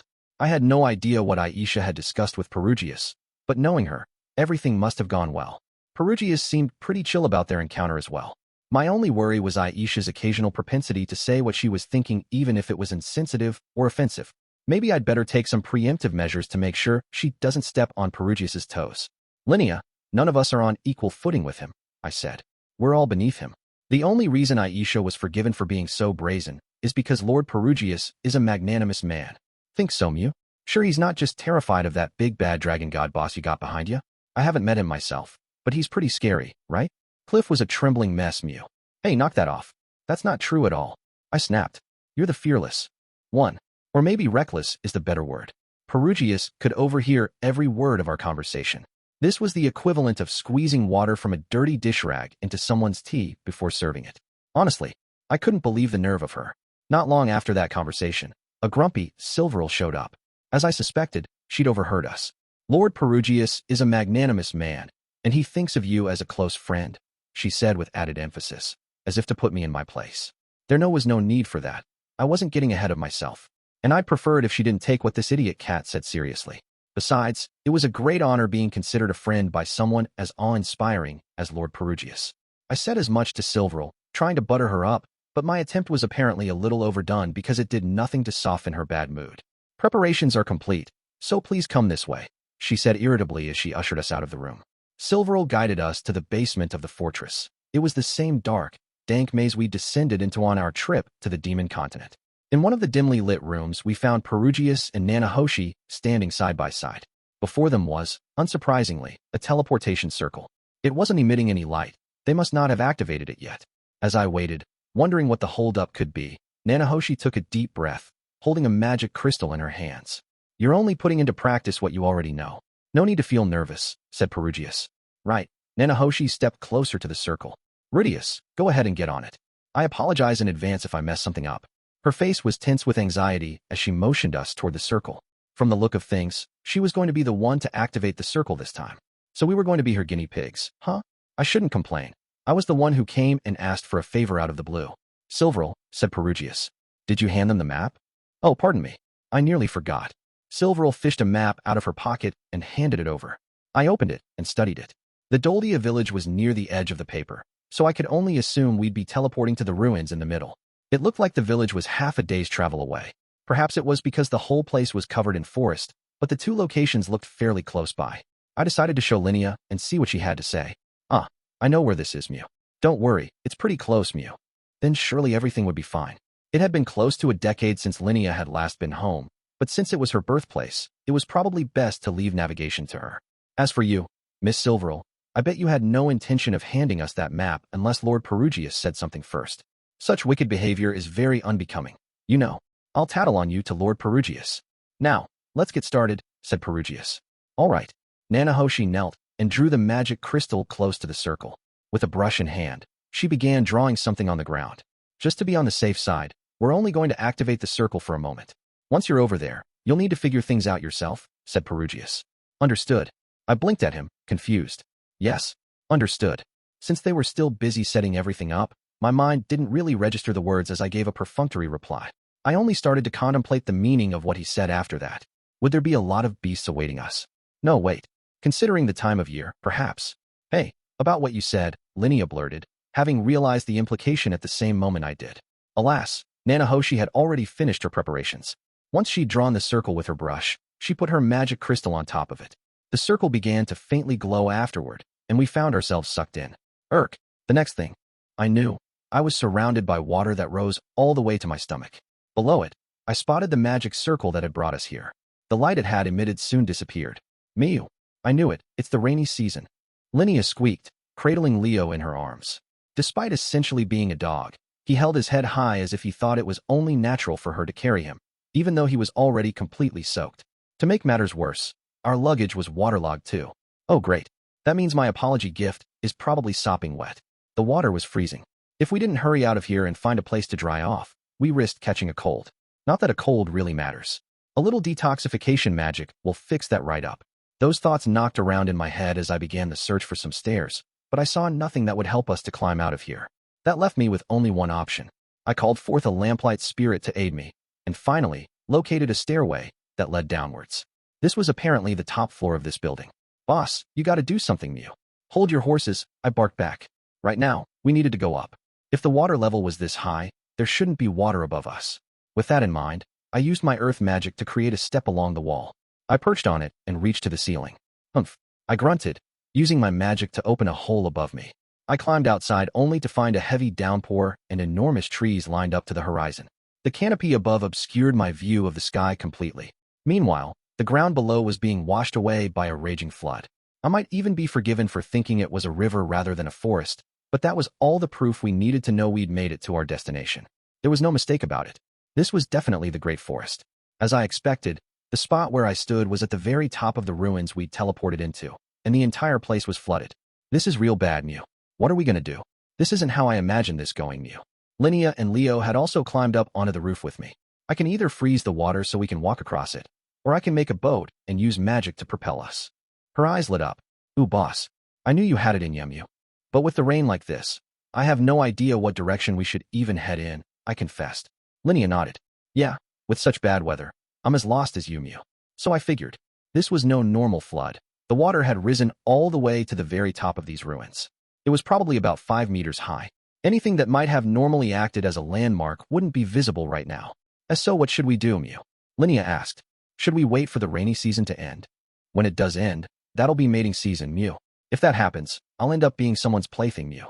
All right, mating season. It was one thing to resist her when we were at home, but I wasn't sure I could hold myself back on a trip like this. Perhaps it would be better to get going then. Or would it be better to go back and see if Orsted had some kind of item to help us along? Woof, Leo barked, puffing out his chest as he looked up at me. What's with him? You mean it, Mew? Linnea hopped in, responding for me. Woof, you aren't the sacred beast for nothing. That's for sure, Mew. I was a genius to bring Linnea along, considering she could understand him. Had to have someone bilingual to communicate with this dog. What's he saying, Linnea?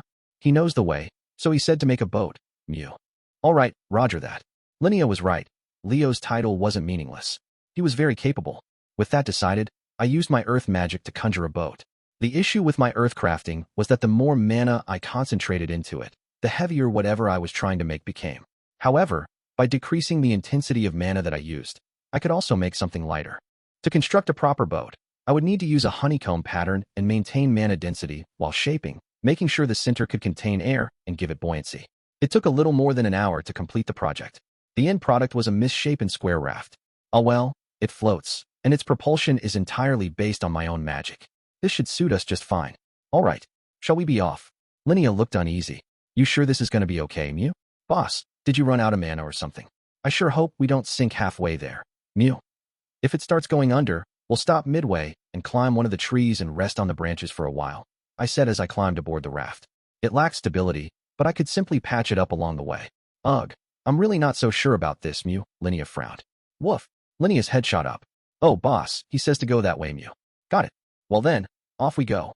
I used my mana to control the surrounding waters, pushing us forward in the direction Leo indicated. 2 days later, we arrived at the Doldia village. It wasn't that far from the ruins, distance-wise, but we were accosted by monsters along the way and got pushed off course by the currents, so we got a little lost. If we hadn't been lucky enough to drift onto the Holy Sword Highway, it might have taken another 10 days for us to find our way. Hey look, it's the sacred beast. Someone, report this to Lord Guys. The whole village erupted into a great fuss upon spotting us. Warriors came rushing out, almost like bees swarming out of a hive, and they were all fully decked out. It's a human male. Don't tell me he's the one who kidnapped the sacred beast. Come to think of it, there was an incident just like this 10 years ago. As our raft drew closer, the beast folk grew even more wary. The atmosphere was so tense that it seemed likely they might clap us in irons without any room for discussion. Oh boy, now what? They might capture me, strip me, and throw me in a cell again. Just as I was beginning to grow worried, Linnea stood up. Everyone, I, Linnea de Doldia, daughter of Guys de Doldia, have made my return, Mew, she declared. Huh. The warriors froze, scrutinizing her face before they all began sniffing the air in unison. It's true. That's really Linnea. She sure has grown. Yeah, it's been like 12 or 13 years by now, right? The air grew thick with nostalgia. I felt relieved for a moment, but that was soon shattered. We already heard from Persina, you know. What was all that talk about you becoming a merchant, huh? You need to fulfill your duties here in the village. They immediately started heckling us. Arg, I knew it. Linnea cried. Boss, get us out of here. I'm begging you. I ignored her and propelled us the rest of the way to safe harbor. Nothing about the village had changed since I'd last been here. They were just as isolationist and hostile toward outsiders as before. At least, I had Linnea with me this time, and there were quite a few who remembered me. I was last here 10 years ago. Those who had been children at the time were now warriors, but they remembered who I was after catching a whiff of my scent. There were also those among their veterans who recalled who I was as well. For example, the man who threw water on me all those years ago. He'd had 5 kids over the past 10 years and returned to his duties as one of their warriors. He sure was passionate about his job. While everyone was somewhat welcoming toward me, they were quick to start bashing Linnea. How dare you? You're the chief's daughter, and you have the nerve to abandon your duties. You're a disgrace to our tribe. Linnea hunched her shoulders and hid behind me. Tears welled in her eyes as she mumbled quietly. This is exactly why I didn't want to come back here, Mew. It was really her own fault things were like this.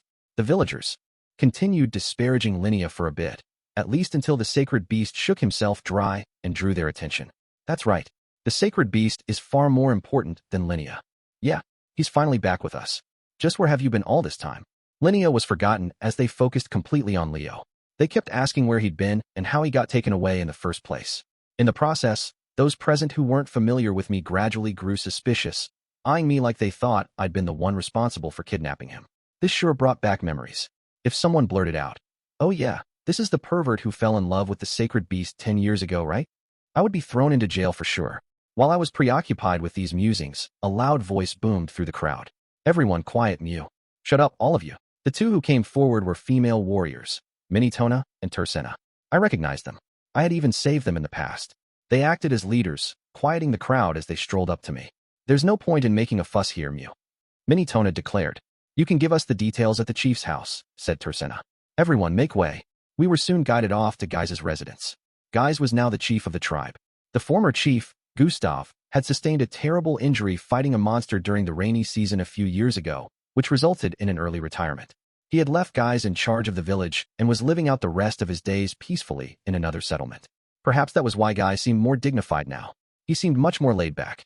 By the looks of things, the odds of me being framed for a crime I didn't commit were a lot lower this time. Relieved, I handed over the package of smoked meat I had bought in Sharia and brought as an offering. Then I started explaining the situation. I told them I was facing a powerful enemy, and I didn't want to be constantly anxious about my family's safety while opposing them. That was why I tried summoning someone or something to protect them, which resulted in the sacred beast appearing. He had thus become our guardian beast. Once I was finished, Guy's expression turned bitter. That's all a bit difficult to believe. I didn't doubt that. I myself was shocked when Leo appeared, although I had been even more shocked at who appeared before Leo the first time I did it. Woof woof, Leo barked from his spot beside me, sitting all prim and proper. See? He's backing up my story, I said. I didn't actually have a clue what he was saying, but I assumed he was voicing his support for my version of events. The only thing he mentioned was that the food in your house is supposedly delicious, Guys informed me. Sorry, I gaped. I jest, he said. I am there to be at his daughter's side, to do what must be done. Guy sighed. That was a joke? Guys, you rascal. You can actually tell jokes now, huh? Anyway, so Leo was interested in my daughter, huh? Lucy? Nah, probably Laura. He was really attached to her, after all. From what I had seen, he was almost always glued to her baby bed. Orsted had even agreed that Laura had special promise. Woof. HM. Destiny, you say? Guys and Leo faced each other, seemingly engrossed in conversation. Alas, I had no idea what it was about because I didn't speak Woofanese. Linnea, can you interpret for me? I asked. HM. Oh sure, Mew. Her interpretation let me listen in on their conversation. True, there is a legend that 100 years after the sacred beast is born, a messiah will appear to save the world, and the sacred beast will supposedly aid them on their quest, Guy said thoughtfully. Woof. Linnea's translation. Tell me, what do you think the Doldia tribe's duty is, Mew? Our duty is to protect the sacred beast until the savior appears. Woof woof. Linnea's translation. And I, the great and majestic sacred beast, have found that savior, Mew. This man's daughter is our savior. I don't doubt that you're telling the truth. However, this is unprecedented, for the savior's father to summon the sacred beast directly and have him protect her from infancy. Through Linnea's interpretation, Leo made a point of emphasizing his importance as he spoke. That level of arrogance reminded me of a certain buff demon king I had met in the past. Anyway, so my daughter was the savior, huh? Our little baby Lara with that impudent-looking face? Worsted had hinted something along those lines, but nothing concrete. Huh. It felt very surreal, somehow. Maybe I should start teaching her kung fu while she's young. You know, passing along my fatherly knowledge. Woof, woof. Woof, woof, woof. Linea's translation. The legend also talks about a possibility of the savior dying early. Tell me, do you recall what that entails? After a brief pause, Guys answered. According to the legend, if the savior dies, the sacred tree will wither. The sacred beast will also grow weaker and weaker until death takes him. Growling. Linea's translation. Someone is after my master's life. Is it your desire to snuff mine out as well? Guys shook his head. No, that is absolutely not what we want. Arf. Linea's translation. In that case, there should be no issue here. Again, Guys' expression soured. He glared at Linea, who had been animatedly interpreting the conversation for me the entire time. Linea withered under his gaze and hid behind me. This is why you gotta quit joking around. Yeah, I'm the one who asked you to interpret, but you're the one who took weird creative liberties and pissed him off. You goofed, so you need to deal with the consequences. Linea, Guys said suddenly. Is everything he's saying true? Why yes it is, sir. He's there to protect bosses. I mean, Lord Rudeus's child, Mew. It was rare for her to speak so politely. Apparently, even Sharia's arrogant delinquent was terrified of her father. A human girl, Guys paused. It's only been 20 years since the sacred beast was born, so I was under the impression it would be another 80 years until he fulfilled his duty. Technically, the girl is half human and half demon, Linea corrected. So I think she'll have a long life, Mew. I see. I didn't account for the possibility she might be a demon. Guys crossed his arms over his chest, lost in thought. In the decade since I'd last seen him, he looked far more introspective than he once had.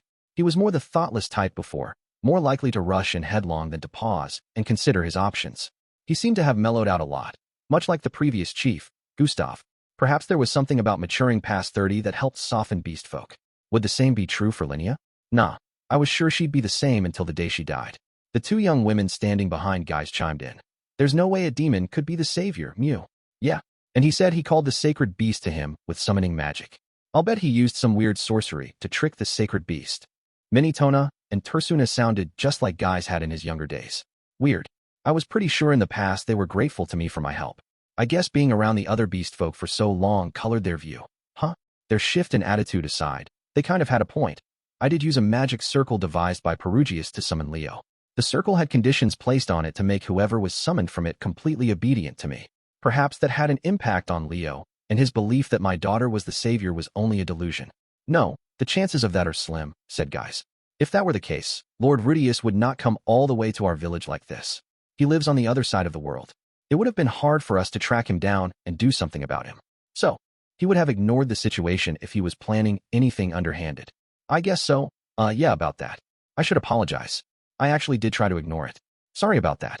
Well, that should be enough regarding the matter of the sacred beast, Guys said. Are you sure that's wise? He has spoken. Our job now is simply to obey. Woof, Leo barked, as if agreeing, then promptly placed his head on my lap.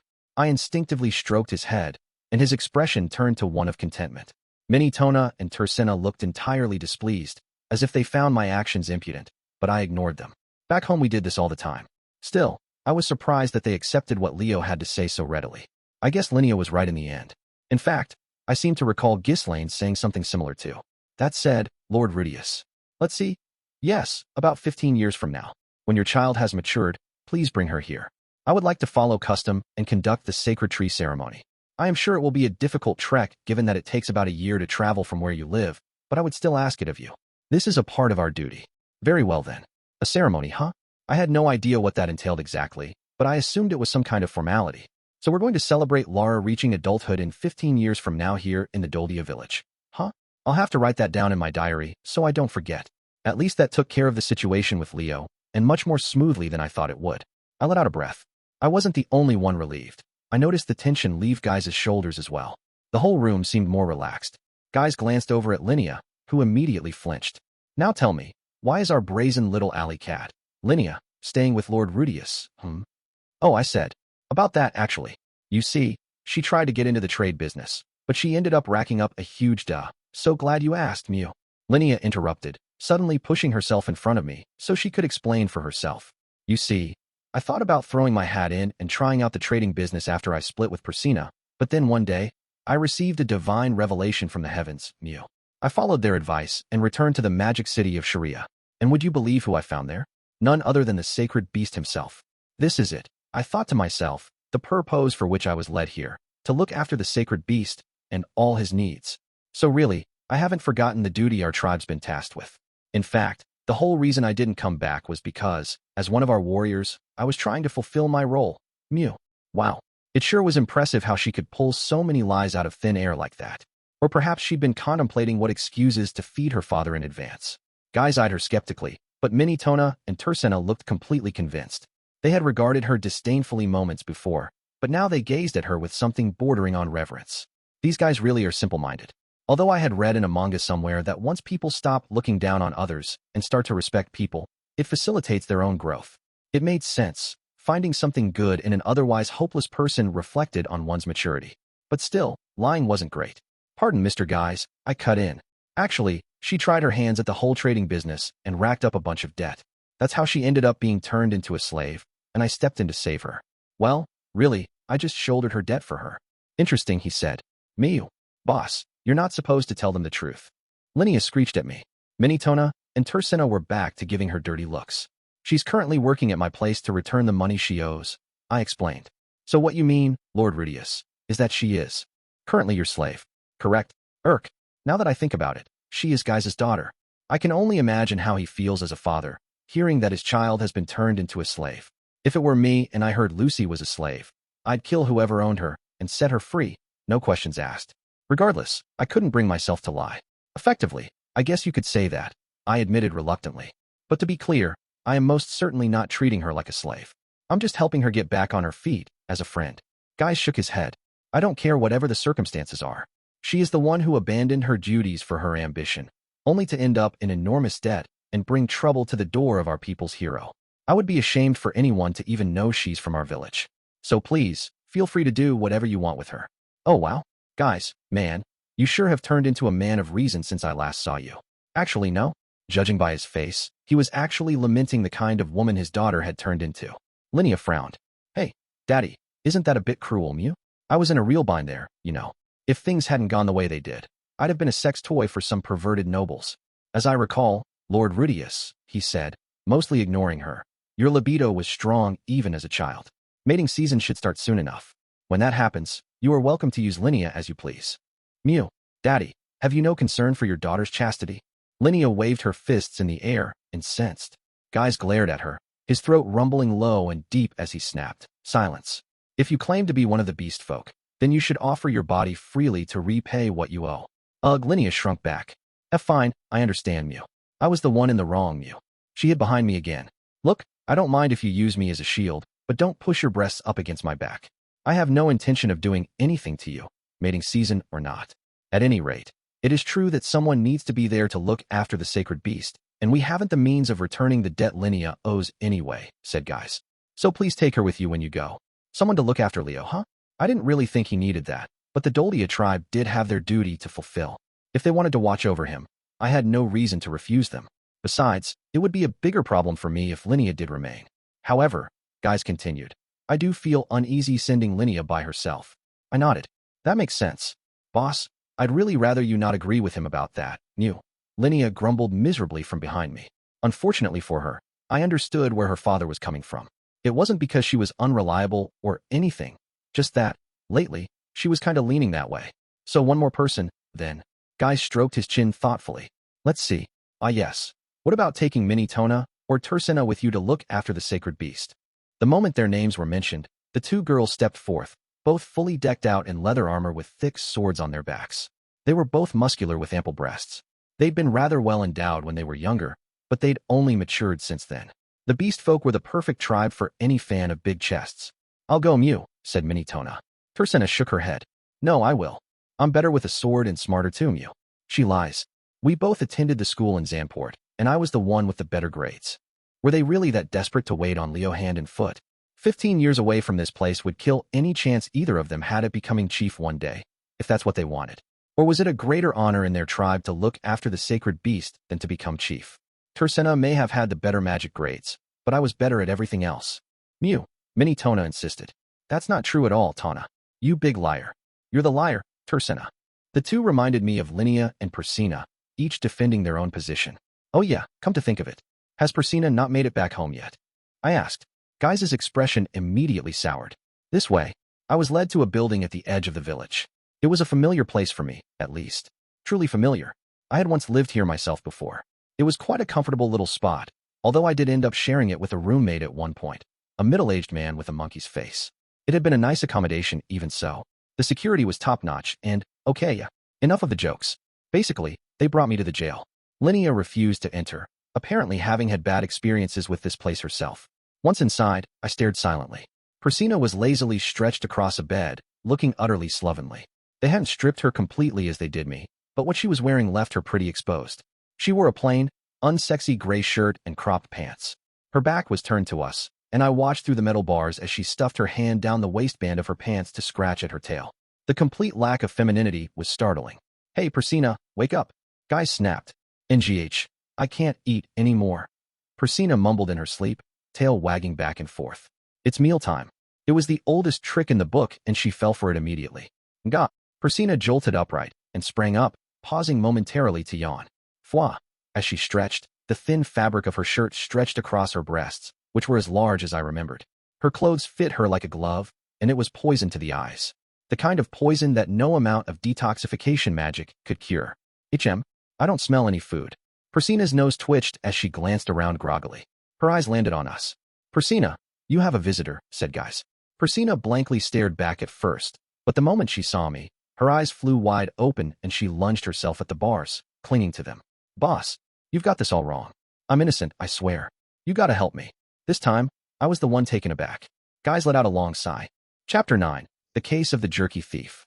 The incident took place 10 days prior, as the rainy season began in the Doldia village. Someone had murdered. Wait, this isn't a detective novel.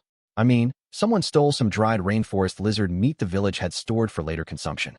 Naturally, the warriors conducted an immediate investigation. There was only one suspect, a female warrior named Persina Doldia. Persina was the daughter of the Doldia tribe's chief, and she had only returned to the village about 6 months ago. She'd come back as an accomplished graduate of the Renoa University of Magic and promptly announced to everyone, as a candidate for future matriarch of our people, I have returned to fulfill my duty. By the way, Linnea is a big loser, and thus, she entered the Doldia tribe's militia. The matriarch is the person at the apex of the hierarchy of the Doldia tribes, which included the Doldia and the Doldia. You didn't earn that kind of position simply by wanting it. You needed adequate strength and the trust of the other warriors, and it was also necessary to earn the position of warrior chief before the reigning patriarch stepped down. Persina had both the talent and accomplished history to ascend to the position of warrior chief, except for one small issue. She left the village before she could enter the militia's ranks and had spent over a decade away. She wasn't accustomed to being a part of the community. That was why the current chief and patriarch, Guys, had agreed to let her train for the position. Once she was competent at her work in the village and had memorized all the scents and faces of the other members, she would be promoted to warrior chief. From there, she could someday earn herself the title of matriarch. You could call it an elite induction course. Since Persina knew high-level healing magic, she earned the other warriors' respect in no time. Guys was satisfied with her progress. Once the rainy season was over, he planned to have her marry. Then he would promote her to warrior chief. That, sadly, was when the incident occurred. The night the food was stolen, Persina was on duty in front of their provision storehouse. It was packed full in preparation for the upcoming rainy season, and at night, they always had a group of 2 keeping an eye on the place. The person working alongside Persina at the time was another Adoldian warrior by the name of Canaluna. Unfortunately, Canaluna, she was feeling ill that day. The day before, she'd been hurt fighting one of the many beasts that appeared in these parts, and the wound had festered without proper treatment. Canaluna had claimed it was nothing to worry about, but the person working the afternoon shift before her attested. During the shift change, her face was white as a sheet. As was proper for an upcoming matriarch, Persina told her, "Go home and rest. I'll take care of things here." Canaluna did as she was told and slipped into the nap room to catch a few winks. She only intended to rest her eyes for a little while, but she was out like a light, perhaps because her body needed the extra sleep to heal itself. Early the following morning, a single warrior arrived at the storehouse for the shift change. But when he got there, he noticed that one of the guards who should have been present was nowhere to be seen.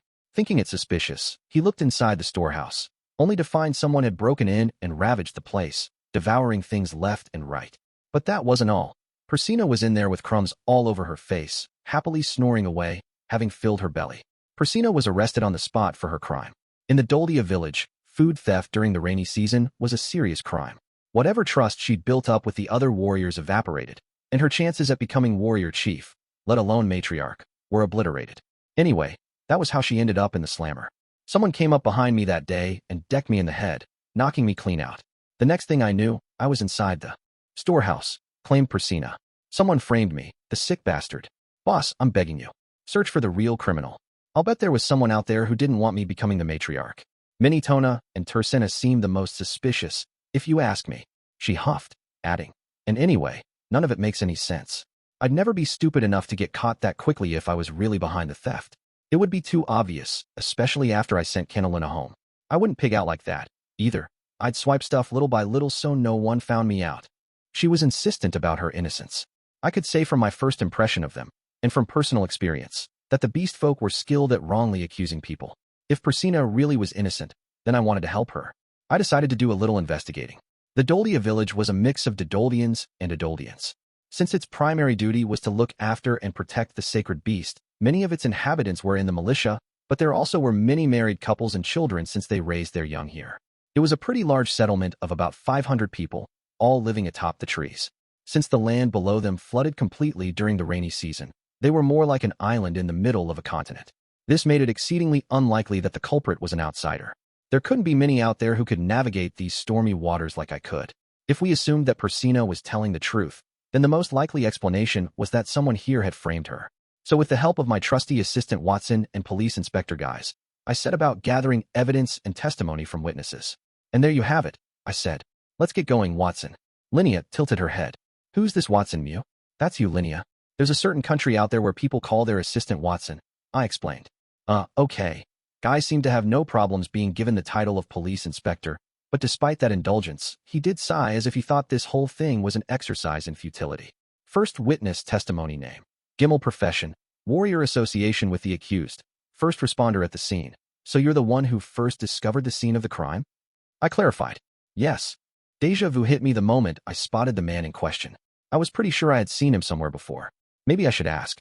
Character select. Gimel dialogue option. Inquire about past. Have I met you somewhere before? I asked. The man nodded. Yes. 10 years ago, I fell into the water and you saved me. Oh, interesting. Come to think of it, 10 years ago Rudeus and I did save someone during the rainy season. I remembered the cute little boy wagging his tail at me in gratitude. Boy, that sure brings back memories. Anyway, that didn't matter right now. I had to focus on solving this mystery. When you found Persina 10 days ago after she'd stolen into the storehouse and eaten all that food, how did the place look? Can you describe the scene for me? Let's see. The boxes of lizard jerky were cracked open and Persina was curled up in front of them, fast asleep. Her stomach was all bloated and she was cradling the food with her hands, a smile on her face as she mumbled to herself, I can't eat another bite. I could picture that so vividly in my mind. Perhaps because it sounded almost exactly like the scene I'd witnessed a few brief moments ago. In other words, no one actually directly saw her eating the jerky, correct? He nodded. That's right. Although, we did find some of the meat stuck between her teeth, and her saliva smelled like that of some of the half-eaten jerky she'd discarded nearby on the ground. Huh. The Doldians sure did have a unique way of investigating. A person's innocence or lack thereof could be established by smell alone. They had absolute confidence in their schnozzes. As far as they were concerned, finding the scent of the stolen goods on someone's saliva was all the proof they needed. But it wasn't foolproof. You say that her stomach was bloated with food, but am I correct in assuming you don't actually know whether it was the jerky inside her or not? I asked. No, but her burp also carried the scent of the lizard meat. I've eaten it before, so I know exactly what it smells like, he said. Or maybe it was foolproof. Whoops. If they could detect the scent of whatever was inside her belly, then it was practically guaranteed that Persina had, in fact, devoured the jerky. Assuming no one had cut her open with giant scissors and stuffed her stomach full of the jerky, that is. Was there anything else? I pressed him, hoping for something. For instance, footprints belonging to someone other than Persina? No. No other footprints, no other scents, and no other hair found at the scene. Interesting. Well, in that case, the true culprit had committed the perfect crime. Second witness testimony name. Canaluna profession. Warrior association with the accused. Fellow night shift guard, Miss Canaluna. I said. What was Persina like on the day of the incident? She kept saying the same thing over and over. I haven't eaten anything since this morning. I'm starving. So Persina was famished on the day of the crime. That was awfully strange, given the Persina I knew was always chowing down on something regardless of whether it was mealtime or not. She was like a garbage can, eating any kind of meat, dried, smoked, or raw. Something seemed amiss here. And can you tell me why she hadn't eaten? When we were exterminating monsters the day before, there were a bunch of people who got injured, she explained. That had been written in the report as well. The day before, an enormous group of monsters had appeared. They were fortunate that no civilians were injured, but many of their warriors were badly hurt. I said. Persina is the only one in the village who can use advanced healing magic. She was running back and forth constantly trying to heal all those who'd been seriously hurt. In the end, she collapsed from lack of mana. I had experienced that myself before. When you ran dry, you passed out and didn't wake for half a day, or even a whole day in some cases. Persina was no exception. She must have passed out, and by the time she awoke, it was her turn for guard duty. From the sounds of things, she went straight to work without eating or drinking a thing. Couldn't you guys have fed her or something? I asked. Canaluna shook her head. The rules are the rules. During the rainy season, any snacking or eating outside regular meal times was prohibited. They kept strict tabs on their provisions to ensure they didn't run out before the 3-month period was over. What about letting her skip out on duty for the day? So many monsters attacked the day before that a good portion of our warriors were still bedridden. We didn't have enough people. As much as we would have liked to let her rest, even she herself said, "It's just a little hunger, nothing serious." It made sense. She probably felt a sense of duty as the future matriarch. That was admirable. She'd be a shining example to my past lazy self who tried every excuse in the book to skip out on his obligations. And that's what led to the incident, I surmised. Correct. I keep thinking, if only I had found her something to eat back then, this might never have happened. The circumstances seemed to warrant an exception in this case for Persina's offense, but that would be difficult since the suspect in question still steadfastly claimed she hadn't done it. Watson's input. Watson, I shook my head. No, Linnea. What do you think, having heard all of that? I figured it was worth asking my assistant, since she was Persina's friend, after all. I thought she was guilty from the start, Mew. She's always had the habit of swiping anything available and devouring it when her stomach's empty, Mew. She's even eaten some of my dried fish before, you know. So she already has a prior offense on her record. Having heard what everyone had to say, I noticed there was only one witness whose statement seemed inconsistent. Someone had to be lying. But who could it be? Character select. Persina correct, it was Persina. She was the only one who hadn't admitted to her own actions, claiming someone had punched her from behind. I returned to the jail to question her about it once more. Action select. Move location. Edge of the village jail character select. Persina dialogue option. Ask about incident. Persina, I said. Are you absolutely certain you aren't guilty? Look me in the eyes and tell me.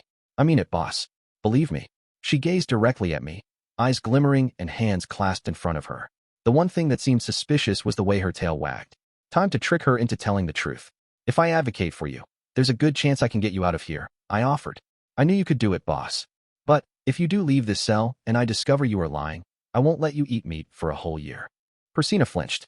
Well, of course I'm in not lying. I stared her down. Can you swear to God? I can. Her eyes darted back and forth nervously. I knew something was fishy. That's a guilty look if I've ever seen one. Just so you're aware, I show no mercy to those who blaspheme my God. I reached through the bars and grabbed her head in my hands, forcing her to look me in the face as I spoke to her. Can you truly swear to God? Persina was fully aware of the person I revered so greatly. Her face went deathly pale, and her entire body began to tremble. She curled her tail between her legs and grabbed the tip of it with both hands. Well, it was me. I did it, she finally blurted. And with that, the case was solved. The culprit was, as everyone expected, Persina Doldia.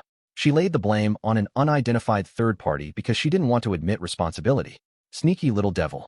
Although she was bewitched by the meat, so perhaps she was a victim herself in a way. Mr. Guys, I apologize for the extra trouble, I said. It's fine. More importantly, are you sure you're all right with Persina? He'd watched the whole thing play out with an exasperated look, but now that everything was resolved, he seemed eager about something I couldn't place. All right with Persina, for what? I'm speaking, of course, about the other warrior you plan to take with you to look after the sacred beast. What? Hold up here. I never said a word about wanting Persina to fill that role. He seemed way too excited about the prospect of me taking Persina. Although, I guess I had brought her up in the first place. It made sense that he'd gotten the wrong idea. Are you truly sure you want her? He asked again. No, I don't. Of course I didn't want her. I'd be suspected of cheating once again if I let her into our house on a daily basis. Sylphie and Roxy had both given me beautiful baby girls, and I didn't want to screw up my whole family because of this idiot. I could already picture her gobbling up all our meat, and how bitter Aisha and Lilia would be afterward. The only person who'd welcome her with open arms would be Eris. In any case, it would be better to have someone more serious, who wouldn't get me accused of two-timing. Like, yeah, Gimel for instance. I see. So you would prefer someone else. Guys nodded thoughtfully.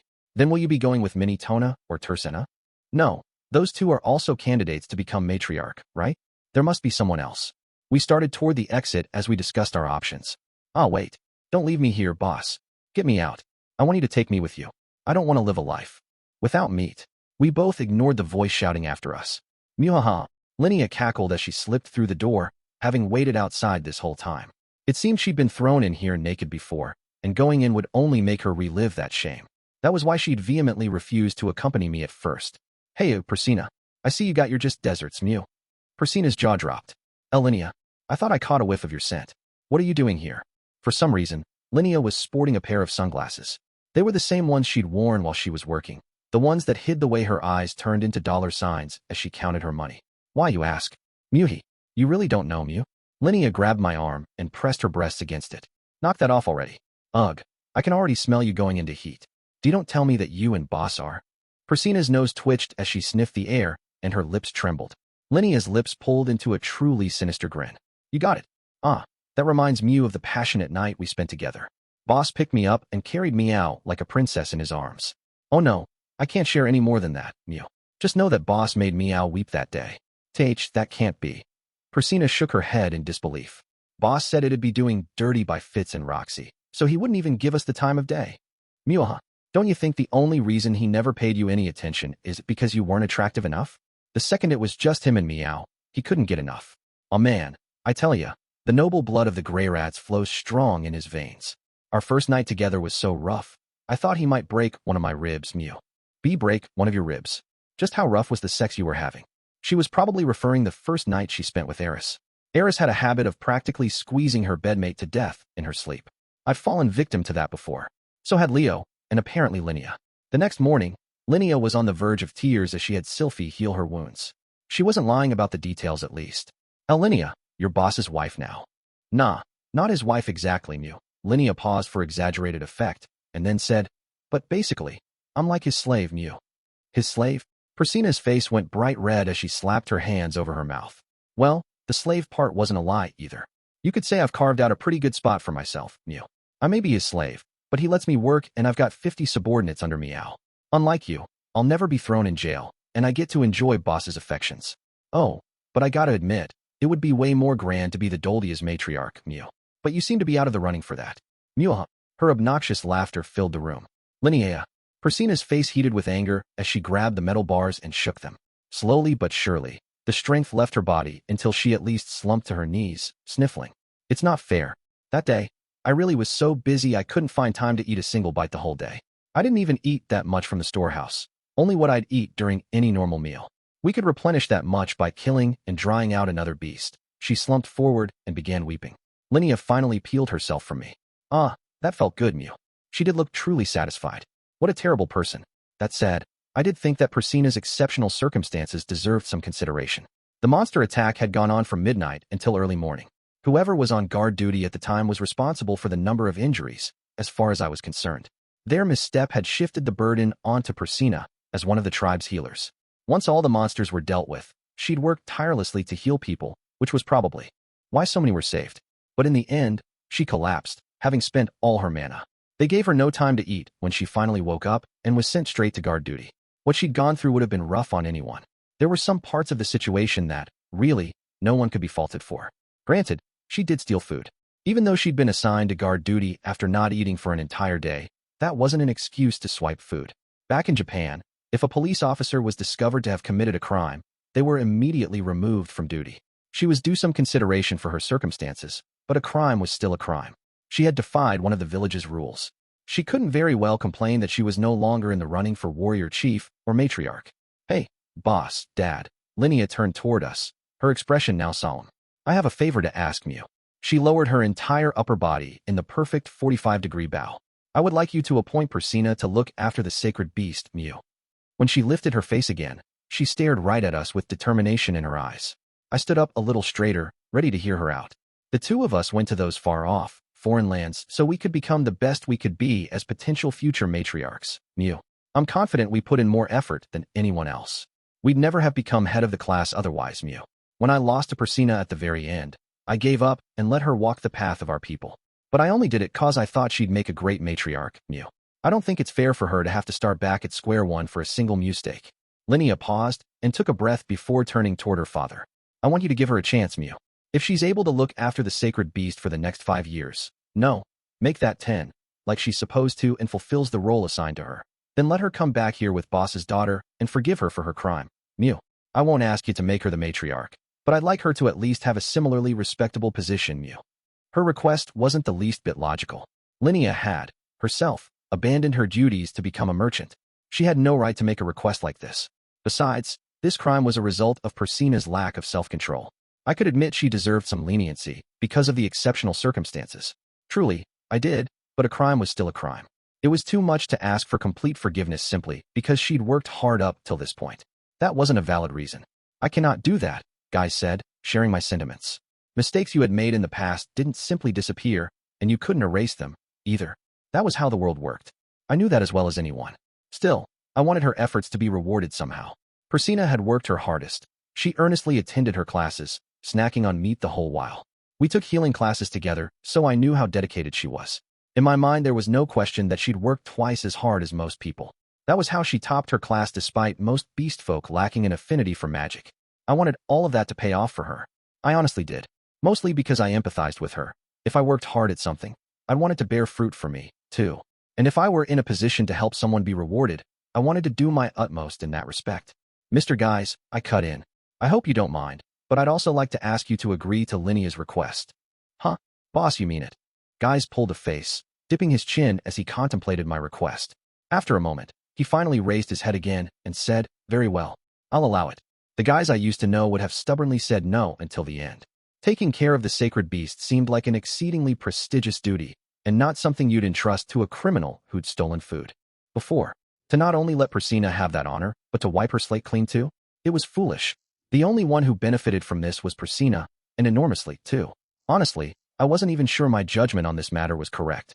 I was probably making a mistake, but that was exactly why I acknowledged I was being selfish. Linnea, Persina, I said, you'd best make sure to fulfill your duties properly. Understood. Yes, sir, Mew. You got it. The two girls bowed their heads at the same time. As I watched them, I found myself thinking, these two really are at their best when they're together. We used the raft to return the way we came, heading toward the Holy Sword Highway. When we found the monument to the 7 great powers, I figured it was as good a time as any and pulled out my flute. I managed to summon Aramanfi, who led us back to the floating fortress. This place sure brings back memories. Never thought I'd come back to the city I once ruled before. Persina spoke nostalgically as she gazed at the magic city of Sharia from where we stood on the floating fortress.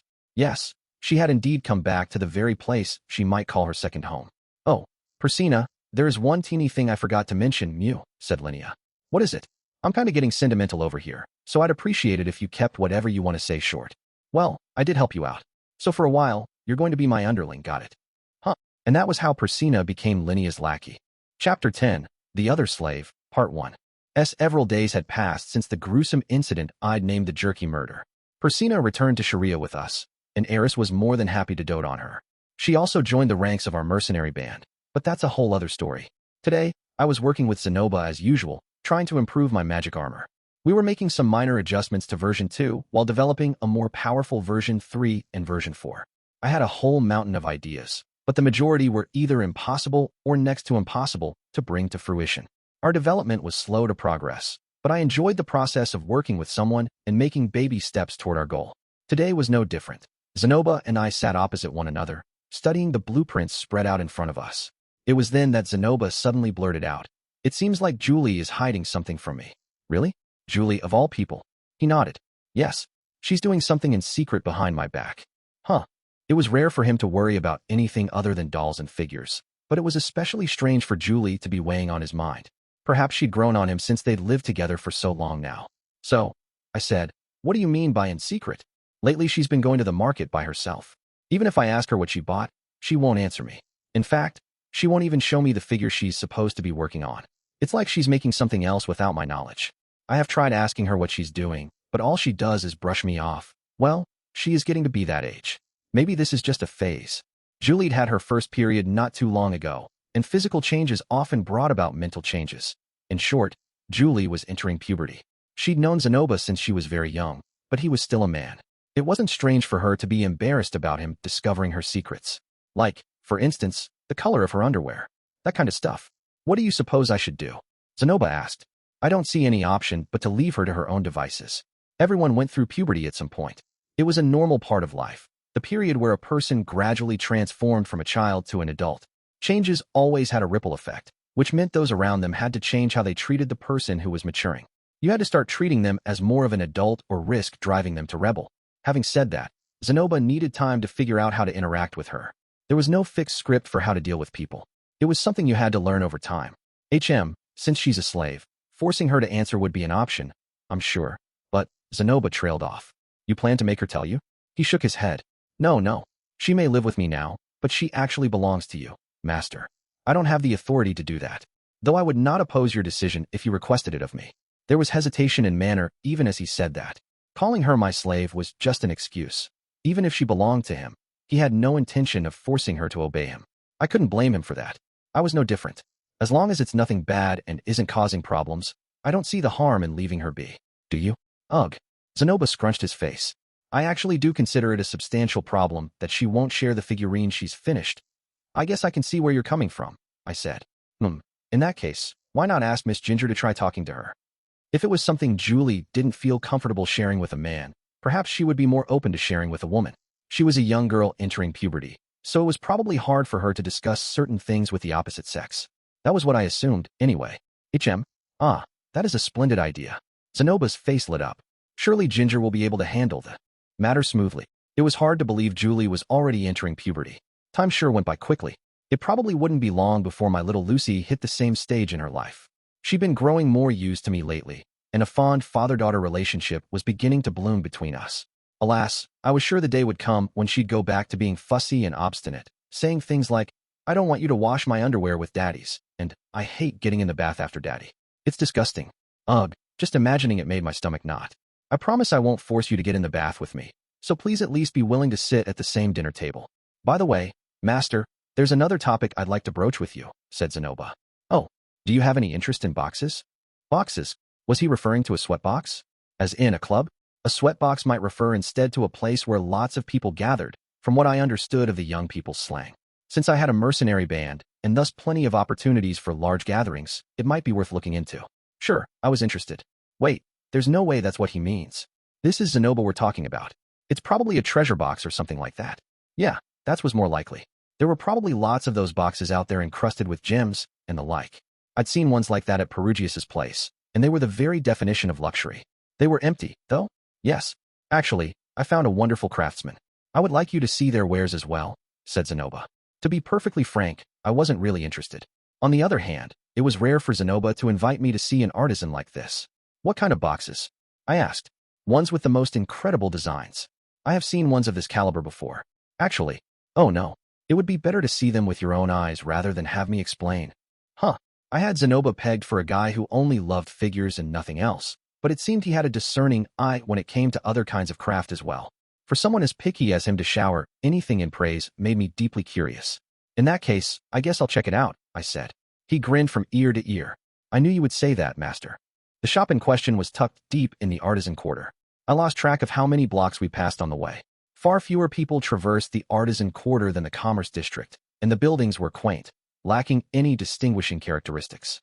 On top of that, you could easily get lost in the winding streets. Despite the quietness of the streets, there were still quite a few people milling around.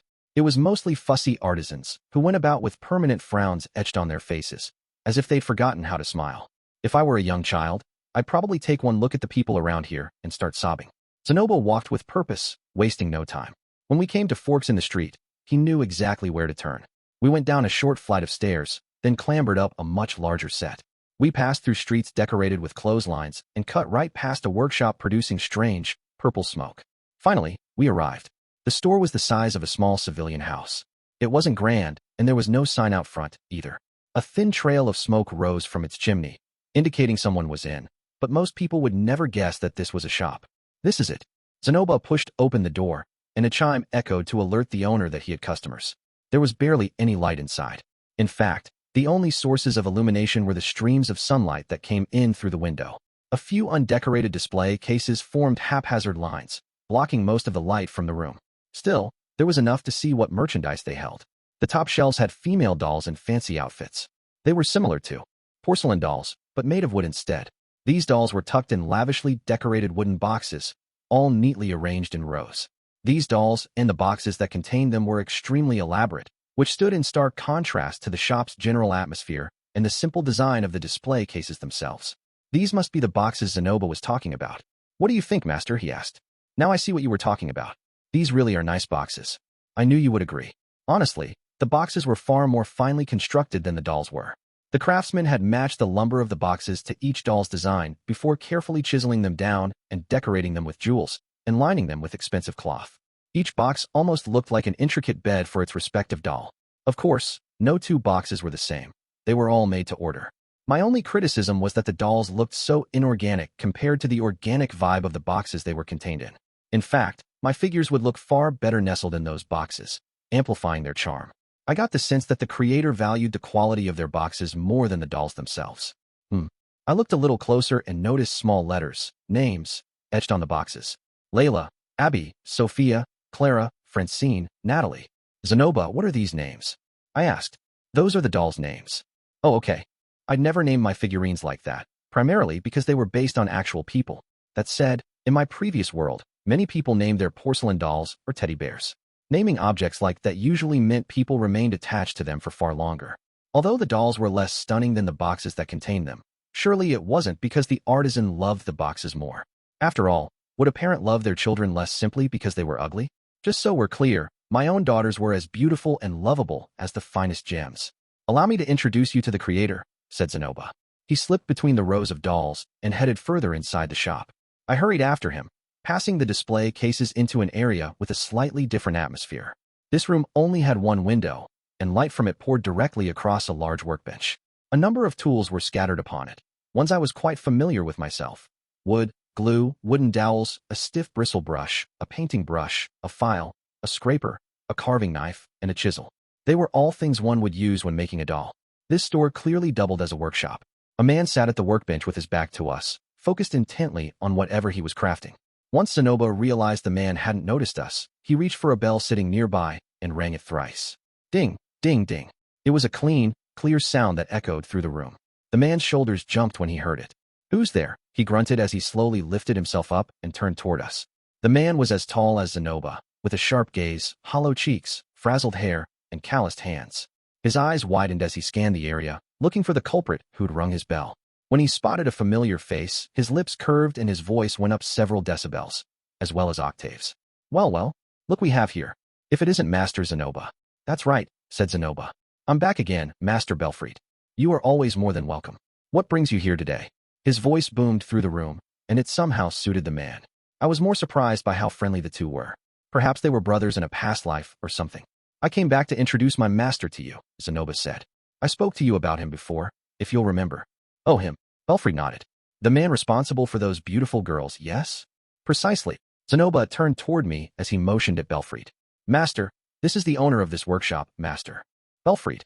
He is the talented artisan responsible for the number of excellent boxes, or rather, doll beds, you saw decorating the shop. His voice was infused with more respect than usual as he showered the man with compliments. Sure must feel nice to get an introduction as fancy as that. And Master Belfried, this here is my master, the great and powerful magician Rudeus Greyrat. He is himself an eminent craftsman whose figures no other person alive could possibly mimic, the kind of rare talent that will likely be spoken of for many decades after his death. His words overflowed with such reverence as he introduced me that it was overkill and actually made me pretty uncomfortable. I didn't really care how people would speak of me after I was dead. They'd probably only badmouth me as a lady killer who kept numerous wives. I have heard so many rumors about you, said Belfried. You are not merely a top-tier magician, but you also a deeply learned craftsman as well. I shook my head. I assure you, compared to Zenoba, I'm pretty ignorant about this stuff. Oh, you are too modest. I didn't want them to put me on this huge pedestal. Truly, I was a complete amateur compared to Zenoba and Perugius, who were far more earnestly devoted to the fine arts. I merely had the knowledge about figures I'd brought from my previous life, but even that was shallow at best. At any rate, I said, those boxes were absolutely fantastic. Even at just a glance, they're beds, Belfried interrupted, his tone stern. That's where my daughters sleep. Please, I would ask you to refer to them as beds. Huh, he was sure particular about that. Right, beds, then. I corrected myself. I understand. They are such fine craftsmanship that bed does seem the more fitting term for them. I am of the mind to ask you to collaborate with me at some point, so I would ask you to be mindful about how you speak of my girls' beds in the future. All right. Well, I could do that if that's all he wanted. I glanced at Zenoba, who looked particularly apologetic. Judging by the way he spoke, he must have similarly invoked Belfried's anger this way. Still, I was pretty sure he'd referred to them as boxes when he'd spoken to me. Belfried seemed a little fussy, but his craftsmanship and attention to detail with these beds was top-notch. Zenoba was right about one thing. We might really want to collaborate with this man in due time. Just as one preferred to put their expensive paintings in similar quality frames, it was best to put extravagant figures in boxes that suited them. We had no need for such boxes in our plans for the Rudeus figure, but perhaps we might find a use for them on a different occasion. For instance, if we presented a gift to Perugius or wanted to sell something to a Juran nobility, there were plenty of ways his skills might come in handy. Master Belfried, I realize you may be an exceedingly talented artisan, but the impudence you showed my master is— It's fine, Zenoba, I interrupted. I see nothing wrong with his request. It's important to be particular about certain things. Zenoba frowned as if not entirely convinced, but Belfried really did seem to consider his boxes as beds for his dolls. He made them with the desire to give his dolls a comfortable, serene place to sleep, and it was those feelings that propelled him to perfect his craft to this quality. Speaking of collaboration, Belfried paused, seeming to remember something. His gaze turned back to Zenoba. That little figure maker of yours came to the shop the other day. Figure maker? Julie did? Asked Zenoba. Ah, so that's who he was referring to. I couldn't shake my mental image of her as an inexperienced amateur, which was why it felt so strange hearing Belfried refer to her like some kind of professional crafter. It was true, however, that her skills had grown immensely. Aside from the use of magic, her skills had far surpassed mine. She was likely a fine maker of figures by the standards of this world. That's odd. I haven't asked Julie to purchase anything, Zenoba muttered. I must tell you, Miss Julie, she— Oh, I can hardly express it. Belfried continued rambling, completely ignoring Zenoba's reaction. For whatever reason, he seemed extremely enthusiastic. Don't tell me this guy is a true-born Lullicon who somehow witnessed Julie doing something perverted. I mean, the two of us might have something in common then, but I definitely don't want him coming anywhere near my daughters in that case. What did Julie do? Zenoba narrowed his eyes in suspicion. The words— I'm afraid I cannot even find the right ones to express what happened. Belfried cried in delight. Zenoba and I exchanged glances. Let me try asking. Don't worry, you can leave this to me. I may not look it, but as the face of our company, I've recently dipped my toes into the business of extracting information from people. I even handled an interrogation to discover the true criminal behind a robbery. Please, calm down and explain yourself, I said. What exactly did Julie come here for? A figure. She brought a figure with her. I stared back at him. A figure. He wasn't exactly answering my question, but I was willing to let that slide for now. Yes, it was one I had never seen before in my life. It was incredible. Absolutely, positively incredible. A masterpiece. Once again, Zenoba and I exchanged looks. Julie had shown us every single piece she had made. Zenoba had safely tucked most of them away in his storehouse. She would need his permission to take one out. However, Zenoba had mentioned that she wouldn't let him see her most recent work. I can't stop myself from trembling just thinking about it. See, my hands are shaking because the joy is so overwhelming. Belfried held his hands out for us to see, and they were exactly as he'd described, though I personally sensed something far more sinister than joy. And so I thought to myself, I need to pour these feelings, this affection, this delight, into my own craftsmanship. Have a look for yourself. Belfried scurried back over to his table and grabbed something before returning to us. He was cradling a box in his hands. No, not a box. I need to call it a bed while I'm here in this shop. It was white with gold decorations. The fabric lining, it was a luxurious light pink that complemented the rest of the colors perfectly.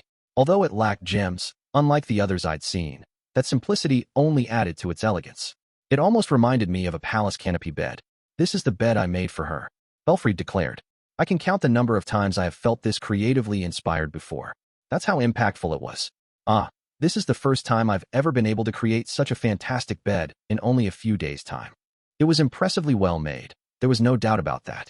I'd seen a lot of stunning works of art from all over, which was why I instantly recognized this as a rare gem. It was a step above the specimens in the display cases, with craftsmanship fit for a king. Even Perugius would likely recognize its quality. Oh, Master Zenoba, I cannot believe you would tease me like that, having your little doll maker show off a work of that caliber. But I'm afraid I'm completely in the dark myself, Zenoba glanced over at me. I was a little lost, but I guessed that Julie had brought a figure here. It was so impressive that it drove Belfry to make a bed for it by his own choosing. That was what I had gathered. The problem was that Zenoba had no memory of ordering Julie to do such a thing. That had to mean she'd done it of her own volition. But why? Why did Julie bring that figure here? Did she say anything? I asked. I haven't the faintest idea. I got so excited the moment I saw the figure that I didn't hear what she'd brought it in for. Though most people bring their adorable daughters here because they want to give them a bed where they can sleep peacefully. Perhaps that was her intention. Huh. I had a hard time believing there were so many people wanting a bed for their doll. That was so niche that only customers with that specific interest would probably ever come to this shop. Could Julie be one of them? Zenoba cleared his throat and said, when one marries off one of their daughters, their betrothed will be much happier having a bed to put them in. Marry off? Betrothed? I blinked at him. Oh, I get it. In other words, having a box to put a doll in raised its value when selling it. That made sense. Precisely, said Belfry. That was why I was hoping this one might marry into my home. I tried to purchase her for 200 Azuran gold coins, but, unfortunately, your doll maker ran from me. 200 Azuran gold coins? I stared at the man. Oh, Master Rudeus, please don't give me that look. You must think the worst of me, trying to buy a piece of such quality for a measly 200 coins. But I swear to you, that was all I had on my person at the time. I now have 300 to offer. No, I'm willing to go as far as 350. What shocked me was that a figure would fetch such a high price in the first place. But did this mean Julie was trying to sell it? But why would she try to sell it? I mumbled to myself. Belfry gave me a quizzical look. Why not? The more money the better, no? You can never have too much. I'm more curious about what she'd use it for. She's never needed for anything up until now. At least, not as far as I've heard. I glanced at Zenoba. It was possible that Zenoba had failed to provide something for her, which led to her needing money herself. If, for instance, Zenoba was suddenly drowning in insane debt, like someone else I knew. Zenoba shook his head. Lately her skills have improved immensely, so I've been giving her a generous wage. I had been the one who came up with the idea of paying her. Zenoba had been shocked at the concept of giving money to a slave, but he didn't quibble about it. Julie was working hard enough that she deserved that much. It was only natural to pay her. Yes, that's right. Master Julie is a slave, isn't she? Belfry stroked his chin. In that case, perhaps she's trying to buy her freedom? Her freedom? I echoed back. Indeed. Slaves were generally bought and sold for coin, purchased one place, then auctioned off somewhere else. Their individual rights differed based on the country they were in and who owned them. There were some countries that prioritized proper treatment of slaves, and others that were far less concerned about that. It was rather easy to become a slave. If you didn't have any money, then you could visit a slaver and sell yourself off. There were many people who'd rather be someone else's belonging than die. That was especially true in the Northern Territories. On top of its difficult climate, the people living here were mostly impoverished. If one couldn't find some kind of job, they risked starvation or death by hypothermia. On top of that, it was actually fairly easy to quit, at least in theory. Since a slave was sold for money, they could also be bought with money. One could save up the coin to purchase themselves and be free after that. The amount required depended on a number of factors: the country of residence, how many years the slave had been kept, and how much money had been spent on said slave. There were even some nations where slaves weren't allowed to have wages. We had bought Julie for a ridiculously low price. Although we had taught her a number of different skills, she could easily buy her freedom with 200 Azuran gold coins and still have some cash left over. Not that we really wanted to let her go, mind you. And there was something more important that bothered me. I cannot believe she would do such a thing without speaking to me first. Zenoba dropped his gaze, a shadow falling over his face, which made it difficult to make out his features. I could understand his shock, though. We had done the best we could for Julie. She was in a horrific state when we bought her, but we gave her food, clothes, a warm place to sleep, educated her, and taught her practical skills. We even gave her a wage.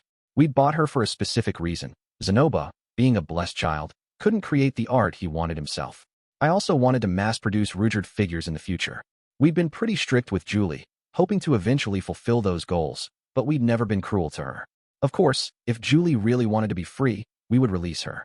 That didn't lessen the shock of finding out she was going behind our backs to get the funds to do so, though. It was like she didn't trust us at all. No, I muttered to myself. Being a slave was no walk in the park. I had never been a slave before, so it wasn't right for me to belittle the struggles they faced. Having seen Linnea's predicament for myself, it was much easier for me to imagine what some of them went through. Anyone would be stressed out by not having true personal freedom. They couldn't really say what was on their mind or do the things they wanted to do. I thought we'd done right by her, but I guess maybe it was too hard on her being a slave this whole time, I said.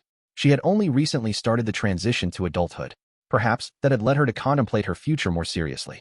No doubt she found herself faced with a number of worries. Was it really okay to keep making figures as she had been? What would happen in her future? It was also possible she'd grown fearful of being a grown man's slave now that her body had started to mature, regardless of how much of a gentleman Zenoba was. Given their master-servant relationship, Zenoba showed little hesitation over stripping her, much like he had during Period Scare not long ago. Julie might still be young, but that still had to be embarrassing and scary for her. But if that's the case, what will happen to our dreams? Zenoba wondered aloud. You have paid no small sum yourself to help raise her, haven't you, master? The amount I had contributed was nothing compared to Zenoba's investments. In fact, I was a little worried thinking about just how much he had poured into her development. It wasn't just gold, it was time and effort. Whatever the case, Julie is a person like anyone else, I said. If she's that eager to free herself, then I don't feel like it's our place to stop her. NGH. Zenoba grunted and crossed his arms over his chest, still anxious. He continued to groan quietly for a while after that. It was probably difficult for him to come to terms with it. Despite my stance on letting her go, it wouldn't be easy for him to give up on his dolls and figures, hence the intense contemplation. Well, how should I go about convincing him then? Thanks to the Zalif gauntlet, he had the fine motor control to not crush things now, and even if he did release Julie, he could perhaps still commission her to do work for him. Those would probably be the best arguments. I hummed to myself, still waffling back and forth. Zenoba finally turned toward me, as if he'd reached his decision. You are right, he said.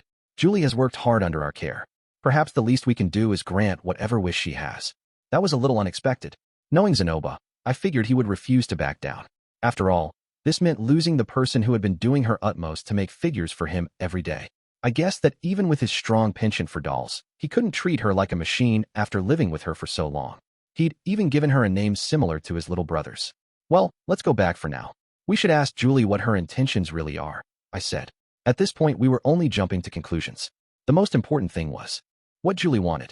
If she'd really intended to free herself without saying a word to Zenoba, though, I would have to give her a good talking to. I understood that wasn't an easy topic to bring up, but some things needed to be communicated. And thus we returned to Zenoba's dorm room. It was 10 minutes by carriage, and for reasons beyond my imagination, Belfried decided to accompany us. I want to see that figure one more time, he'd said. I wasn't buying it. His pockets jingled and jangled, filled with coins, which was a clear indication he hadn't given up on his desire to purchase the figure from Julie. I had a hard time believing Zenoba would willingly part with it if it really was as phenomenal as Belfried claimed.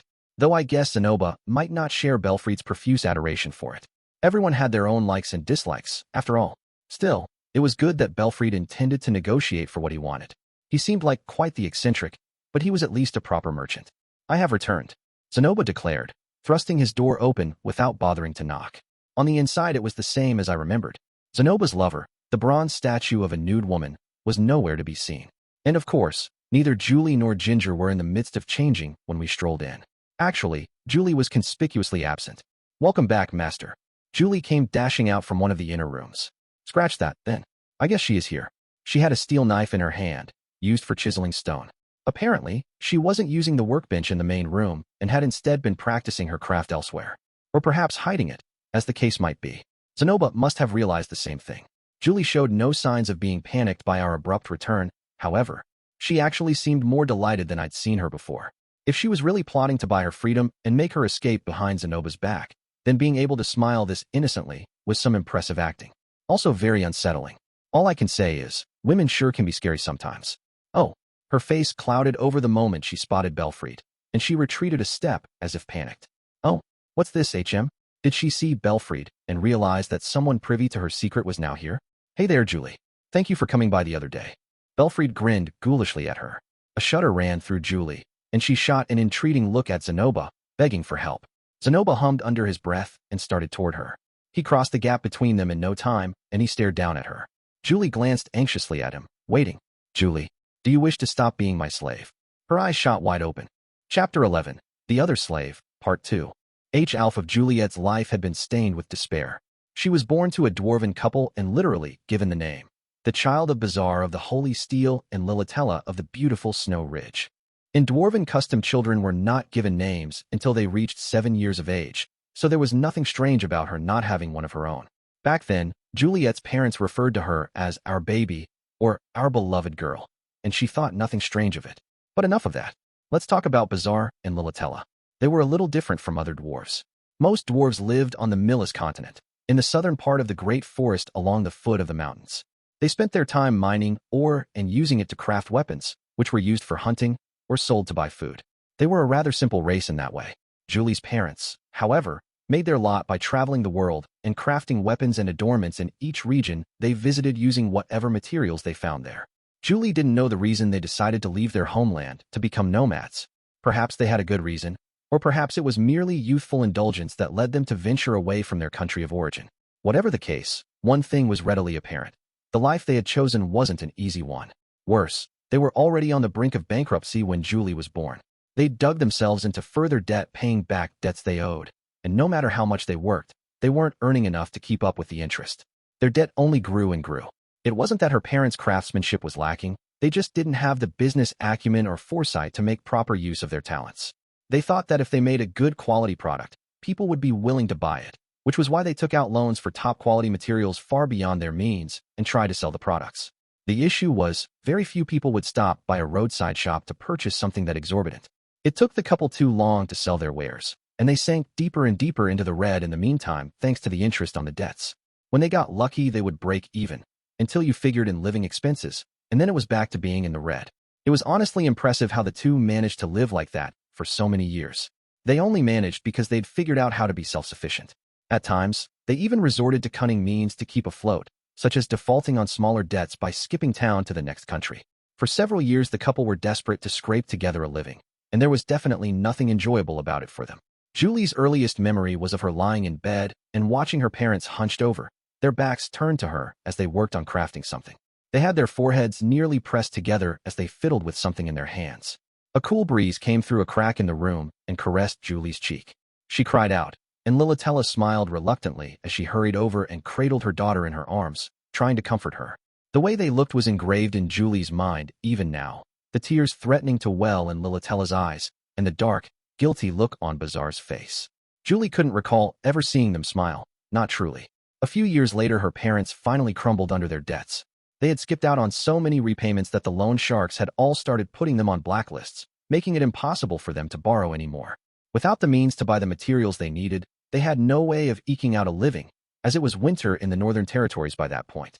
Their only choices were to die as a family or find a way to live on as slaves.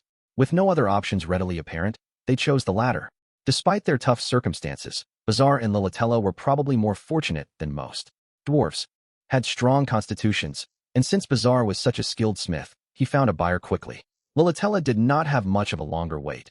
She was skilled with her hands, could create beautiful adornments and repair various objects and clothing, and she had experience looking after children.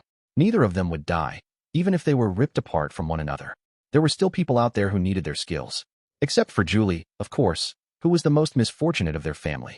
She was too young to be of much use. She could hardly even speak at her age. She filled no one's needs, and so there were no buyers to take her. Day after day, she stood at the edge of the slave market, staring down at her feet. Even the slavers were growing troubled over what to do with her. Slaves were still people like anyone else, which meant the slavers had to feed them, give them a warm place to sleep, and make sure they stayed healthy. The one lucky thing was that Bazaar and his wife had managed to sell themselves to the slaver Fabrito, who was one of the bigger slavers in the trade. He had secured himself a prominent spot in the market, and he had a reputation for quality merchandise.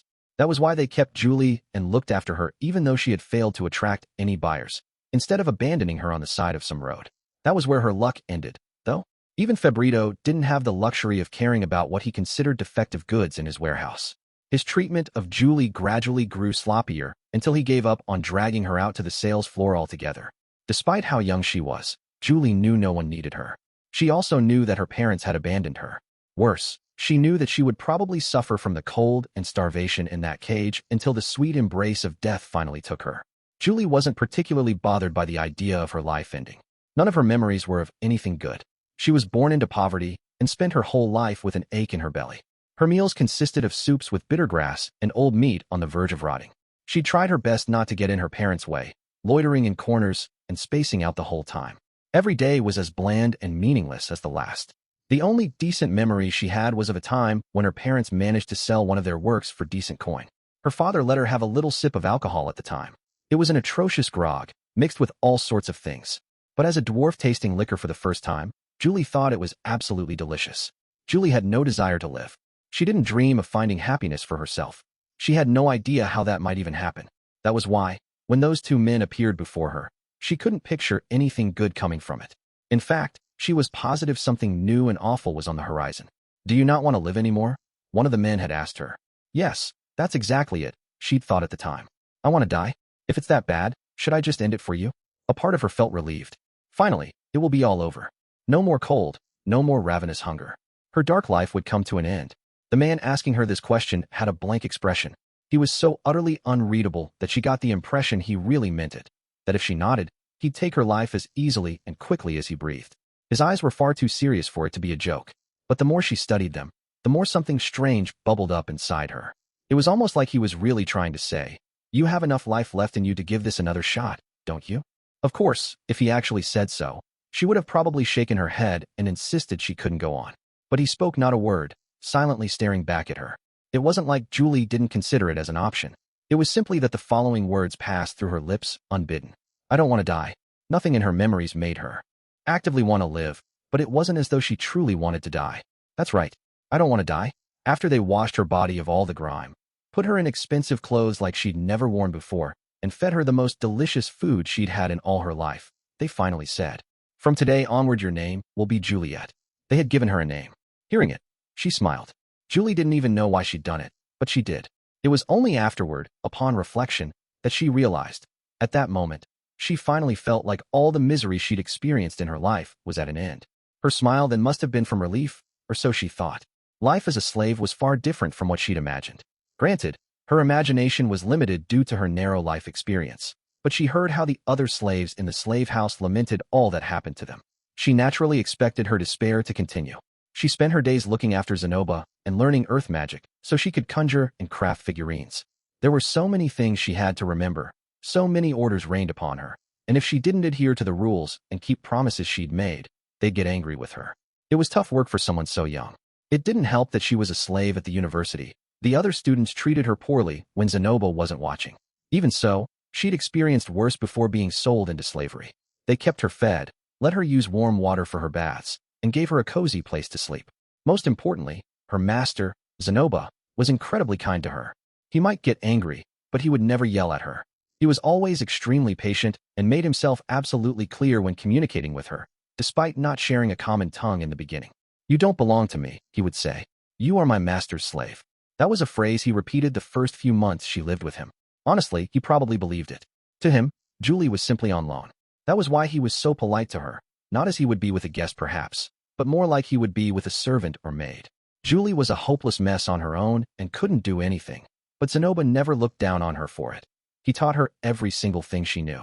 How to clean, how to look after figurines and dolls, how to do laundry, how to keep dolls and figurines organized, how to fold clothes, proper table manners, how to wash figurines and dolls.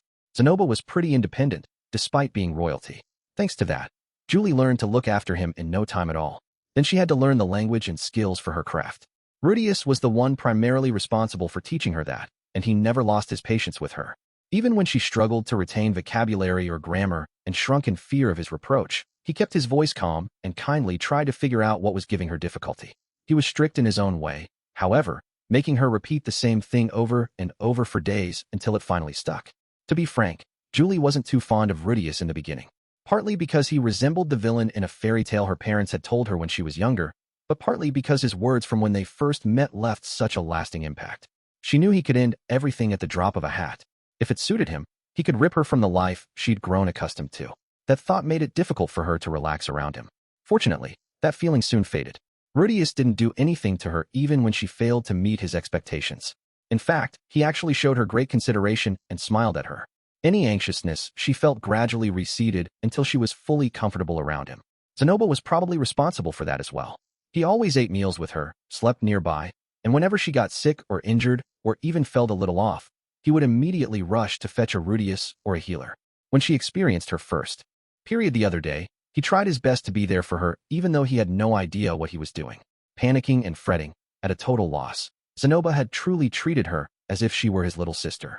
Julie actually had no idea if he actually had any siblings, or, if he did, what kind of people they were. Zenoba never spoke to her about his family.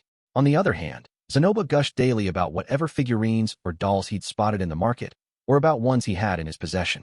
He always looked genuinely happy when he did so. Perhaps he'd never had someone to share his hobby with before, but it was also natural for someone to enjoy talking about their passions.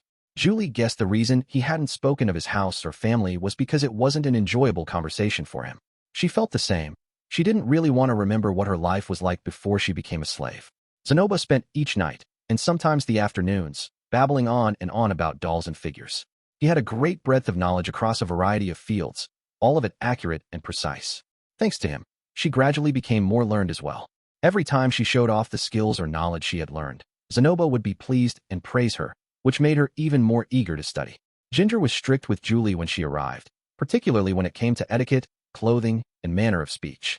Julie's life didn't really change that much despite this, especially since Ginger didn't treat Julie like a slave. She regarded her as a colleague serving Zenoba. As the days went on, Julie found something precious of her own, her work making figurines. It certainly wasn't a job she had wished for. It was only something she'd started because, as a slave, her master had ordered her to do it. If she was honest with herself, however, it was pretty fun. Zenoba was frankly terrible when it came to the craft aspect of figurines, but he taught her whatever he could and provided tools if she needed them. That was how she slowly built up her skill set, one new technique at a time. The more she improved, the better she could make things exactly as she envisioned in her head. Zenoba was unerringly delighted whenever she completed a figure, but on occasions where she excelled, he didn't shower her with mere praise, but allowed her to drink fine alcohol as well. As a dwarf, alcohol was like life's nectar to her.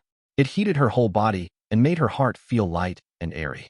It made the dark memories from her early childhood grow dim enough that she could really bask in how enjoyable the present moment was. Those feelings transformed into the energy she needed to keep working hard each day and provided the motivation to start on a new figurine. It brought Julie a great deal of delight to feel her skills improve and to see her creations bring someone else such joy. It was the first time she'd ever experienced such a thing, and it helped her devote herself to figure making. She poured all her effort into making figurines to show Zenoba. He was normally overjoyed, although he would offer strict criticism sometimes. When that happened, she would make the next one with greater care, devising ways to improve on her past failures. Sometimes the end product would be a little better, and sometimes it would be a little worse. So passed the days thus, over and over. Julie's life was peaceful and enjoyable, and she was grateful to Rudeus and Zenoba for providing her with that. She earnestly prayed she could continue being with them forever, making her figurines as she did. At some point, making those figurines had transformed into her very identity. On an ordinary day among the many happy ones she'd spent in Sharia, Julie finished a figurine just as she always did.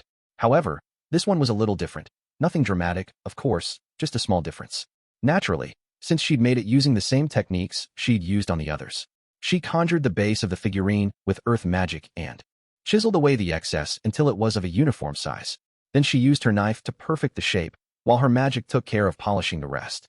That was her regular process. This time, however, she noticed that something was off once it was finished. Or rather, there was nothing off about the figurine at all. That was exactly what bothered her. The figurine was practically perfect. Her skills were still only at the intermediate level, so ordinarily she'd flub something in the process. It was only natural. These figurines weren't life-sized figures of people, but miniatures that didn't maintain the exact proportions or anatomy. And yet this one lacked any of those expected flaws. It was well-balanced. The arms and legs had natural curves. The surface was cleanly polished, and even the more intricate details were carefully tweaked to perfection. Most importantly, you could tell with a single, cursory glance that the figurine was gorgeous. Julie had no idea what in particular caused it, but she remembered this peculiar sensation. When Zenoba showed her the figurines he kept carefully stowed in the very back of his dorm storage area, she had felt something similar. Simply put, they were masterpieces. When Julie realized what she was feeling, something indescribable bubbled up from the pit of her stomach, an emotion she couldn't put a name to. She never dreamed she would be able to create something like this. She thought it would take many more years before she ever crafted something equivalent to a masterpiece. No, truthfully, she wasn't confident that she'd ever accomplish such a thing. For her to achieve that now, out of nowhere, was unbelievable. It wasn't like she'd made this with a few simple hours of work. She devoted a considerable amount of time to it. She should have finished it more quickly since she used the full extent of her magic while making it, but it had taken a whole month. She used every bit of knowledge and experience she'd accumulated in creating this one, but still, never in a million years would she expect it to turn out this well. She didn't think herself capable of such a thing. If someone were to tell her to do it again, she doubted she could manage it. But there was no mistaking it. The figurine in her hands was something of her own creation. Emotion washed over her, and soon enough, a face popped into her mind, an oval-shaped one with glasses, belonging to an altogether plain-looking mature boy, Zenoba. I have to show this to Master, she thought. No doubt Zenoba would screech at the top of his lungs and circle the room, gushing when he saw it. She also knew he'd shower her with praise, too. I have to let him see it immediately. With that thought in mind, she picked up the figurine, intending to head right for Zenoba. The problem was that he was on the outskirts of Sharia working on adjusting Rudeus's magic armor at the moment. If she made a dash for it, she would be able to reach him before he headed home. That would guarantee they wouldn't miss each other.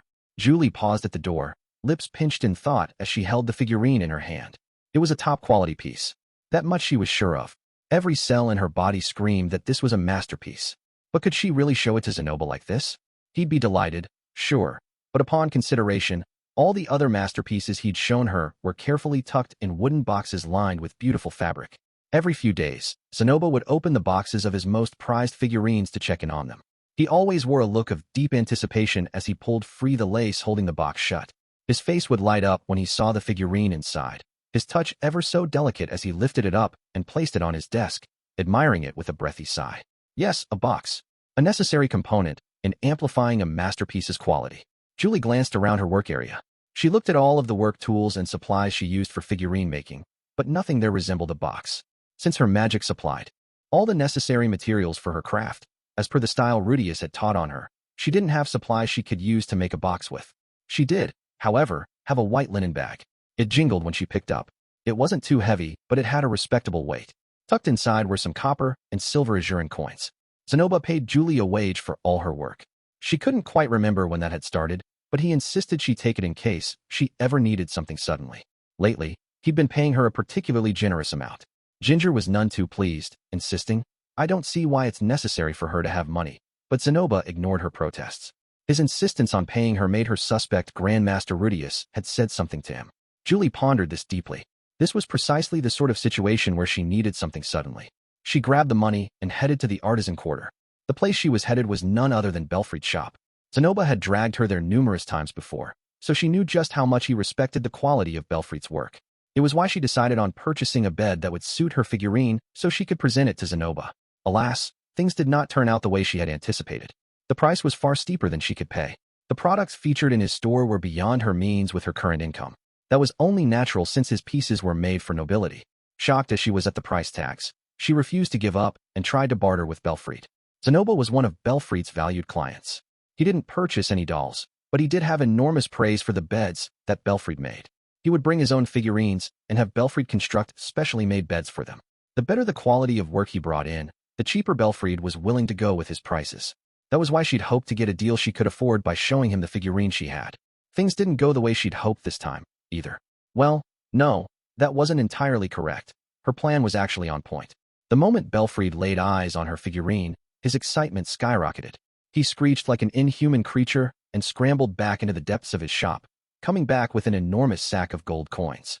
He immediately used it to plead with her to sell to him. I would be more than happy to make a bed for her, he said. I'll make one so grand that she can sleep in warmth and comfort at my side for the rest of her life.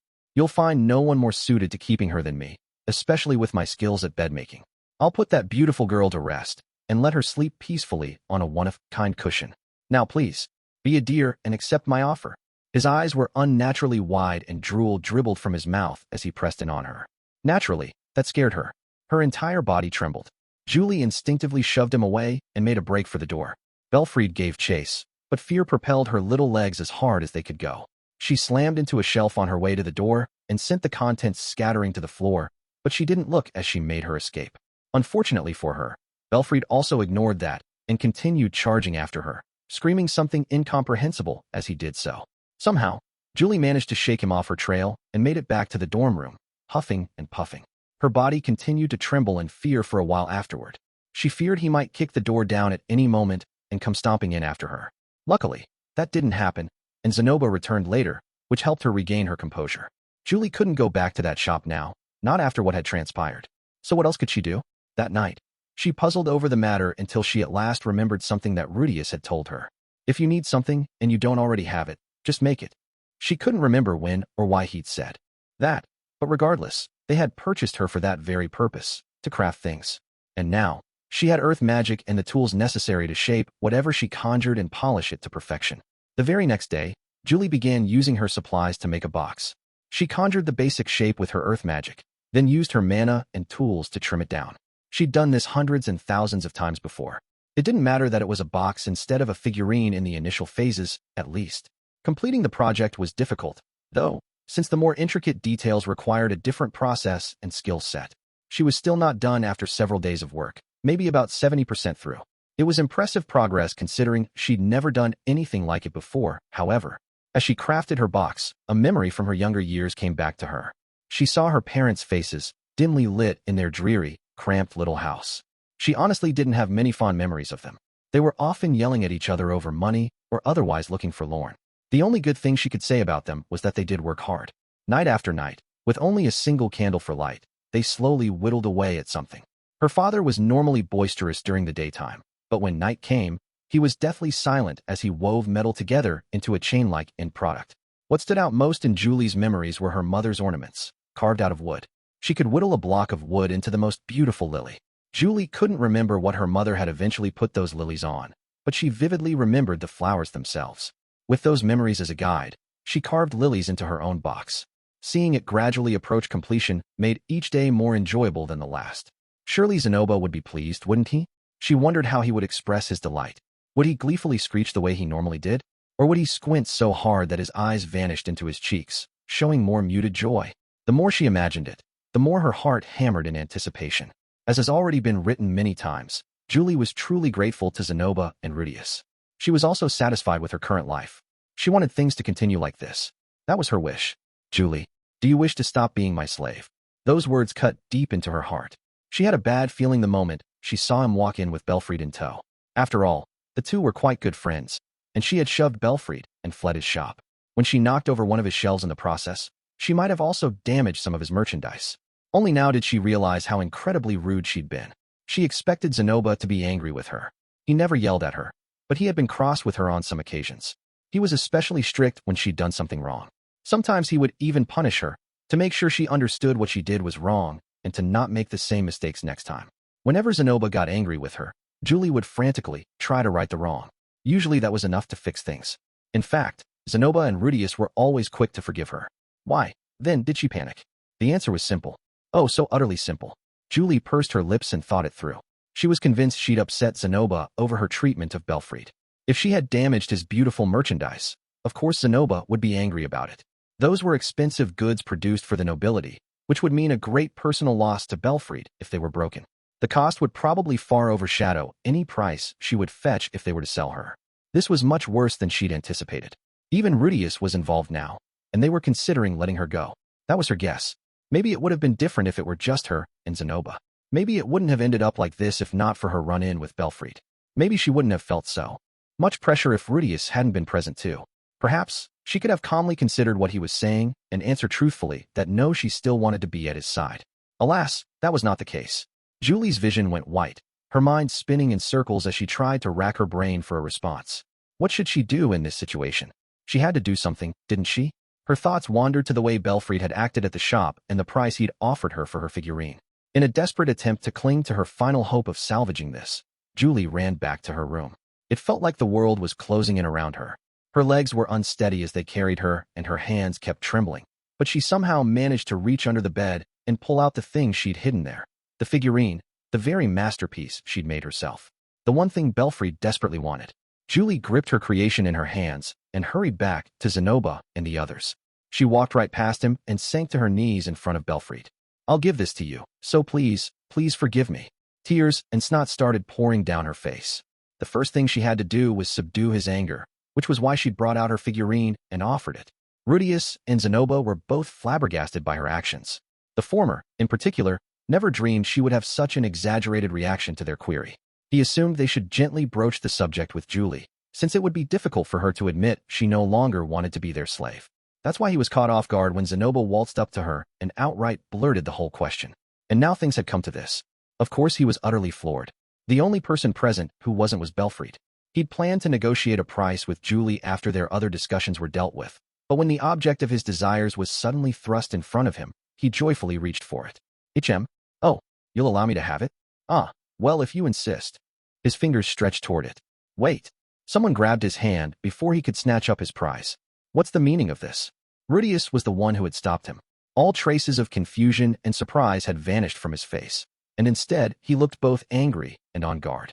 "Why is Julie sobbing and begging for forgiveness?" he demanded. "I am afraid I haven't the foggiest," said Belfried. "Well, nor do I, but would you really be satisfied getting your hands on a figurine you want for free? Don't kid yourself. You know that's way too good to be true." "True, when you put it like that," Belfried admitted with a reluctant nod. "I would Master Rudeus, the strength of your grip is rather painful." Thanks to the Zalif gauntlet, Rudeus' normal strength was amplified to an impressive degree. He held Belfried so tight that the latter couldn't pull away even if he wanted. Worse, Rudeus's grip was slowly tightening. A cold sweat beaded on Belfried's forehead. "No matter how chummy you are with Zenoba, that's no excuse to rob an innocent little girl of her figurine. You got that?" Rudeus glared at him. "I truly meant what I said. I haven't the faintest idea why she's doing this." Master Zenoba, won't you help me out?" Both men glanced at Zenoba, who had been frozen in place for a whole minute now. His eyes were glued to the figurine in Julie's hands, and he hadn't moved so much as an inch. From the look on Rudeus's face, he was probably thinking, "Zenoba? Oh no, don't tell me you somehow died standing up," or something along those lines. Fortunately, Zenoba wasn't dead. As proof of that, his body shifted very, very slowly, almost as if time itself was trickling by at a snail's pace. He turned toward Julie and stared at her. Rudeus and Belfried were struck speechless as they watched him. They gulped as they waited for him to react. Zenoba's expression was utterly ghastly. Terrifying, in a single word. Even Julie noticed the change in his demeanor. She turned to face him and mumbled, "I'm so sorry." In that instant, Zenoba jerked forward and slammed down onto his knees in front of her. He reached for her hands. Or, more precisely, for the figurine cradled in her hands, and only stopped himself a hair's breadth from touching it. "Master," she gasped. "It's incredible," he said with a shaky breath. His praise didn't stop there. It was almost as a dam had broken. "It's absolutely stunning. It's..." Words fail to express its magnificence. From the very top of its head to the tips of its toes, it's breathtakingly beautiful. I would be at a loss to pinpoint its precise strengths, but its posture, the fingertips, and the small wrinkles in the clothing. It raises the quality to a whole other level. And it all fits together perfectly. Oh, the way he was gushing about it. He probably longed to take the figure in his hands and study it from every angle, but for whatever reason, his fingers refused to grasp it. They remained suspended in the air, trembling. He wanted so badly to touch it, but couldn't. It was almost as if the figurine was so divine that he feared touching it. "So why then, Julie?" His words came out strangled. "Why? She gasped back at him. "Why did you try to give it to Belfried without even showing it to me first? Have I done something to offend you? I don't understand. You have always shown me every project you have completed before." Zenoba started sobbing, big, ugly tears streaking down his face. Were they tears of frustration that he couldn't have this particular figurine? Or was he saddened by Julie's betrayal? Rudeus rudely suspected it was at least 60% the former, but we'll ignore his offensive thoughts for the moment. "I suppose you really did want to raise the money to buy your own freedom? If that's the case, why did you not speak with me first? I would happily pay 300 golden coins for this figurine. No, perhaps I couldn't pull together the funds immediately, but I swear I will find a way if necessary. I stake my honor on it. And you should be familiar enough with me by now to know how willing I would be to pay for it." Master, or is it that you fear I might try to use my influence over you to steal it? I must admit, in retrospect, that you have crafted a number of figurines for me without proper compensation. I reasoned that it was fine since you're a slave, and you were still inexperienced at the time, and even though you have improved immensely recently, I still haven't given you the pay you deserve." Zenoba continued to lament, holding his head in his hands as he gazed up at the ceiling. "I am so sorry, so terribly sorry, Julie. Allow me to apologize. I'll bow an apology however many times it takes. I may not be able to offer you the same price that Belfried has, but in exchange, as your master, I will grant whatever wish you have. Thus, I must beg you, please allow me to have it." The way he pleaded was similar to how Belfried had behaved before, but with Zenoba, she didn't feel fearful at all. That was because she knew he was showing consideration not for the figurine, but for her. He most certainly wasn't angry with her, that much was clear. It wasn't that he was trying to expel her. The moment she understood that, some other emotion welled up inside her. Tears filled her eyes and soon left warm trails down her cheeks. But this time, she wasn't crying out of fear or desperation. "Yes, I understand, Master," Julie said. She never had any intention of rebuffing his request to begin with. Though she sniffled through her tears, she managed to smile at him. "Ooh, thank you, Julie." Zenoba grinned back. The atmosphere between the two was slightly awkward but tempered by warmth. "Can someone please explain to me how things even came to this?" Rudeus asked with a sigh. Zenoba and Julie exchanged blank. Glances. They managed to resolve the misunderstanding quickly. By the end of the conversation, Rudeus and Zenoba were immensely relieved, and even Julie looked more relaxed. Belfried apologized profusely, and in spite of his longing gazes at the figurine, he took his leave. Fortunately, Rudeus was very tolerant when people made mistakes based on misunderstandings. He quickly forgave Belfried, apologized for gripping his arm so tightly, and offered Julie and Zenoba a troubled smile before leaving for his own home. Ginger returned right as the other two were leaving. When she heard about what had happened, she scolded Zenoba, saying, "You treat her so well and have given her such good education. One would be hard-pressed to believe she was actually a slave. There's simply no reason she would try to buy her freedom without saying a word to you first. It's discourteous of you to doubt your subjects like that, Your Highness." Zenoba didn't really listen to her lecture, though. He was too busy studying the figurine Julie had given to him. He'd set up a pedestal in the middle of the room, placed the figurine on it, and now walked around it in circles to scrutinize every angle. At times he would smile proudly, at others he would breathe a sigh, and then he was grinning like a fool again. He was having the best time of his life. Ginger may as well have been talking to herself for all the good her speech did her. As for Julie, she kept watching Zenoba. She smiled with relief, cheeks colored slightly red. "Julie," Zenoba said after a while, turning toward her. "This is an incredible figurine. You have done well. I never dreamed you had this level of skill."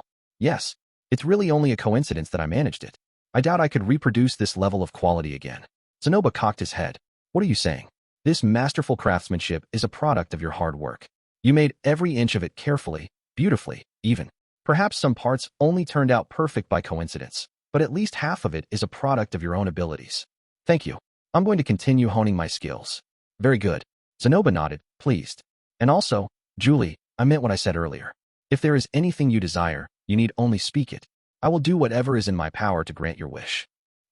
Let me think on that a little bit longer," she said awkwardly, feeling embarrassed by all of his praise. Ginger glanced at them. "Your Highness, I understand how much you love your figurines, but it is nearly time to eat. Julie, help me with preparations."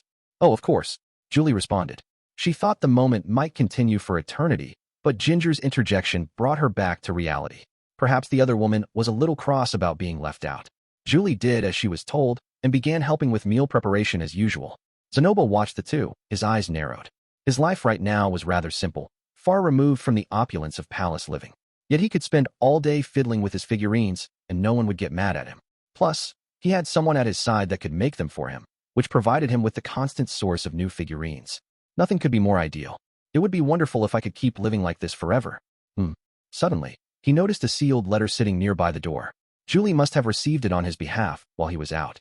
He casually strode over and picked it up, then checked who the sender was. The happy expression disappeared from his face. He slit the envelope open, pulled out the letter, and glanced over its contents. "I suppose there was no way it could ever last," he muttered. The envelope slipped through his fingers and fluttered through the air before coming to rest on the floor. The seal of the Chiron Kingdom seal was stamped upon it. Chapter 12. The Next Battle. I awoke to the melody of a tree sparrow's song. Morning already?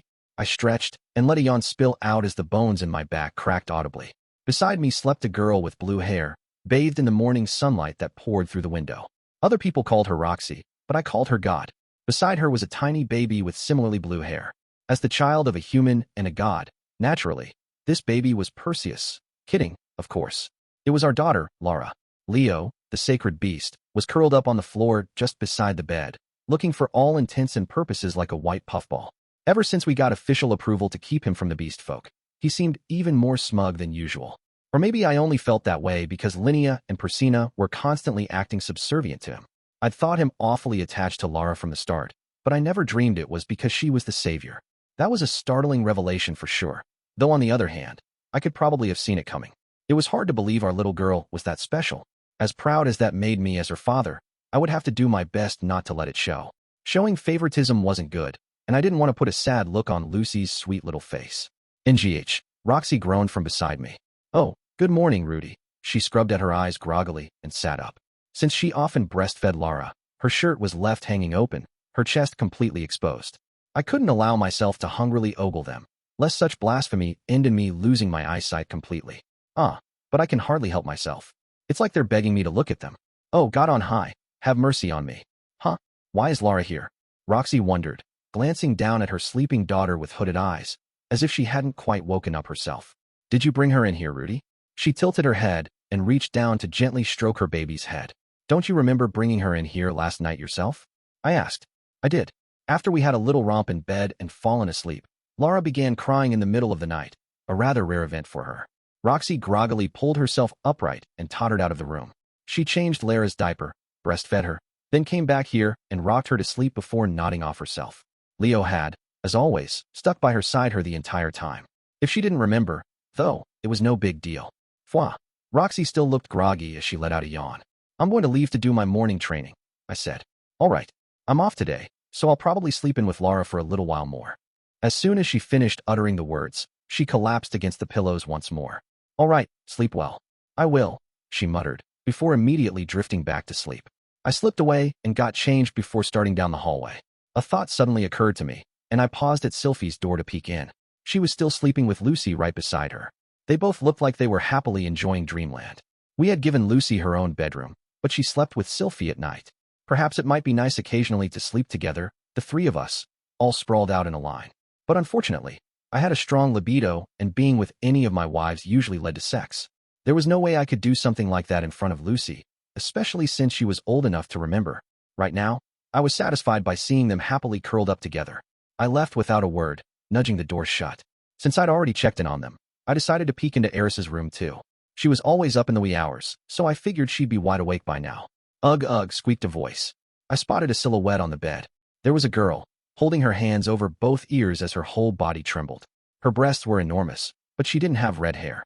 Those ears she was holding were dog ears, and she had a tail. Her eyes were normally half-masked and sleepy-looking, but right now they were welling up with tears. "Oh, boss." "Morning," said Persina.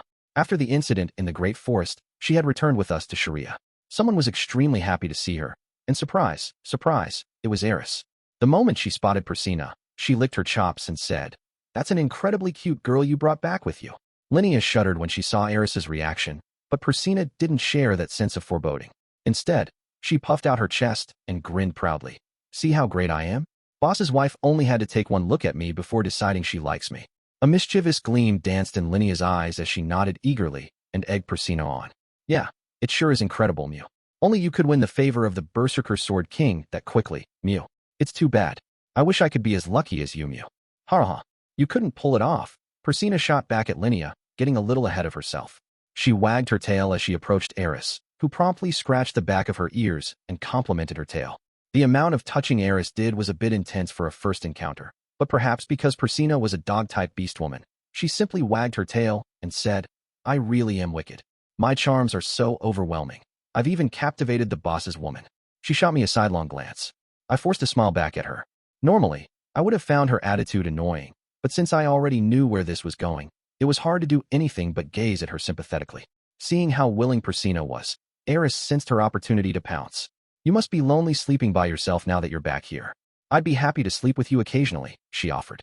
Persina nodded eagerly. "At this rate, it'll only be a matter of time before I've climbed back to the top." She didn't notice Linnea snickering at her, but that sealed the deal. She would periodically spend her nights with Eris. Persina soon discovered for herself the bone-breaking power of Eris's embrace, which was precisely why she'd ended up in her current state. "Ugh," she groaned. My chest hurts so much." Since she was suffering, I used my magic to heal her. Her breasts were as voluptuous as I remembered. I'd already spent a passionate night with Roxy, so I was more than sated for the moment. "Thank you," she muttered. I left her and proceeded downstairs, heading for the entrance. A wooden sword leaned against the wall, which I grabbed before heading out. Eris stood just outside, arms crossed, and her stance wide. Her stomach was noticeably swollen thanks to her pregnancy, but she still looked like a most intimidating guard. "Eris, good morning." "Morning, Rudeus." She was in good spirits today. I could tell by the look on her face. Apparently, she deeply enjoyed cuddling Persina through the night. Persina and Linnea currently lived close to our mercenary headquarters. They shared an apartment much like the one Cliff lived in, and the fact that they could cohabit like that was proof of their good relationship. They took turns coming over every night to check on Leo. They were caretakers in name only, but I was pleased to not have them living here, lest it cause the same friction with my family. Eris would alternate between the two, periodically summoning someone to her room to act as her sleeping pillow. Linnea tried her best to escape, but Eris wasn't about to let her go. Not until her debt was paid. Whenever one of them was dragged off to her room, they'd shoot pleading looks at me, praying for intervention, but I was actually pretty jealous of them. It would be nice if Eris would occasionally call me to her room. I was part of her harem too, after all. It'd be great if she'd show me some love. Perhaps she'd be more open with her affections once she'd given birth. Wait, aren't things usually the other way around? That's odd. I thought I was supposed to be the backbone of the family. Oh well. So, I said, what are you up to? I was thinking about our baby's name. I say he needs a valiant one. Was that something people normally thought about while standing outside at the crack of dawn? I really thought she was trying to be a guard dog or something. A valiant name? I stroked my chin. I guess that might be a good idea if we're having a boy. I was thinking Ars, Aldebaran, or Kalman. I think those are a little too valiant. She'd literally named a bunch of famous heroes from the past. They were all good names, of course. Still, I feared giving our child such an old-fashioned name might lead to them getting bullied. What are you thinking, Rudeus? I've been thinking of girls' names. Like Alice, Fran. I think a beautiful, refined one might fit best. You're going to give our son a girl's name? Eris tilted her head, genuinely puzzled. I just think that if you do end up having a girl, it'd be pretty sad for her to be given a male name because we haven't thought up any alternatives, I explained. It's definitely going to be a boy. Eris sniffed at me and turned away. Just to appease her and stay on the safe side. It might be good to come up with neutral names that could work in any case, like Maki or Keiru. Wait, those wouldn't work. Those aren't recognized names here. Well, I'm going to get some running in, so I'll catch you later. I could give the matter more thought while I jogged. All right, see you later, Eris said. She had recently stopped practicing with her sword, at least. She was probably around 6 months pregnant by now.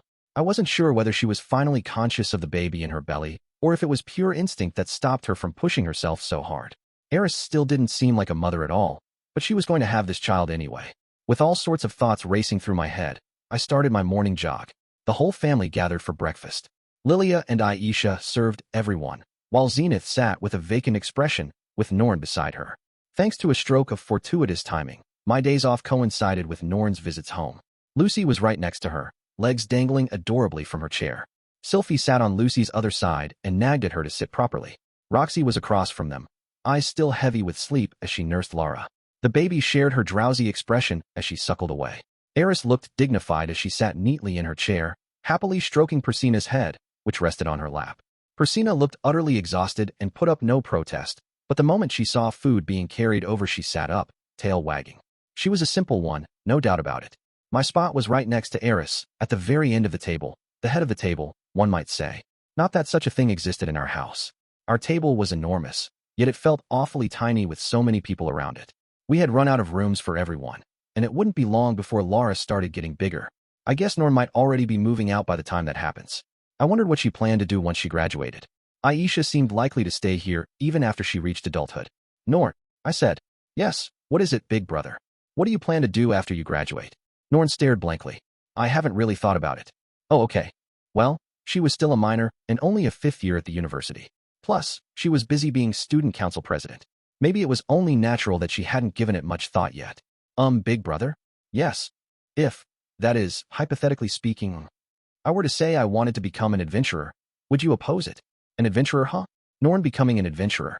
Well, she was decent enough with a blade, and after 5 years of training, her magical abilities had grown. She'd probably make a fine adventurer. I could only guess she'd come to idolize them, having heard from Paul about his adventures. That didn't mean I wasn't worried, though. This was Norn, after all. She might do something utterly clumsy at some point and die on the spot. Of course, given how utterly adorable she was, I was sure boys would swarm her if she did become an adventurer. I couldn't keep myself from imagining the worst, since my work involved aiding adventurers caught in sticky situations. I wouldn't oppose it, but I would worry, I said. Do you really want to become an adventurer? She shook her head. No, not particularly. The thought just popped into my mind. I wondered if she was downplaying the truth. Once she graduated, she could surely find steady work that paid better than adventuring did. Perhaps she was looking for something besides money. Still, I wanted to respect any decision she made as much as I could. Once she finished clearing her plate, Norn grabbed her things and started for the door. Thank you for the food. I'm off to school. Even though Roxy and the other professors had the day off, Norn still had duties with the student council to attend to. It had to be rough. All right, have a good day. After we all bid her farewell, Norn left for the university. It wasn't until she was gone that Aisha suddenly blurted out, personally, I'd be opposed to it. I don't see any way she could hack it as an adventurer. I think you should let her do whatever she wants to do, said Sylphie. It's a big thing to come up with a dream for yourself. Lilia shook her head. I also oppose it. Miss Norn is master and mistress's precious daughter. She should marry into an appropriately respectable family and live a secure, peaceful life. Eris shrugged. I say let her do it. Her swordsmanship is still lacking, but being an adventurer is fun. Everyone started weighing in with their own opinions the minute Norn left. Of course, this wasn't a matter we could decide via family meeting. It was just idle discussion. You can become an adventurer anywhere in the world. Even if we all opposed it, she could run off and become one without saying a word to us if she wanted to, Roxy said. Her words had real weight, since they were spoken from experience. And that was that for breakfast. After that, I accompanied Aisha and Persina to our mercenary HQ. Persina's work mostly consisted of assisting Linnea, which made her more of a secretary than anything else, but she took the title of assistant vice chief for herself. She sat in her office wearing all black and sporting sunglasses. Even though she didn't smoke cigarettes as she did it, she still seemed to be enjoying herself. Maybe I should buy special hats for the leadership. Okay, you guys work hard, I said. Persina nodded. You got it, boss. Today we're going to rake in the dough again, Aisha declared. Just be sure you don't do anything too wicked, I warned. Aisha handed me a list of all our syndicates. Mercenary band's members. There were about 50 names in total. She'd marked out which ones were particularly good at handling paperwork. I planned to show the list to Orsted so we could select whoever had the lowest chance of being one of the man god's apostles. I'd then interview that candidate, and if they seemed serious enough, I'd appoint them to help out with office administration and document filing. If that's what you need, wouldn't it be better to just employ me instead? Aisha offered. I couldn't take her up on that. I was confident she would do phenomenal work, of course. The problem was the risk of her glimpsing Orsted directly or otherwise falling under his curse, which might turn her hostile toward him. If she vehemently opposed me working for him, it would make it really hard to continue what I was doing. Aisha normally spent her days idly, but she could produce results almost instantly if she put her mind to it. By the time I caught on to what was happening, she'd already have Orsted drowning at the bottom of the ocean. That's how it played out in my mind, anyway. I realized it was probably exaggerated concern. I want you to look after the mercenary band, I said, as an excuse. After I left the office, I went straight to Orsted and reported on all that had transpired this past month, such as how I'd appointed Linnea and Persina heads of my mercenary band, along with Aisha, who acted as their assistant. He expressed no opposition to my choices. Such a thing never existed in my past loops. Go ahead and continue doing what you're doing, he said. Far from being displeased by it, Orsted seemed amused by the goings-on. He also gave me permission to hire people to work at this office and selected acceptable candidates from my list.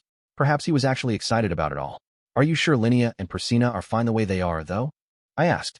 It's not going to have too much of an impact on the way things play out in the future, is it? As long as one of them becomes the matriarch in the end, it will have no big impact on the future. Well, Persina had managed to cling to her position as a potential candidate by the skin of her teeth, at least. And although the others had thoroughly bashed Linnea, she could probably fill the matriarch role in Persina's place if she was of the mind to do it. I could throw in my support and help her out if needed. Most of the people who become involved with you have their destinies dramatically changed in the process. Therefore, I am unable to say anything with any certainty, said Orsted. Ugh. Well, pardon me. I'm just trying to live a normal life, you know. Anyway, I said, trying to change the topic. I never dreamed my daughter would be some kind of savior. Did you already know about that, sir? No. A different man has always been the sacred beast's partner in the past. That was only natural. Lara didn't exist in the other loops, after all. But, Orsted continued, judging by what you told me, it seems clear the man god made a concerted effort to keep you and Roxy apart. So I suspected she had a strong destiny. I guess that means our little girl knocked someone else from their rightful place and took the seat herself. Huh. I cleared my throat and asked, by the way, about the guy who was originally supposed to be the savior. What was he set to accomplish? He was the man who would eventually go on to defeat demon god Laplace. Oh, okay. Are you sure everything is alright since he's not going to be the savior, though? He shook his head. It doesn't matter. Laplace is someone I will have to kill anyway. It's true that I owed the sacred beast and his partner for what they did for me, but they aren't truly necessary pieces on the board.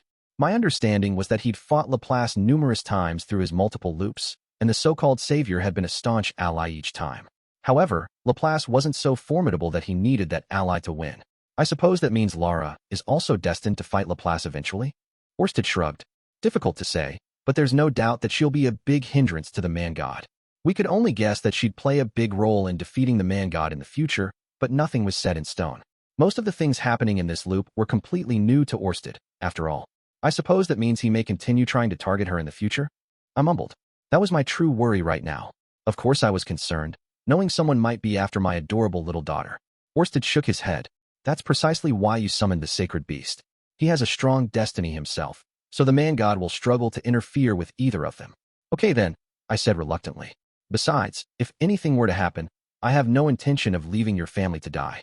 There's no need for you to worry. He was doing his best to reassure me, so I should feel at ease for the time being. I'll just have to focus on doing what I can do. Yes, all I had to do was continue preparing for the next big battle, as I had been. I still had some lingering anxiety about Lara, but simply worrying wouldn't solve anything. All right, I agreed finally. After that I left our office and headed to the school, wondering if Zenoba and Cliff's research was proceeding apace. I hoped we could lower my magic armor's mana consumption a little more. The way it was right now, I was the only one who could use it. On the other hand, if we made the mana consumption rate too economical and the man god's cronies stole it for themselves, we'd be in some real trouble. I sighed. Anyway, who should I visit first? I suspected Cliff was hard at work trying to make a second child with Elinalize. For whatever reason, those two always went at it hard in the morning. They probably had sex in the morning, then spent the day recharging before doing it again at night, day after day. Or so I suspected, anyway. The way they're going, I'll be shocked if Cliff doesn't turn into an emaciated shell. That left me with one option, to go see Zenoba first, as I usually did. That way I could check in on his research progress with the magic armor and test it out. After that, I could tell him about the mercenary band I'd created and consult him about my plan to recruit some members as store clerks. After that, I could grab lunch and go to see Cliff. If he'd completed another one of his prototypes, we could take it to Orsted and give it a trial run. Yep, that sounded like a good plan. With that in mind, I headed for the research building. Moron, boomed a voice out of nowhere. Okay, I won't deny being a fool, but it's awfully rude to badmouth someone like that all of a sudden. I'm not that stupid. You should understand, shouldn't you? Yes, I know. I was just messing around. I know whoever's saying all this isn't directing it at me. I searched for the source of the shouting and found it rather quickly. A group of 5 men and women stood on the stair landing, arguing with one another. Shockingly, I knew every single one of them. You're basically going to your own death. The person who'd been shouting the entire time was Cliff. He'd grabbed Zenoba by the collar of his shirt and was angrily tearing into him. Elinalize was standing directly behind him, cradling their baby with a troubled look. Zenoba stared at Cliff with a cold look in his eyes, not budging an inch. Ginger hovered behind him, sending Cliff a weak, pleading look. Julie was at her feet, staring at Zenoba with watery eyes, as if she might break into tears at any moment. Even for an argument, it was odd to find them like this. I wonder what could have happened. I can only hope it's not another crazy misunderstanding like the one that happened yesterday. Zenoba, Cliff. I called up. They flinched and turned my way. Cliff's look was entreating, while Zenoba remained unreadable. No, it went beyond that. It was the first time he'd ever looked at me like I was an insignificant insect. But I had seen that look before in the past. When was it again? Master, your timing is most fortuitous. I was about to go visit you. It's good you came, Rudeus. Help me convince Zenoba. Both Zenoba and Cliff spoke at the same time. Zenoba pulled a face and somewhat violently pushed Cliff away. He didn't seem to actually make use of his strength, but as a blessed child with monstrous power, he still managed to knock Cliff off his feet and onto his ass. His expression turned apologetic for a split second, but he didn't bother to verbalize it, instead making his way over to me. Zenoba stood slightly taller than I did, and his gaze seemed to pierce right through me. What happened? I asked. I was hoping to entrust Julie to your care. We may have bought her using my money, but she was always your slave to begin with, he said dispassionately. Julie looked like she was about to cry. No, she was already crying. His words were the last straw that sent her over the edge. She clenched at the hem of her clothes and lowered her gaze. The tears rolled down her cheeks continuously, splattering on the ground below. Her shoulders trembled as shuddering sobs escaped past her lips. I caught her whispering something as well. You promised you would listen to my request, poor thing. Zenoba, if this is the start of a whole new weird misunderstanding, I'm not going to be very happy with you. Understand me? I won't be making any more figurines for you. So you plan to leave Julie and go where exactly? I asked. Home. I have received a royal command to return. A royal command, huh? In other words, orders from the king? But why would Cliff be so opposed to it, if that was all it was? He was hardly the type to dissuade Zenoba simply because the guy's graduation was 6 months away. My younger brother, Pax, has successfully wrested power, killing my father and older brother and taking the crown for himself. I gaped at him. Huh, Pax, the 7th prince that took Lilia captive? Or wait, was he the 6th prince? And he managed to throw a coup d'etat and ascend to the throne? Wait, that means he's king now, right? The insurrection left his forces exhausted, and now a foreign power has moved in to attack. I was summoned back to help fortify our defenses. Thus, I will be taking my leave for a little while. He spoke as casually as if he were suggesting running to the convenience store to grab a quick snack, but I knew, based on what he had told me, what he really meant. That next battle I kept trying to prepare myself for was already upon us, and far quicker than I had anticipated.